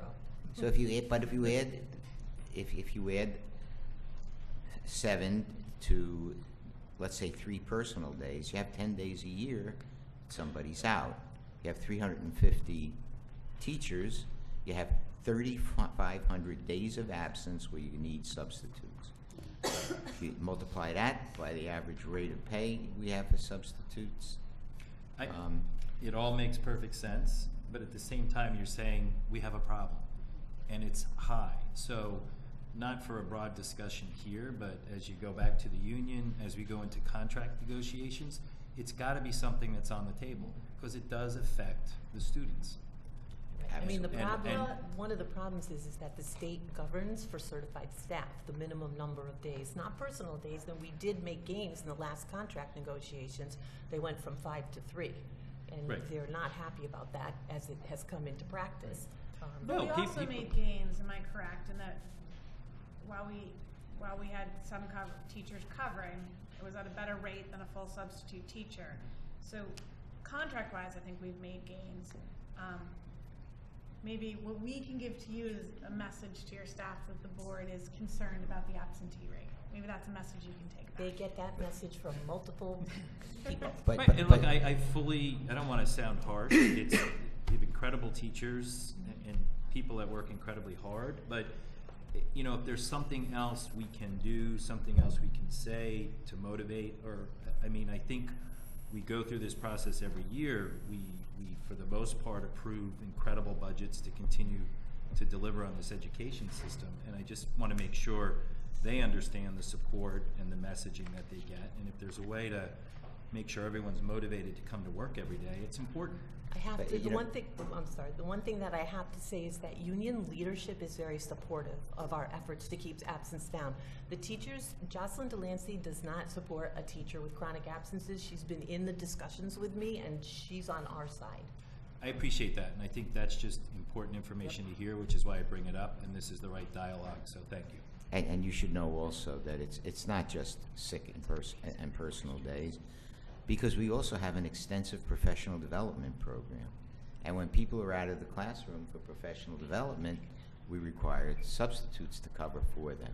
But we've talked over the years about breaking that out, so we understand it better. Now, I'm fine with that, that makes sense, but then we should understand if out of $400,000, 100,000 of that is to cover professional development, that makes sense. All right, any further questions, or else I'll ask from the audience? Dr. Forshaw, thank you. Thank you all. Thank you.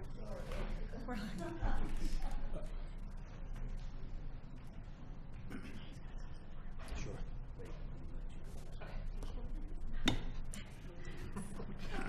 We thought you were going to take your seat, Mr. Davis. No, I'd rather be on this side. I want to make a comment, again, stressing that a couple points on the school psychologist. And it's not that I have a position one way or another. I agree with Dennis that this is a program that could potentially, no different than Fitch and other programs that we have, that can potentially resolve issues early so they don't become bigger issues. And that in itself is a worthwhile effort, besides just taking care of a child when a child is in need. I don't agree with you that we can't track it. My daughter's a licensed clinical social worker. She tracks every hour that she works, and she works with school systems too. These programs are out there. We had a conversation that in the legal profession, you track your hours. In the accounting profession, you track your hours. Doctors track their hours. You can track your hours. Systems are out there.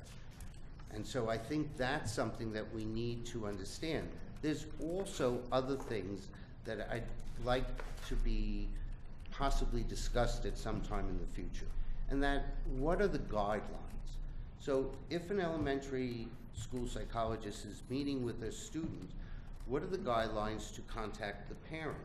How many meetings do they have? before we actually consider whether or not it should be a PPT, because that's part of why other health impaired was established, so that if somebody has a short-term need, that they can be placed in there with an exit strategy. There's how many referrals have been made out of the elementary school? These are things that I think the board should be asking, because those are statistics. After a certain number of times, a referral should be made to many of the fine services that are here.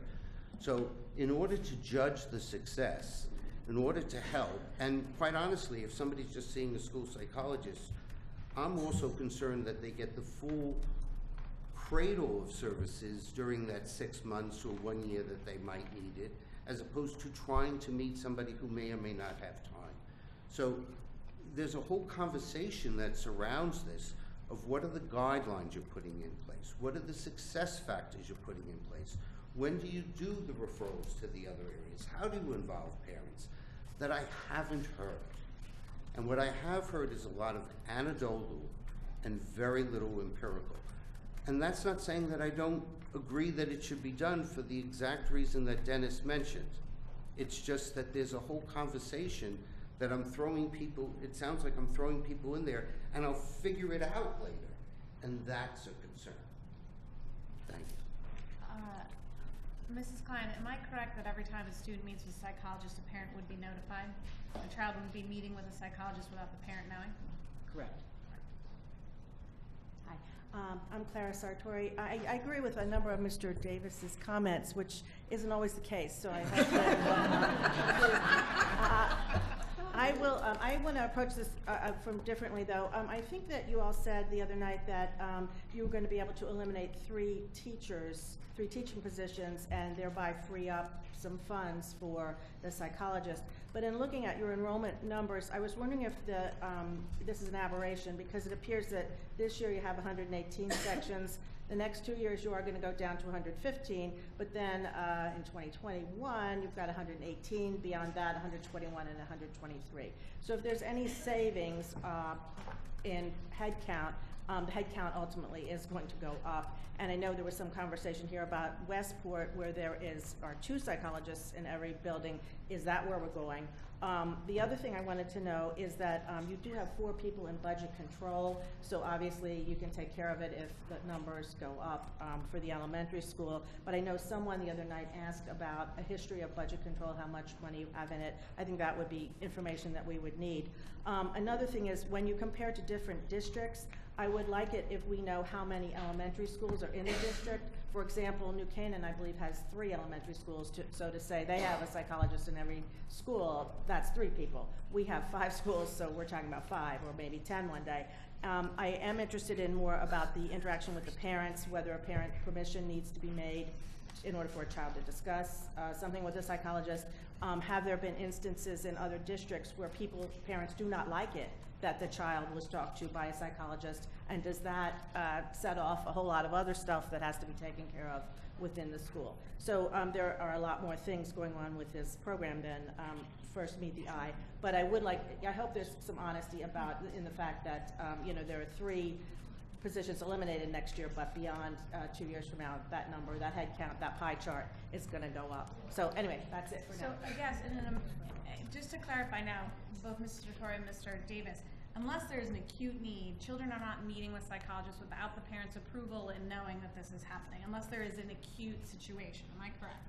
Yes. Is that the position now? But I mean, going forward, what will this be like? I guess that students The will not same. be meeting with psychologists without parent permission. Correct. They will not. Okay. That is correct. Okay. Sorry, I'm answering your question. A bad habit. I just want to. Go ahead. I just wanted to ask, Julie Droll is in the audience. She was principal in Westport. I know you were involved with the National School Climate Survey. Can you respond just for a second so people can understand?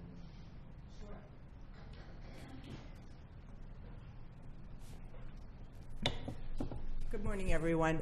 So we administered the National Schools Climate Survey, and our results were consistently high in that social emotional connectedness from students, from parents, from teachers. And the 2 school psychologists, as Susie explained, they do work with regular ed and special education students, and in a very proactive way. We know that students' connectedness to an adult in school impacts school climate, impacts student achievement. That is one of the greatest predictors of student success. So being really proactive, they go into classrooms and they do whole class lessons. But as Susie said, through that SRBI model, when students need additional support, they are working with a school psychologist through tiered intervention, and parents are always notified. But when they work in classrooms, when they do social emotional lessons, when they support teachers, they're another adult in the building that students have a connection with, that they greet in the morning, that they can go to just, you know, they've had a bad night, or they've had a bad morning, or they had a fight with a sibling, and it's hard for them to be open to learning because of that. It's somebody else that they have a connection with and can just go talk to and can help set them up to have a good day. So in that respect, it was incredibly effective. And did not the school, I'm sorry, did not the school climate survey people? Yes, yes. Cite us? We had consultants who unpacked the school climate results, and they said that Westport's results were among the highest that they had ever seen. Well, interesting to what you say, it's related to what Mrs. Summers is seeing in the middle school, the need that children are expressing that they have for connectedness. Right. So to Dennis's point, we may be in that bucket dealing with it later if we didn't deal with it earlier. Right, absolutely. I mean, you never know what somebody is going through and how it's impacting them. Aside from even the crisis, you know, a child who's having trouble making friends, or who's feeling left out, or you know, who is just experiencing, you know, maybe they're feeling like they're struggling in school and it's impacting them, or they're feeling different for a variety of reasons. And maybe they don't want to talk to the building administrator. You know, some kids are shy, some kids feel timid. It's just another adult for them to connect with. Mrs. McCammon. So I've heard, and this relates to something that Susie was saying, I've heard multiple anecdotal accounts of classrooms that are become difficult to manage because of the specific makeup. Is that something you encountered in Westport? Can you talk a little bit about how the psychologist was able to impact via both training of the teacher and support of the students who would have been involved in a classroom environment? Right, absolutely. I mean, it's just expanding teachers' toolkit. As we do with academics, it's the same kind of thing. The psychologist has additional strategies for just ways to give kids breaks, include mindfulness strategies, just somebody who can observe and be another eye in the classroom and say to the teacher, here's something that I noticed and here's something that you can try. And then they can watch and monitor and provide support. So in that way, you know, it's somebody with expertise who can be a social and emotional coach for the classroom teacher. And that's been very effective too, because teachers don't always have those strategies in their toolbox. So can I recommend maybe when you bring this back, since Dr. De Silva and Mrs. Roller have also experienced this, maybe they be part of what they've experienced in Westport they can share with us, Sure. along with empirical, because we are running an hour and a half behind. But and it seems One impactful. more. Thank you. One more night out, Julie.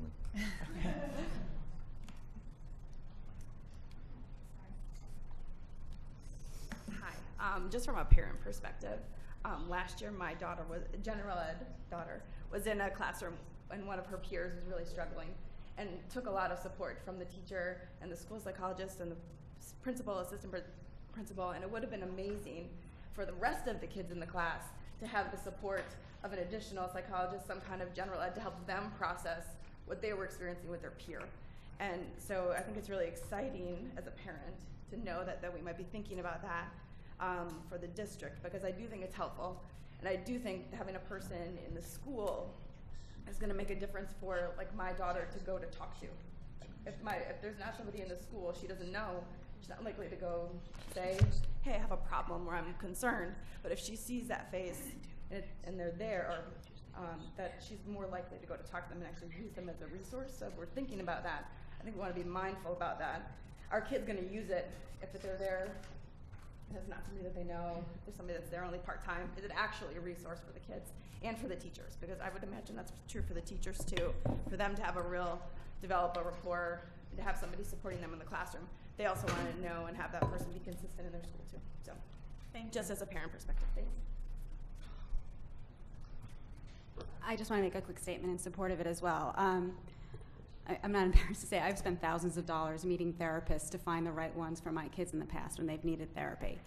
And every therapist I met with throughout Fairfield County had made comments to me independently that when they meet kids from Fairfield County, for some reason the kids from Darien seem to be the most stressed out of all of Fairfield County.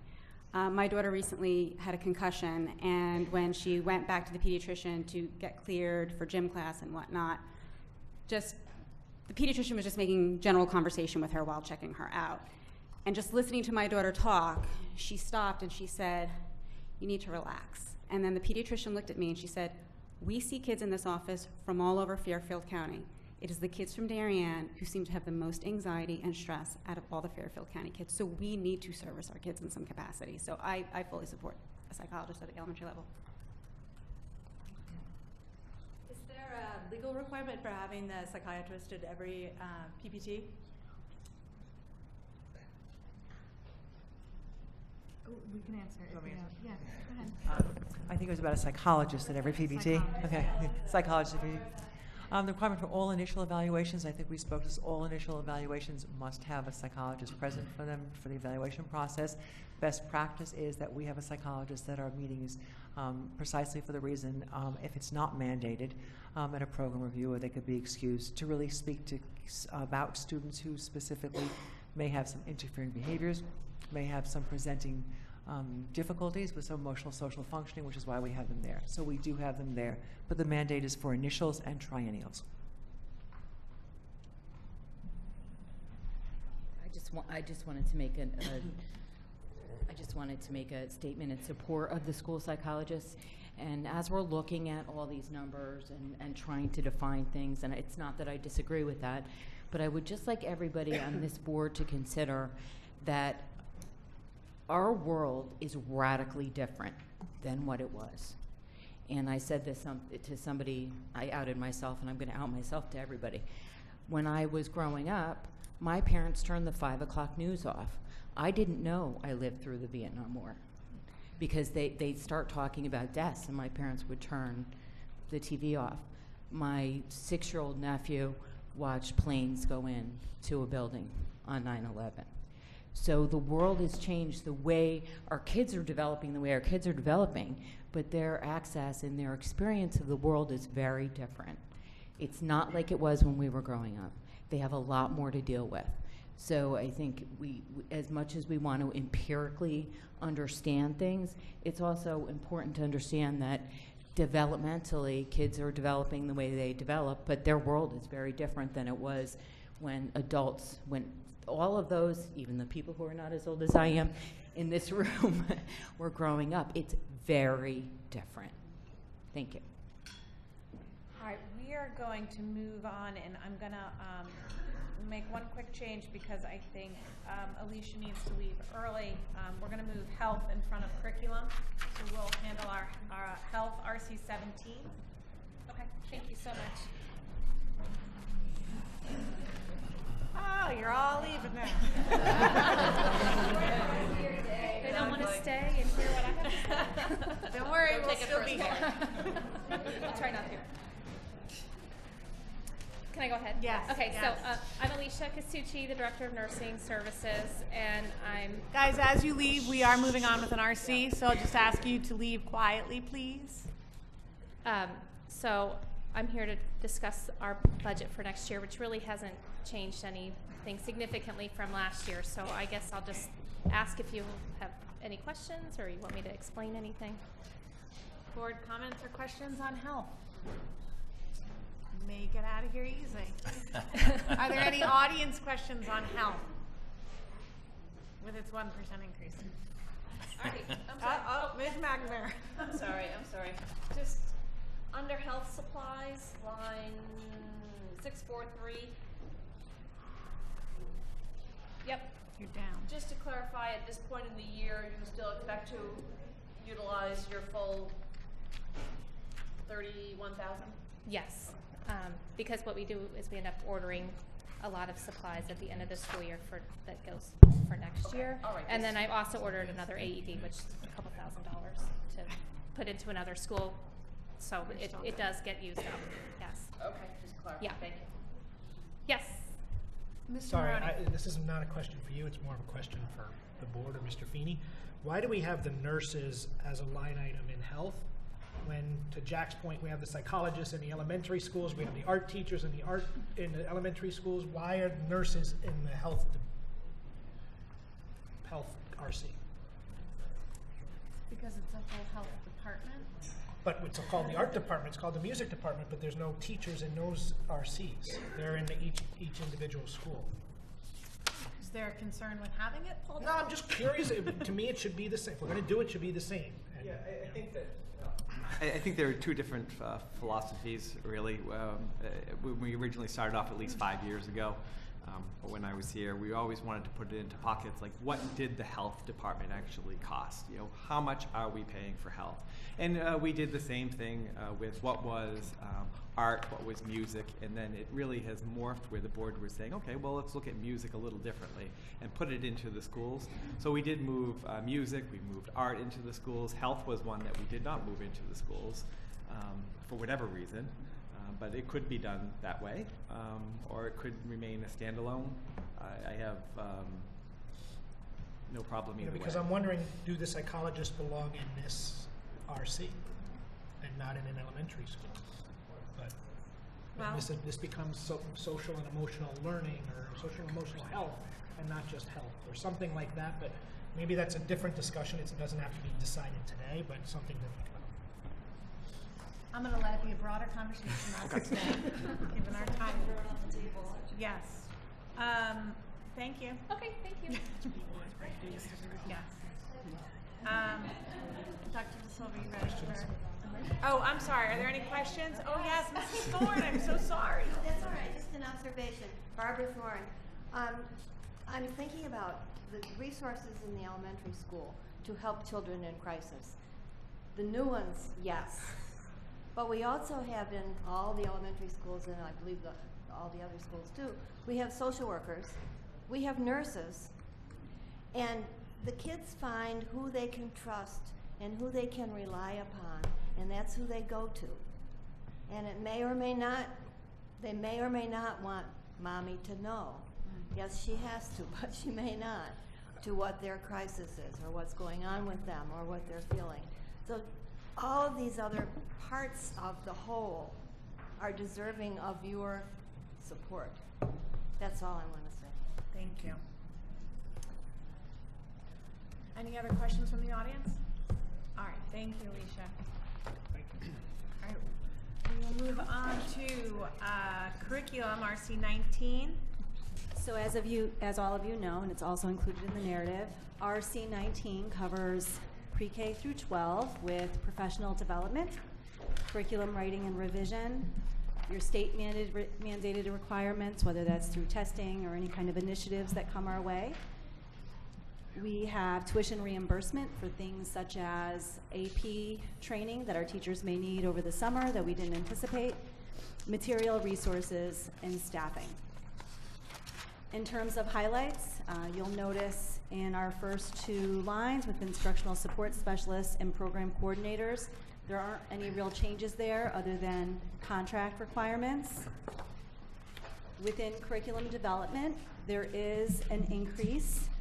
Primarily that increase is as a result of professional development that we wanted to put a placeholder in for our technology and computer classes at MMS. You'll be hearing more about that program, Project Lead the Way, later in January 22nd. It's not a significant amount of additional cost for PD, but there is that increase, and we wanted to be sure that we had a placeholder within our budget when we created our budget early this fall. With respect to consultant services, you will see an increase there. We are now in the closing stages, I would say, of creating our draft sample units for our teachers for health education. We have a few more to create. You'll hear more about that early this spring. But we also are intending on putting a placeholder for both the professional development that comes with the health education curriculum and for revision in the physical education curriculum that has not been revised, and we do anticipate needing or requiring a consultant to support us with that work. You'll see a slight increase within dues and memberships. We do offer all of our administrators various memberships within their professional organizations to ensure that they're staying on top of each in their individual balls, content balls, and so we needed an increase there. It actually matches a little bit more of what we're seeing this school year. There aren't any changes in local travel or ESL. A little bit of a shift within textbooks, about $1,000, and you can see some of the different textbooks that we're planning on purchasing for next school year. You'll hear a math presentation later this winter. I believe it's February 22nd, and in that math presentation you'll hear how things are going with Math in Focus in our K-1-2 class. Anecdotally speaking, and again, I'm not going to let Linda speak, but very well, we would argue. And we do intend on transitioning to grades 3 and 4. That's a highlight. You'll see some changes with Next Generation Science and some resources that we're hoping to support our grade 6 teachers with. You'll actually hear more about that presentation on February 22nd as well. And so you'll hear about some of the resources that we're hoping to purchase for our grade 6 new units of study. Small changes in professional development, not very significant, but about $2,000. You'll notice that. And that varies within the areas of professional development that we intend on having for our teachers. In terms of resource materials, this RC does cover resource materials for our gifted program, as well as we purchase headphones for all of our kindergarten children that work through them as they follow their elementary little lives. That's where the small increase there is for the purchase of some materials for our gifted program, which we also call IDEA, as you know, that the curriculum will be revised this summer, or parts of it at least. Small increase in curriculum research and development. That gives us an opportunity when different programs come our way and we want to give it a try in a particular class or with a particular group of students, that allows for some funding to support those things that we didn't necessarily anticipate at the start of the school year, but yet we hear about this great blank program that might work very well in SRBI, and we like to give it a try before we fully implement. The standardized testing line, you'll see an increase there. We do have an increase in our second language learner population. You may have heard us speak about that before. Those are our ELLs, and we do have a requirement to assess students. We also have the OLSAT, which is transitioning to online scoring, meaning that we receive the score reports online, and we anticipate some changes with how the OLSAT was administered. In the narrative, you may see a word called Proofrock. I don't even know what that is, so you can just ignore that word. I looked it up, I Googled it. There's no word that I know, so I'm not sure how it got there. We are transitioning to the STAMP assessment.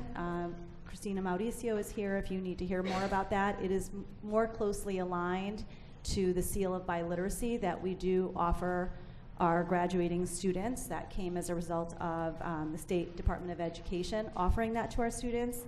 And Christina could speak to more to that if we needed to at a later time, but we are transitioning to STAMP versus Apple. We do use Apple in our 5th grade. You'll see a decrease in field trips. And without opening too big of a can of worms, our PTOs generously, graciously support field trips. We currently have or have been paying in our budget field trips to particular places, the Darien Historical Society, Fairfield Museum, things like that, that at one point were more closely aligned to our curriculum than other field trips. We've actually aligned all of our field trips now to curriculum, but there are field trips that happen throughout the school year that we hear about that perhaps one grade level or two, or maybe one from each school that may want to go out and give it a try, so that the following year we could perhaps remove one that we didn't think was that great and insert this one, or something that was unique that we felt like we wanted to give teachers an opportunity to give it a go. So you'll see a reduction, but we didn't reduce it completely for that reason. Just finally, we're proud of the teachers, administrators, the content folks that really work hard to support all of our kids. This RC does cover everyone, big and small. I'll take any questions. Board comments and questions, Mr. Maroney. Dues and membership. How do we divide up dues and membership? Because DHS is down, and why do they have their own dues and membership? MMS is up, curriculum is up, special ed is down or neutral, I forget which one, but how come we have dues and membership all over the place? And why are they different? I mean, to me, if a due is up, membership goes up, right, most places, why aren't they all up? I don't quite understand.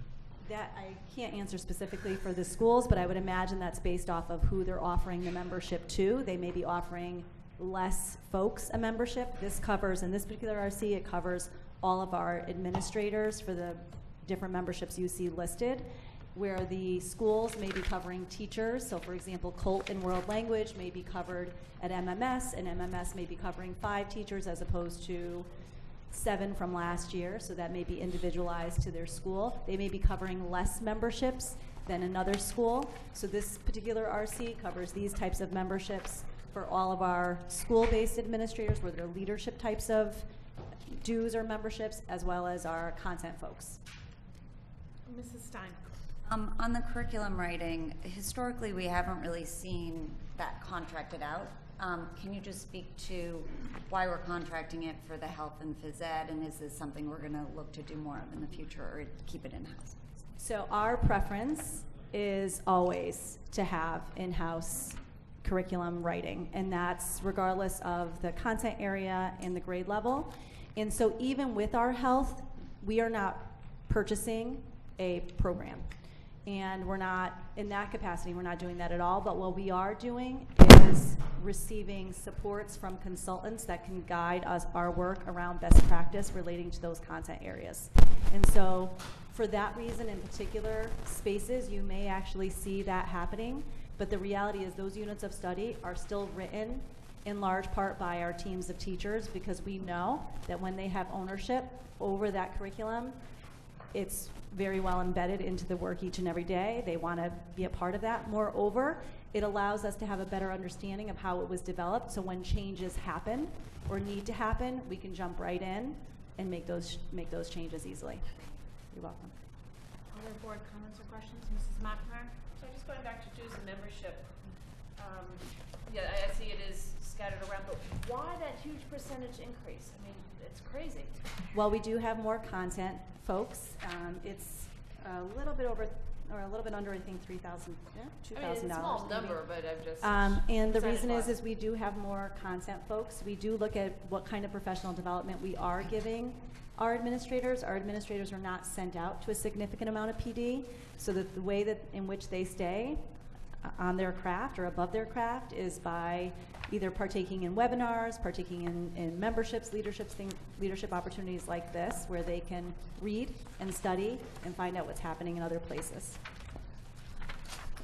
Can we talk about SRBI for a second? Can't wait. Been waiting all day for this. So we have been growing and/or have grown what has been reported to us as a fairly robust program at this point, versus some of the concerns in the past, many years ago at this point on SRBI. Can you talk to us about strengths, how it's being utilized, is it being funded enough more? So in terms of funding, that depends really, because year to year we may notice that we do track how many students we have at each school in each tier. There are times where one school, for whatever the reason, may have more students in a particular area, a particular tier, or a particular content area. When we notice that, we are able to shift our staff to go support that school. Sometimes it's for a period of time, short term, sometimes it's a little bit longer. Sometimes variables such as second language learners, because our SRBI staff do support that population of children as well. So there may be more second language learners in a particular school, and so that SRBI specialist may be supporting those students, that population, and therefore the academic part of SRBI may need some additional staff from another particular building. At this point, in this particular budget year, we were not in a position to need additional SRBI support. We believe, yes, to answer that other part of your question, we do have a very robust program here on the academic side for sure. You heard me mention earlier on the social emotional side, that is still an area of need, mostly because we need the support staff, as Julie actually said very well, is to give a little of that social emotional coaching to our general education staff and some of the tools in their toolbox. We have a very clear criteria in which children enter support. We have a very clear mechanism in which we track student support and how they're being monitored over the course of time. We have a data management system that all of our staff have been trained in, and they use K8, RTI Studio. It's been incredibly effective and very responsive to our needs. So as we've needed to make changes, or we want additional data, or we want data shown in different ways, the company in which we work with, has been incredibly supportive and responsive, literally a text away. So we felt very confident with that mechanism to track how our students are performing. We are now in our second session of Ames Web Universal Screening. Our middle school just had their implementation. The weeks are kind of blending together right upon our return from break.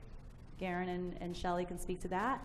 And I see the emails coming through. We have access, and it seems like it went very well. And I know that our directors were there and stated the same. We have structured meetings, so I think this district should be very proud of. And parents should feel very good when their students are receiving SRBI as a pre-referral mechanism when there's a gap. And there's gaps. They happen all the time to all kids. It's not necessarily a bad thing. And when they do have a gap, for whatever the reason, they have very highly qualified, specialized people to support them, both in math and in English language arts. So my follow-up to that, and that's why I was trying to understand, correct me when I'm wrong, I think this is for Shirley and Susie. My understanding was SRBI came in, it was a pre-referral process, and it still is. At some point, the legislature decided that parents had the option when identified for SRBI to ask for immediate testing, and that might identify them immediately for special education. They would be in SRBI until the testing is done, but I guess what I'm trying to get at, and I'm not sure I have the right language, so I want to be respectful, and if for some reason I say it wrong, I apologize. How many of our parents are using SRBI to the fullest recommended extent?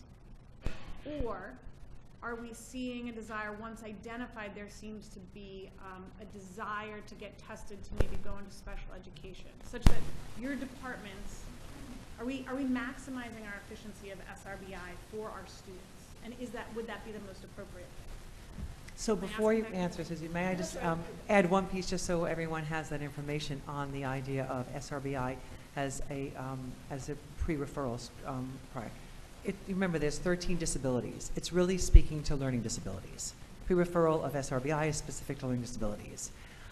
So when you look at the other 12 categories, it is not necessarily a pre-referral for a child who's orthopedically impaired, or a child who is visually impaired, or a child who has autism. I mean, it's specific to learning disabilities when you look at the checklist, so I just want to broaden that understanding of where SRBI is. That said, often you can use SRBI for behavioral intervention also.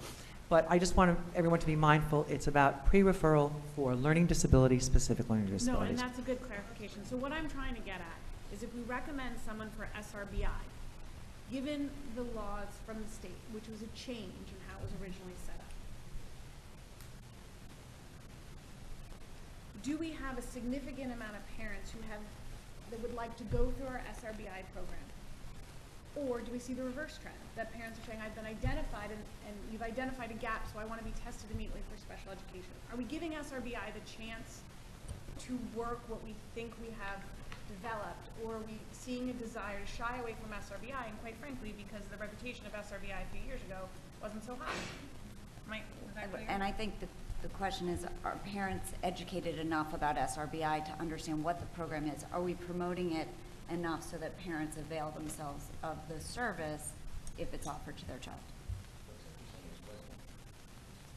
It wasn't more than several years ago that a student was referred for SRBI level 1. Student stayed in that, and then if they felt that the student needed additional services that required them to go to SRBI level 2, they would go to level 2.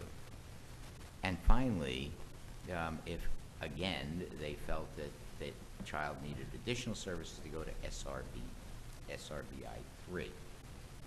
And after some time in SRBI 3, it could be a short time, a couple of weeks, could be a little bit more, only then would a student be recommended for special ed placement. Now we have a change in legislation, which basically says, I believe, maybe Shirley or Susan can talk to it better, that if you're in SRBI 1 and you want special ed services, you can request them.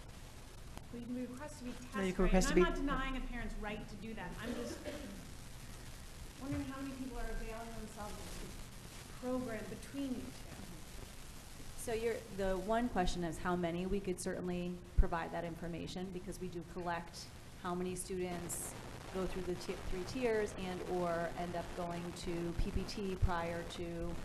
The intent with SRBI, if I just may go, if you gradually increase the tiers, let's say you go from 1, 2, and 3, and you're in 3, and we're seeing the child make progress, you don't go from 3 to 0. Then you go from 3 to 2 to 1. So we gradually reduce the amount of support because by the time you're at tier 3, you're receiving an extensive amount of support. So we don't go from all to nothing. We reduce the level of tiers. So there are students that have gone the 3 tiers and then may go backwards. We could certainly collect the data for you, and I think that we would, in order to be as accurate as possible, want to do that if you want the actual numbers. As for whether or not parents are utilizing the supports, the incredible supports that are offered, through, like a sales pitch, through SRBI. I think SRBI might need a little bit of service, but I mean, it's one of the reasons I'm asking. The reality is we only hope so, because the truth is you have incredibly well-trained math support teachers that are focusing only on math. You have skilled reading specialists that are trained across areas in both reading and writing. Wilson, OG, Foundations, their toolkit is quite strong, and they're reading certified. These are the people that are specialized in the teaching of reading. And so you really want to be sure that students in the least restrictive environment have had access to these specialists that have been trained, are consistently trained, go to more PD, have a lot of conversations around kids. So the sales pitch is, we would hope that all parents would utilize the supports that we do have available in the school, whether they're through general education, of course, or special education, but through general education in the least restrictive environment, we're very fortunate in Darien. So in addition to the sales pitch on SRBI, I do want to pick up on Dr. Landon's comment, which is, of course, if a child is in Tier 1 or Tier 2 or Tier 3, the parent or the school has the right to say that we really want to conduct an evaluation simultaneous to the child receiving SRBI intervention. So both things can be true. Okay, so I guess what I'm trying to get at, and then I'm sorry, Ms. No, I would follow up What to you. I'm trying to get at is, I don't deny I don't deny a parent's right in their knowing their child and wanting to test. I guess what I'm really trying to get at is, from all the reports we have sat and heard here, this SRBI program is a truly strong, robust program. And are parents availing of it, or are they living in some of the fears of the past, which were justified, that there wasn't? But since Dr. De Silva, you've been here and you've spent so much time on SRBI, I just want to make sure that program is being utilized, because from your reports to us, you've built an incredible program. Our team is incredible. The team of administrators, teachers is incredible. So if children need it, you really want to have access to it. Okay. And, All right. Thank you. Thank you both. Mrs. McNamara. I just wanted to sort of pick up the point too, that your staff is trained to identify the student who needs that first step of intervention. Just to clarify, parents don't have to be asking for this necessarily. Your staff knows those triggers or those benchmarks to start the process. In So fact, it's I not would a- argue the opposite, is that we are finding the children. We have a very clear Right, I just wanna bring mechanism that in out, which yeah. to do that. So certainly a parent can come to us and say, you know, I've noticed this at home. Are you noticing the same thing? But the reality is, it is very likely that we have noticed it far before Perfect. the I parent wanna say the has. staff is Just there, given the so. structures that we have, I'm sure parents have noticed it too, but we certainly have a structure in which to do that, which is pretty tight. Good, okay. My question is more, did the legislative change trigger any change in how parents are choosing to access whichever program they choose to access for their child? That makes sense. At one point, they did not have that option. They now do. Well, at any point, a parent could have asked for a PPT. Before all of this, they could have asked for a PPT. The whole goal of SRBI is to ensure that you provided children with the amount of intervention that they needed to reduce the achievement gap. And did the children respond to the intervention? Sometimes, as you've asked before, is it 6 weeks, is it 8 weeks, is it 12 weeks? It really depends. It depends on the child, it depends on the goal, it depends on how far behind they were. And when you teach them through a research-based program, do they learn? And with that idea in mind, that's where it was from the past. And so you would ask yourself that question when you came to a PPT. Given the amount of supports that I've provided to Johnny, has he learned, yes or no? And then next steps from there. So I would just add to that also, I think the diagnostic peak where parents may often ask that. So you might be receiving SRBI in either Tier 1, Tier 2, or Tier 3.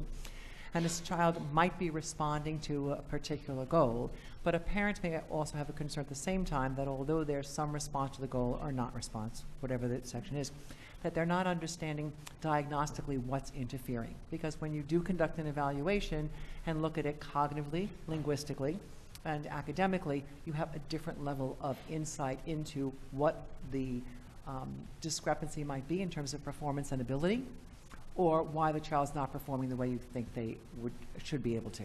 So I think sometimes, although a child might be in SRBI, parents and or the school might really feel that we don't have enough information to understand what, in fact, the disability is and how it's impacting that child. And without doing a complete assessment, sometimes you can't, you know, it's not just limited to the specific learning disability.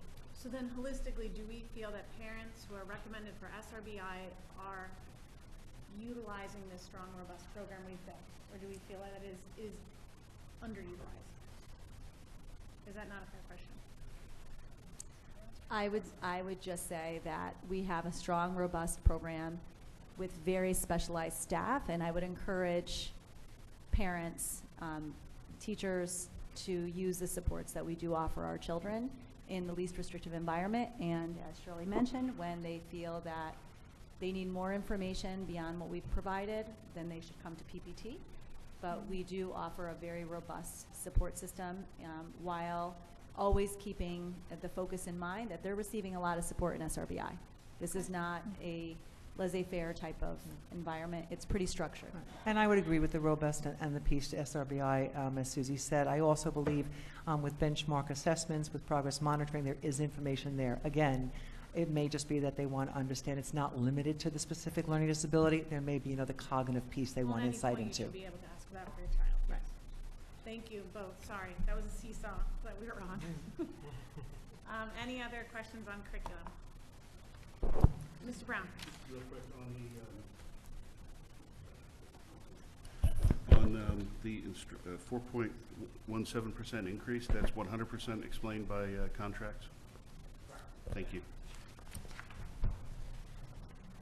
Any other questions? Any questions from the audience on curriculum? Just a quick one. Where are the department chairs? I would imagine they would be under your budget. They're actually not. They're in the schools.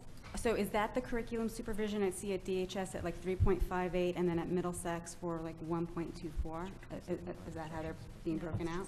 Those should be, that's curriculum supervision Yes. in each of those RCs. And so will that flip every year depending on how many department chairs are teaching where? Or I thought we weren't going to have them teach anymore. Yes. Okay. Somebody asked that question, so I don't have to come back up. We'll get there. All right. ESY.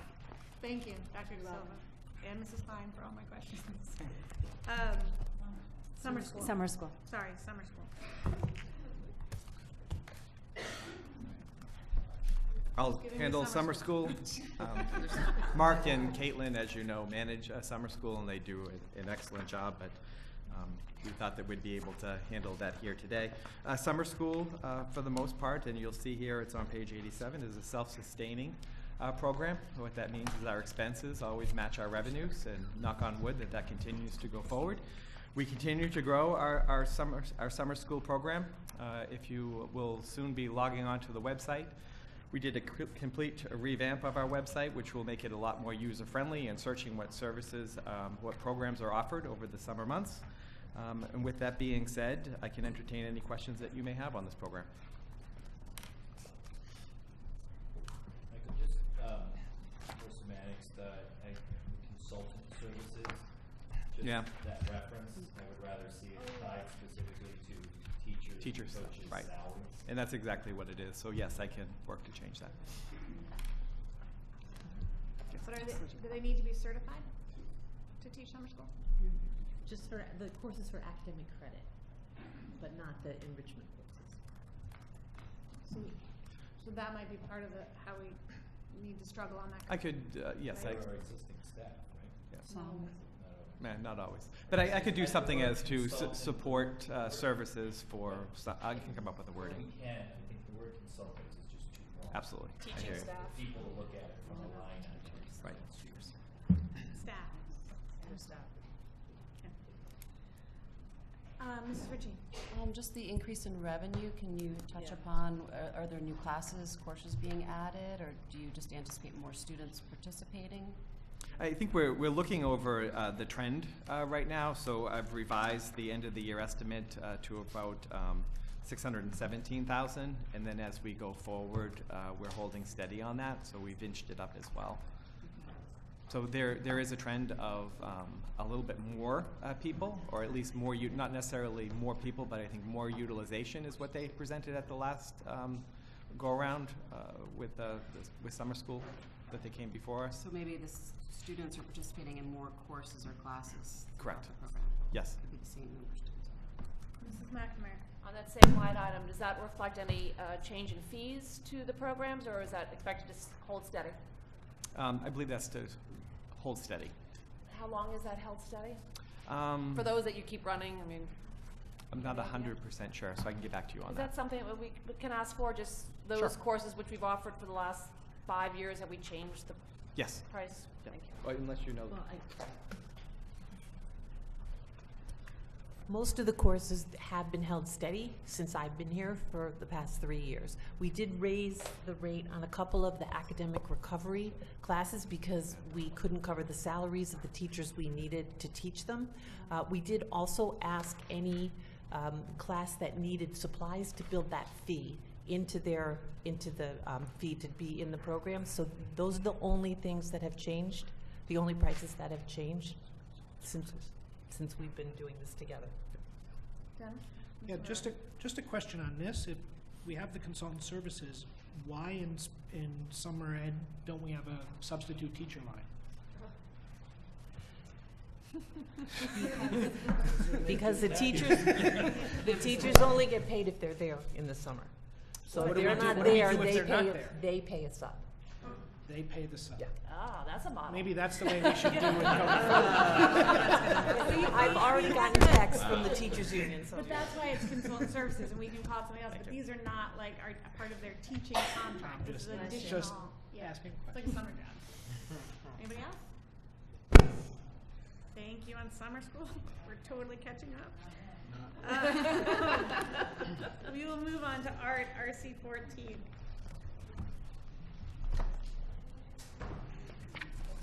morning.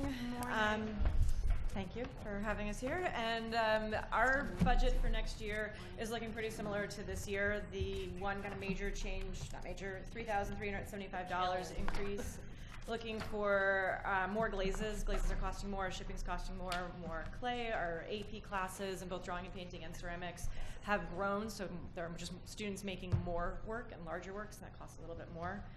For our new equipment and replacement equipment, we're just constantly needing to turn over our kiln shelves, so that shows up on there again, and we need to rewire our third front loader kiln at the high school. That's kind of all those, a couple more digital cameras, and some lenses, and some shelving. Any questions on art? Mrs. Ritchie. This is more personal curiosity. Yes. What are the cost increases to the black and white photography supplies? What does So that we have mean? one supplier out in California that still carries film and paper.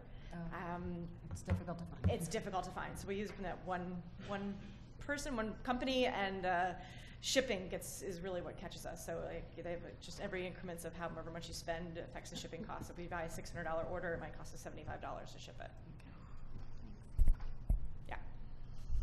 Any other art questions? All right, thank you. Thank you. We're catching up.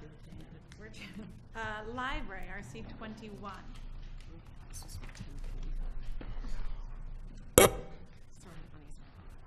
Good afternoon. I'm Jackie Bennett. I am the library coordinator for the secondary schools, and I'm Nicole Schwenier-Croker, and I am the librarian at Tokenique Elementary School, and I'm one of the co-chairs at the elementary level.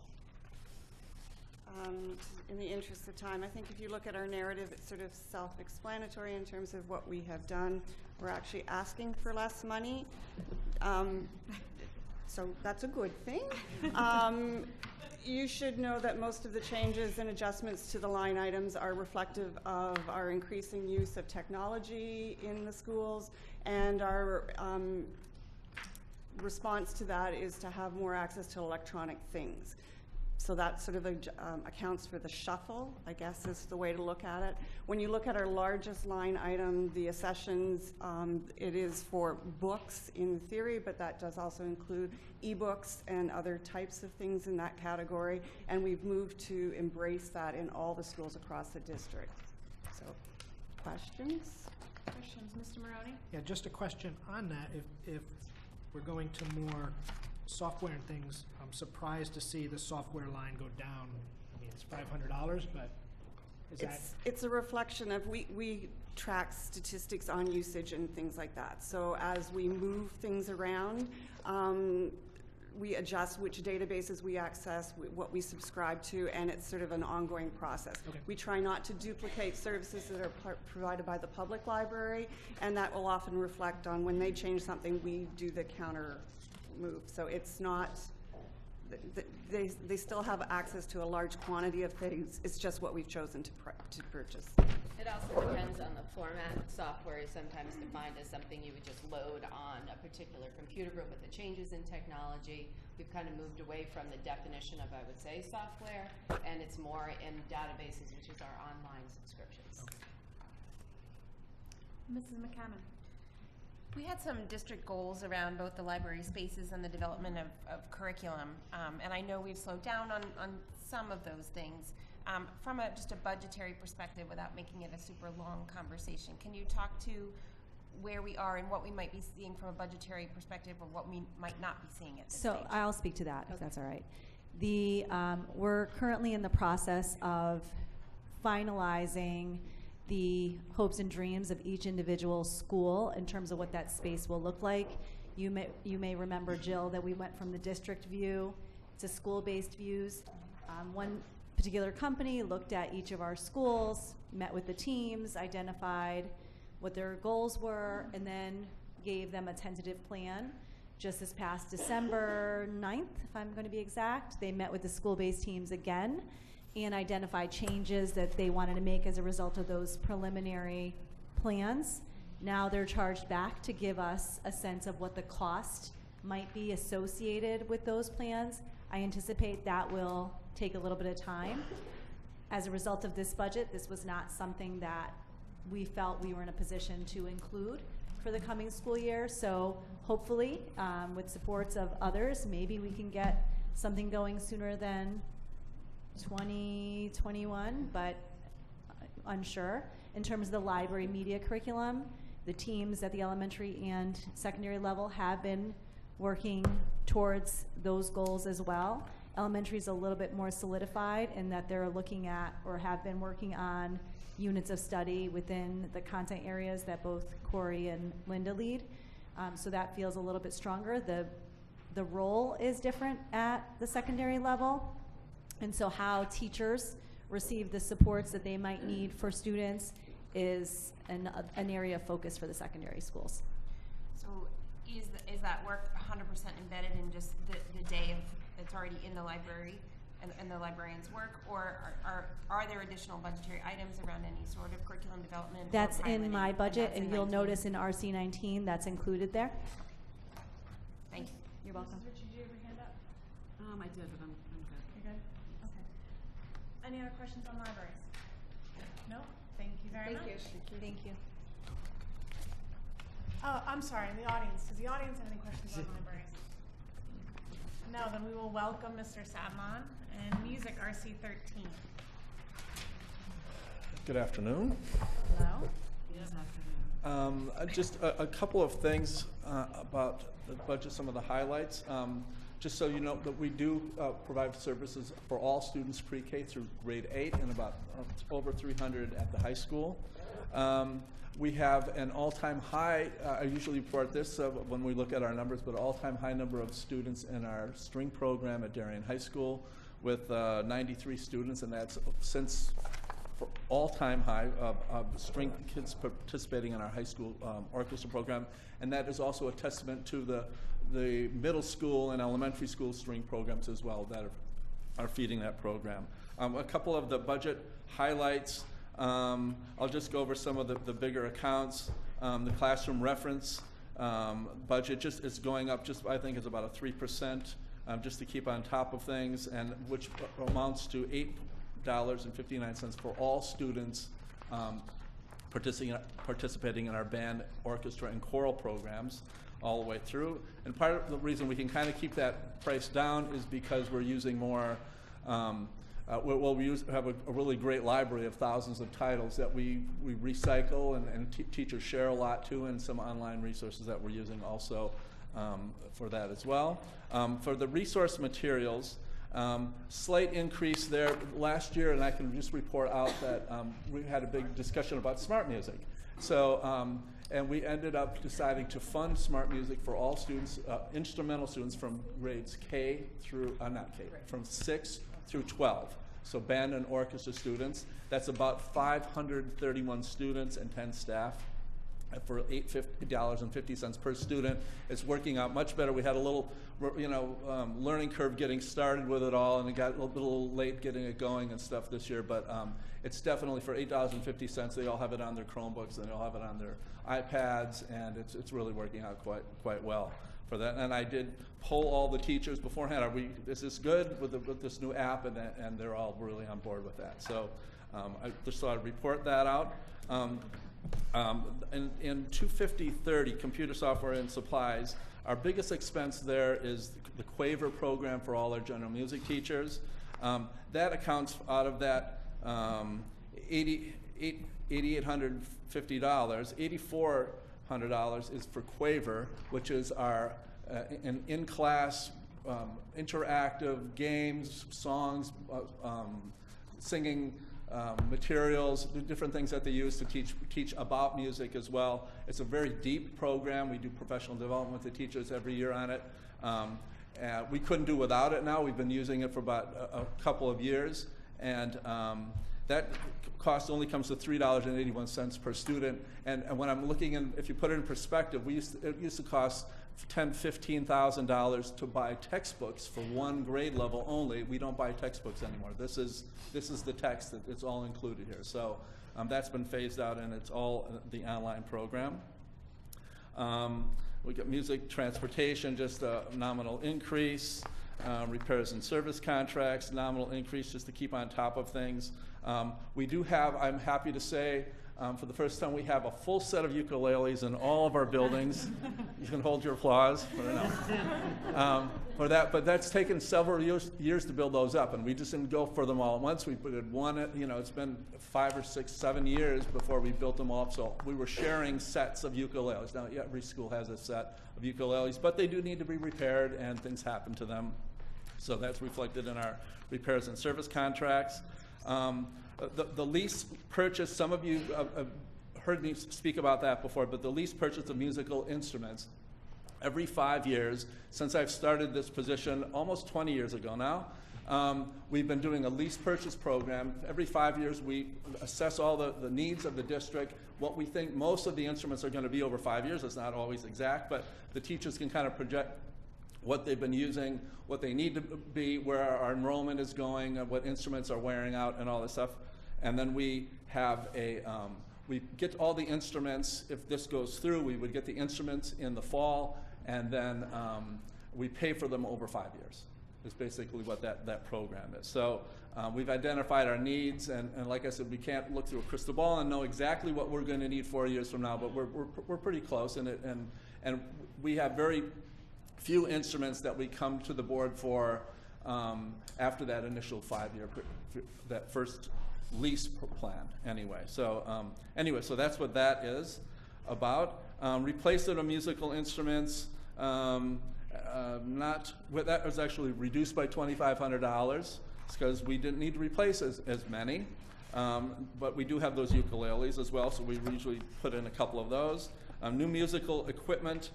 We have nearly 500 students in our middle school choral program. We have 7 risers there. We've been using some older ones. They can't all fit on the risers. I'll just keep it short and sweet, and we really need some more risers for them. And they're like 170 kids per grade level, 157 to 170 students per grade level for those things. And the one thing that you won't see on my budget that I feel like I'll have to say a couple words is we have it's located in the capital expense projects. There's a piano at Darien High School that is 58 years old now. We've got our use. It doesn't owe us anything. We've got our use out of it, and it's just before it gets too bad. It's time. It's time. I'll just leave it at that. I feel like it'll be less of a conversation than the tuba, but I could be wrong. Yep.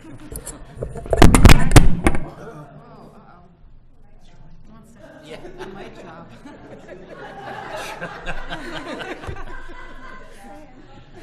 The day is now over. There goes the piano. Are there any, as Mr. DeMeo fixes our lives, are there any board questions?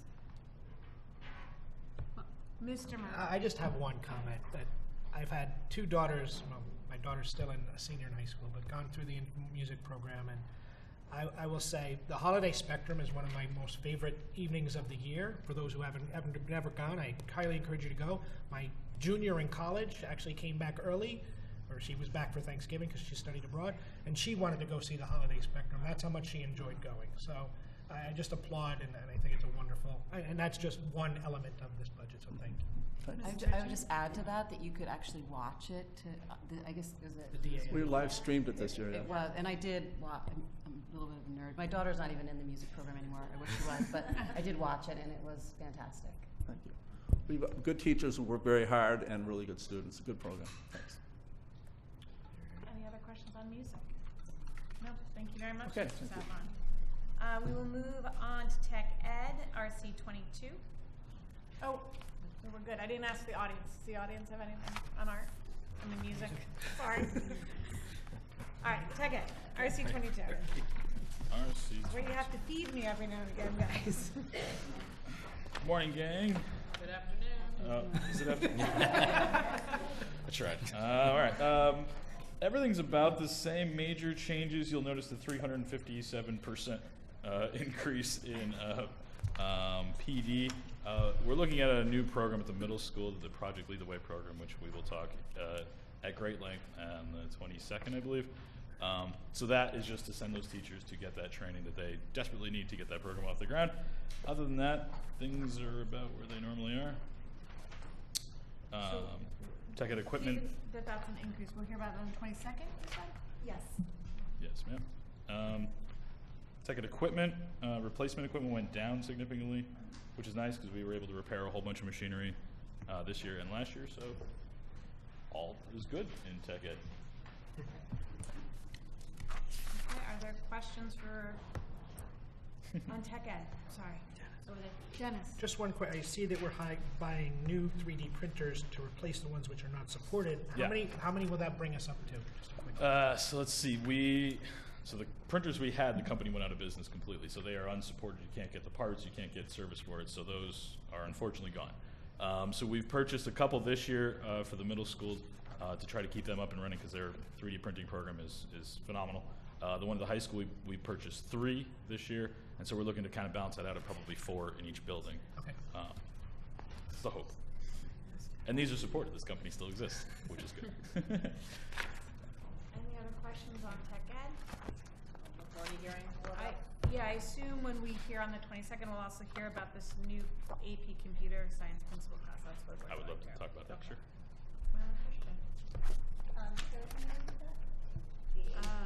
It says we also plan to add the new AP Computer Science Principals class in the near future. Like halfway down. It's in the narrative. We have our new courses coming January 22nd as well, so. Okay. Thank you. Anything from the audience? Nope, you're free to go. Thank you, thank you. Thank you. I will move on to Middlesex, Mrs. Summers. RC3. Good afternoon.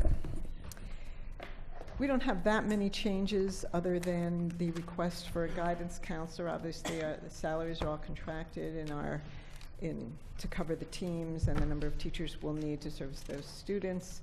In a few areas, in a few departments, we have to update some supplies, such as maps and atlases. Especially ran into a few snags in the social studies department this year, and also we are establishing a Shakespeare workshop, which ties in nicely with our TC professional development and strategy, so that's an increase in classroom references.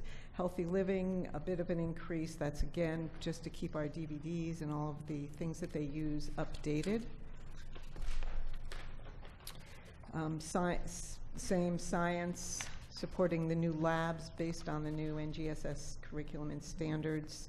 Office supplies went down a bit because we send so many things digitally, we don't need that much on the postage meter.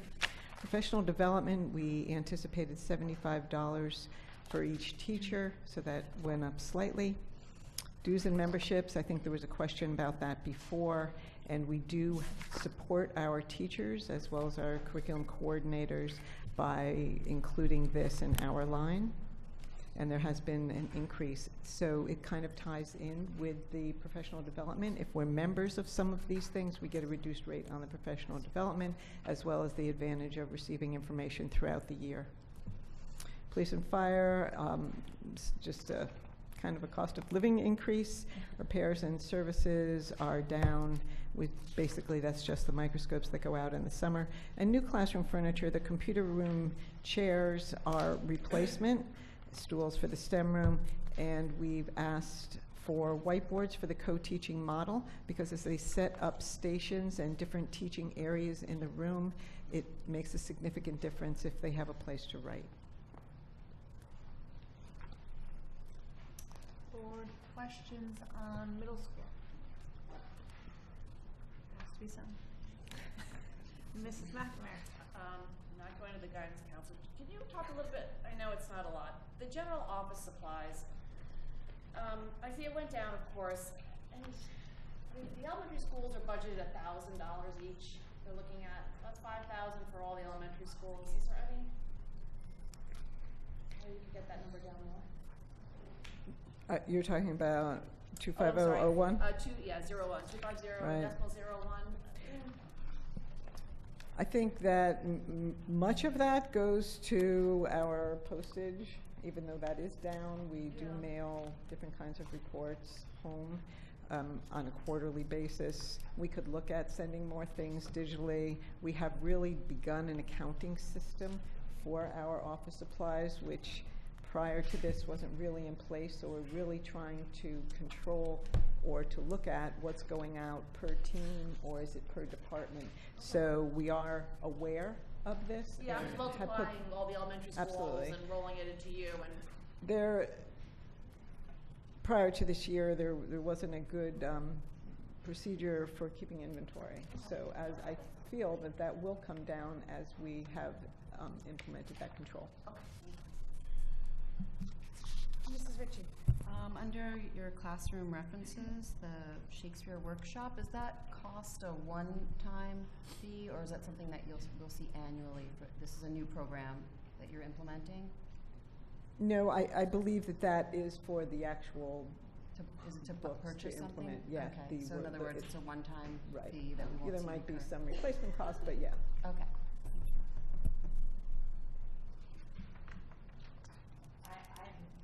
On curriculum supervision, but I'm going to wait and do it when we discuss the high school. Is that okay? Thanks. Not for you. And Mrs. McNamara and Mr. Brown still. I'm sorry, yes, Sorry. still on the dues and membership, because we saw big numbers, is there a way to sort of consolidate any of these memberships throughout the district, or tell me you've looked at that and there's no way to do it more efficient? I think, Susie. I was going to say, I can see, between us all, I think we could take a look at all the dues and memberships, see where we might have some commonalities. I'm not sure the answer to that question, but we'll take a look at it. All right, great, thank you. But is it also, did I hear you say earlier that you handle administration and then We teachers handle are the within building. We do, HRC? right. So if there's Correct. any, maybe commonality there, but I think that's how it's broken out. Right, or the elementary schools, because they have $400 each, just a way to sort of We could take a look at it. look at those numbers. Mr. Maroney, oh, I'm sorry, Mr. Brown had his hand up. I was just going to ask, in the clubs and councils with the year-to-date at 50,000? Welcome to the board, Mr. That was catchy last year. I'm sorry, ask a question, please. I'm just trying to understand the budgeting process and looking forward on that, how that run rate's calced. Real simple. That's a fair question. It's a very fair question. As of now, we've already paid out pretty much half. Since the beginning of the year, we'll pay out half of the clubs and councils, and then the remaining we'll pay out another half. Thank you. They're contractual stipends for what we say. And the clubs and councils at the middle school go through the same process for the high school? Mm-hmm. Okay. We can give you a prime on Yes. that. Mr. Maroney. Yeah, just a question on computer chairs. So, excuse my ignorance, but what are we using a computer room for in middle school now with one-to-one technology? Well, they learn coding. They learn all different kinds of things in that class. It's one of our electives, our quarterly classes. They do an incredible amount of work on learning to do different kinds of presentations. And the programs such as SketchUp and so on, that can't be put on our one-to-one devices. Okay. They do really incredible work in there. It's a very valuable course. The chairs are in the budget, but you're asking, is there computers in a computer room anymore? Yeah. I was just asking what the computer room is used for, why it's specified out as a computer room, so just I think because it used to be a traditional computer. understood. Mrs. McCammon. I think there were a couple of follow-up questions we had on the counselors. I don't remember them all from the last meeting. When are those coming back to the board? I don't know. Susie, you have any idea when they're coming back to the board? There were a couple of follow-up questions on the Questions? counselors. I remember what mine was, but there were 2 or 3 others. So I'm just curious if we could have those follow-ups. Can you say the last word, follow up on? The counselors. Counselor. The counselor. Guidance The counselor, the singular. I know I had asked to understand capacity, but I think 2 or 3 other members had questions. I think one of those questions was I think one of the things parents like now is to have continuous with the same guidance counselor. If we're going to have guidance counselor follow children through the grades, and if you have a 6th grader and a 5th grader, what are you going to do with that difference? And So we how are we going to don't resolve currently that? have, Mrs. Summers. Our counselors do loop. They stay, like, you'll have, your child going into 6th will remain with 8th. So are you suggesting that families, like they do in the high school sometimes, should have the same counselor? I don't know, I think what was suggested, what was suggested under the current plan, a counselor would be assigned to the same family, even if a child was in 6th grade and 8th grade. We have never done that before because we felt that the importance was with that counselor, a counselor remaining with students for all 3 years. To my knowledge, that has never been done at Middlesex. I think We if it certainly happened, could it may look have at been it. anecdotal. Yeah. Because I think people have had different experiences, Uh-huh. but I think It might have may been a just happened change. that way for Right, some it might have been people. a change because as we tried to manipulate the caseload numbers, but it has, as far as my knowledge goes, always been that way. And in the future, with this, with 2 counselors on a grade level, it could be that a 6th grader who comes in is assigned a counselor who will follow that child through grade 8. But when they're in grade 8, if they have a sibling in grade 6, they would be assigned a different counselor. Correct. And which is good, I think, in a lot of ways. I think it's good if there is a case. We work very closely with parents. If there's a need, a specific need for that counselor, then certainly we listen to that and take it into consideration. So can we, since we're on the guidance counselor, can we talk a little bit, when the guidance counselors were here, they talked about how they spend their time significantly at team meetings, right? They may have kids across different teams, and so they go and they meet with that team.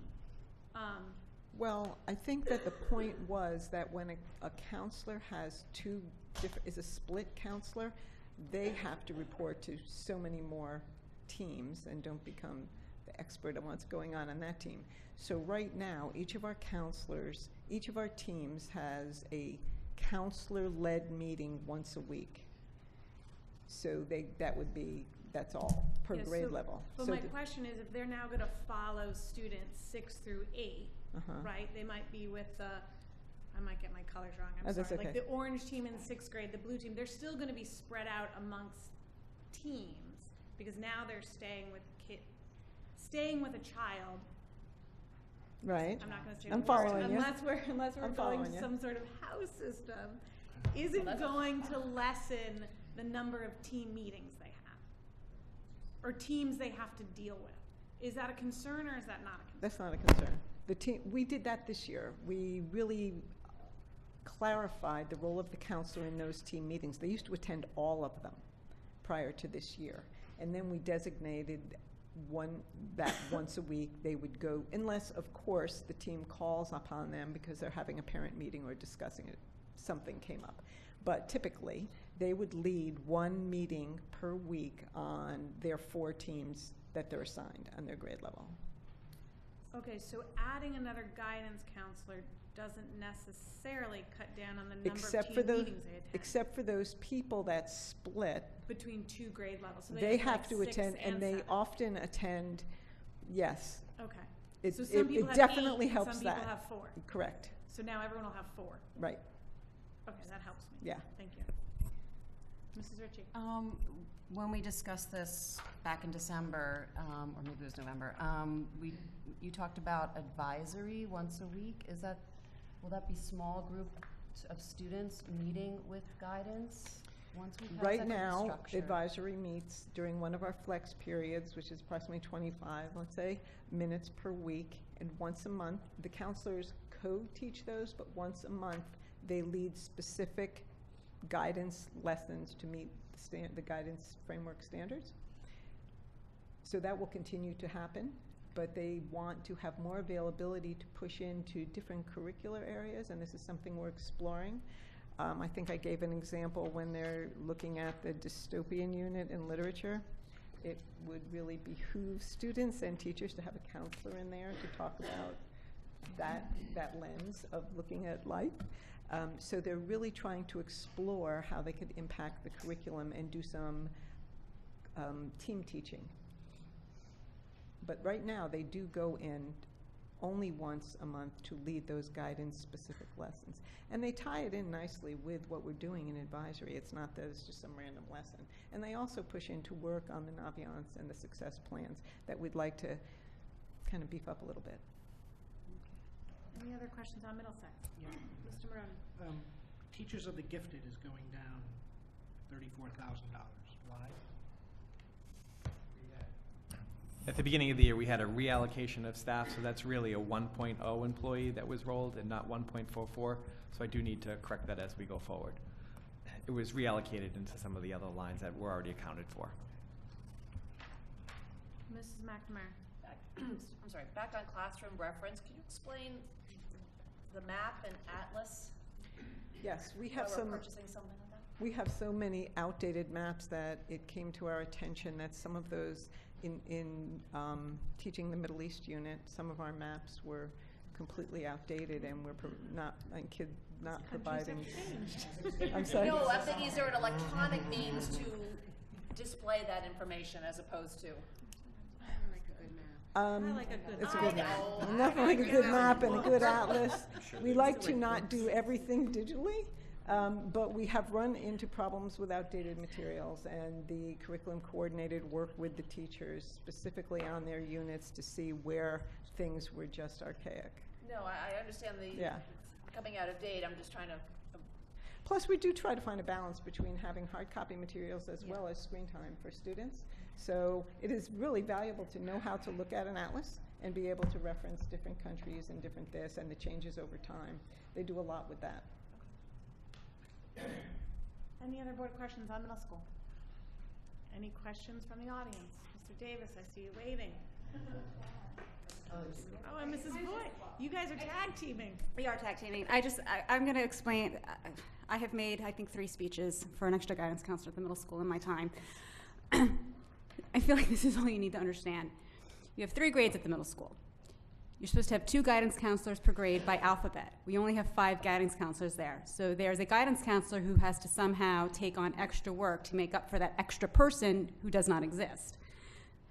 And in terms of following, so my kids are 2 years apart. So when my son was in 6th grade, he had 1 guidance counselor. My daughter was in 8th grade. She had a different guidance counselor who had been her guidance counselor since 6th grade. But because my kids are 2 years apart, they didn't line up. Had my kids been 3 years apart, they would have had the same guidance counselor. So that's how it works at the middle school, whereas now at the high school, they do have the same guidance counselor. So I just feel like the argument for another guidance counselor at the middle school makes sense in terms of you need 2 guidance counselors per grade, and there are 3 grades. 3 times 2 is 6. So that's just. Well, the question is, do you need 2 per grade? Yes, you do. Absolutely. Well, we know you feel strongly, but it's our job to point that out. Mr. Davis. Mr. Davis. I have a real simple question, then a couple. They get more difficult as they go on. Just out of curiosity, it's been a long time since any of my kids have been in middle school. Are we using pre-sorted mail when we are doing our send-out on the mail? Since they're all going to Darien, and you're doing 1,000 letters, and the postage rate is significantly different on pre-sorted as it is on regular, it's something that you might want to explore. It'll save you $200 or something. Usually not a number that I look at. Davis, I want lunch today. Yeah, no, usually not numbers that I look at, but since you raised it, I thought I would. I do have a concern that the concept of following children through is a prelude to House, where House hasn't been decided by the board if that's a policy that they want to go to.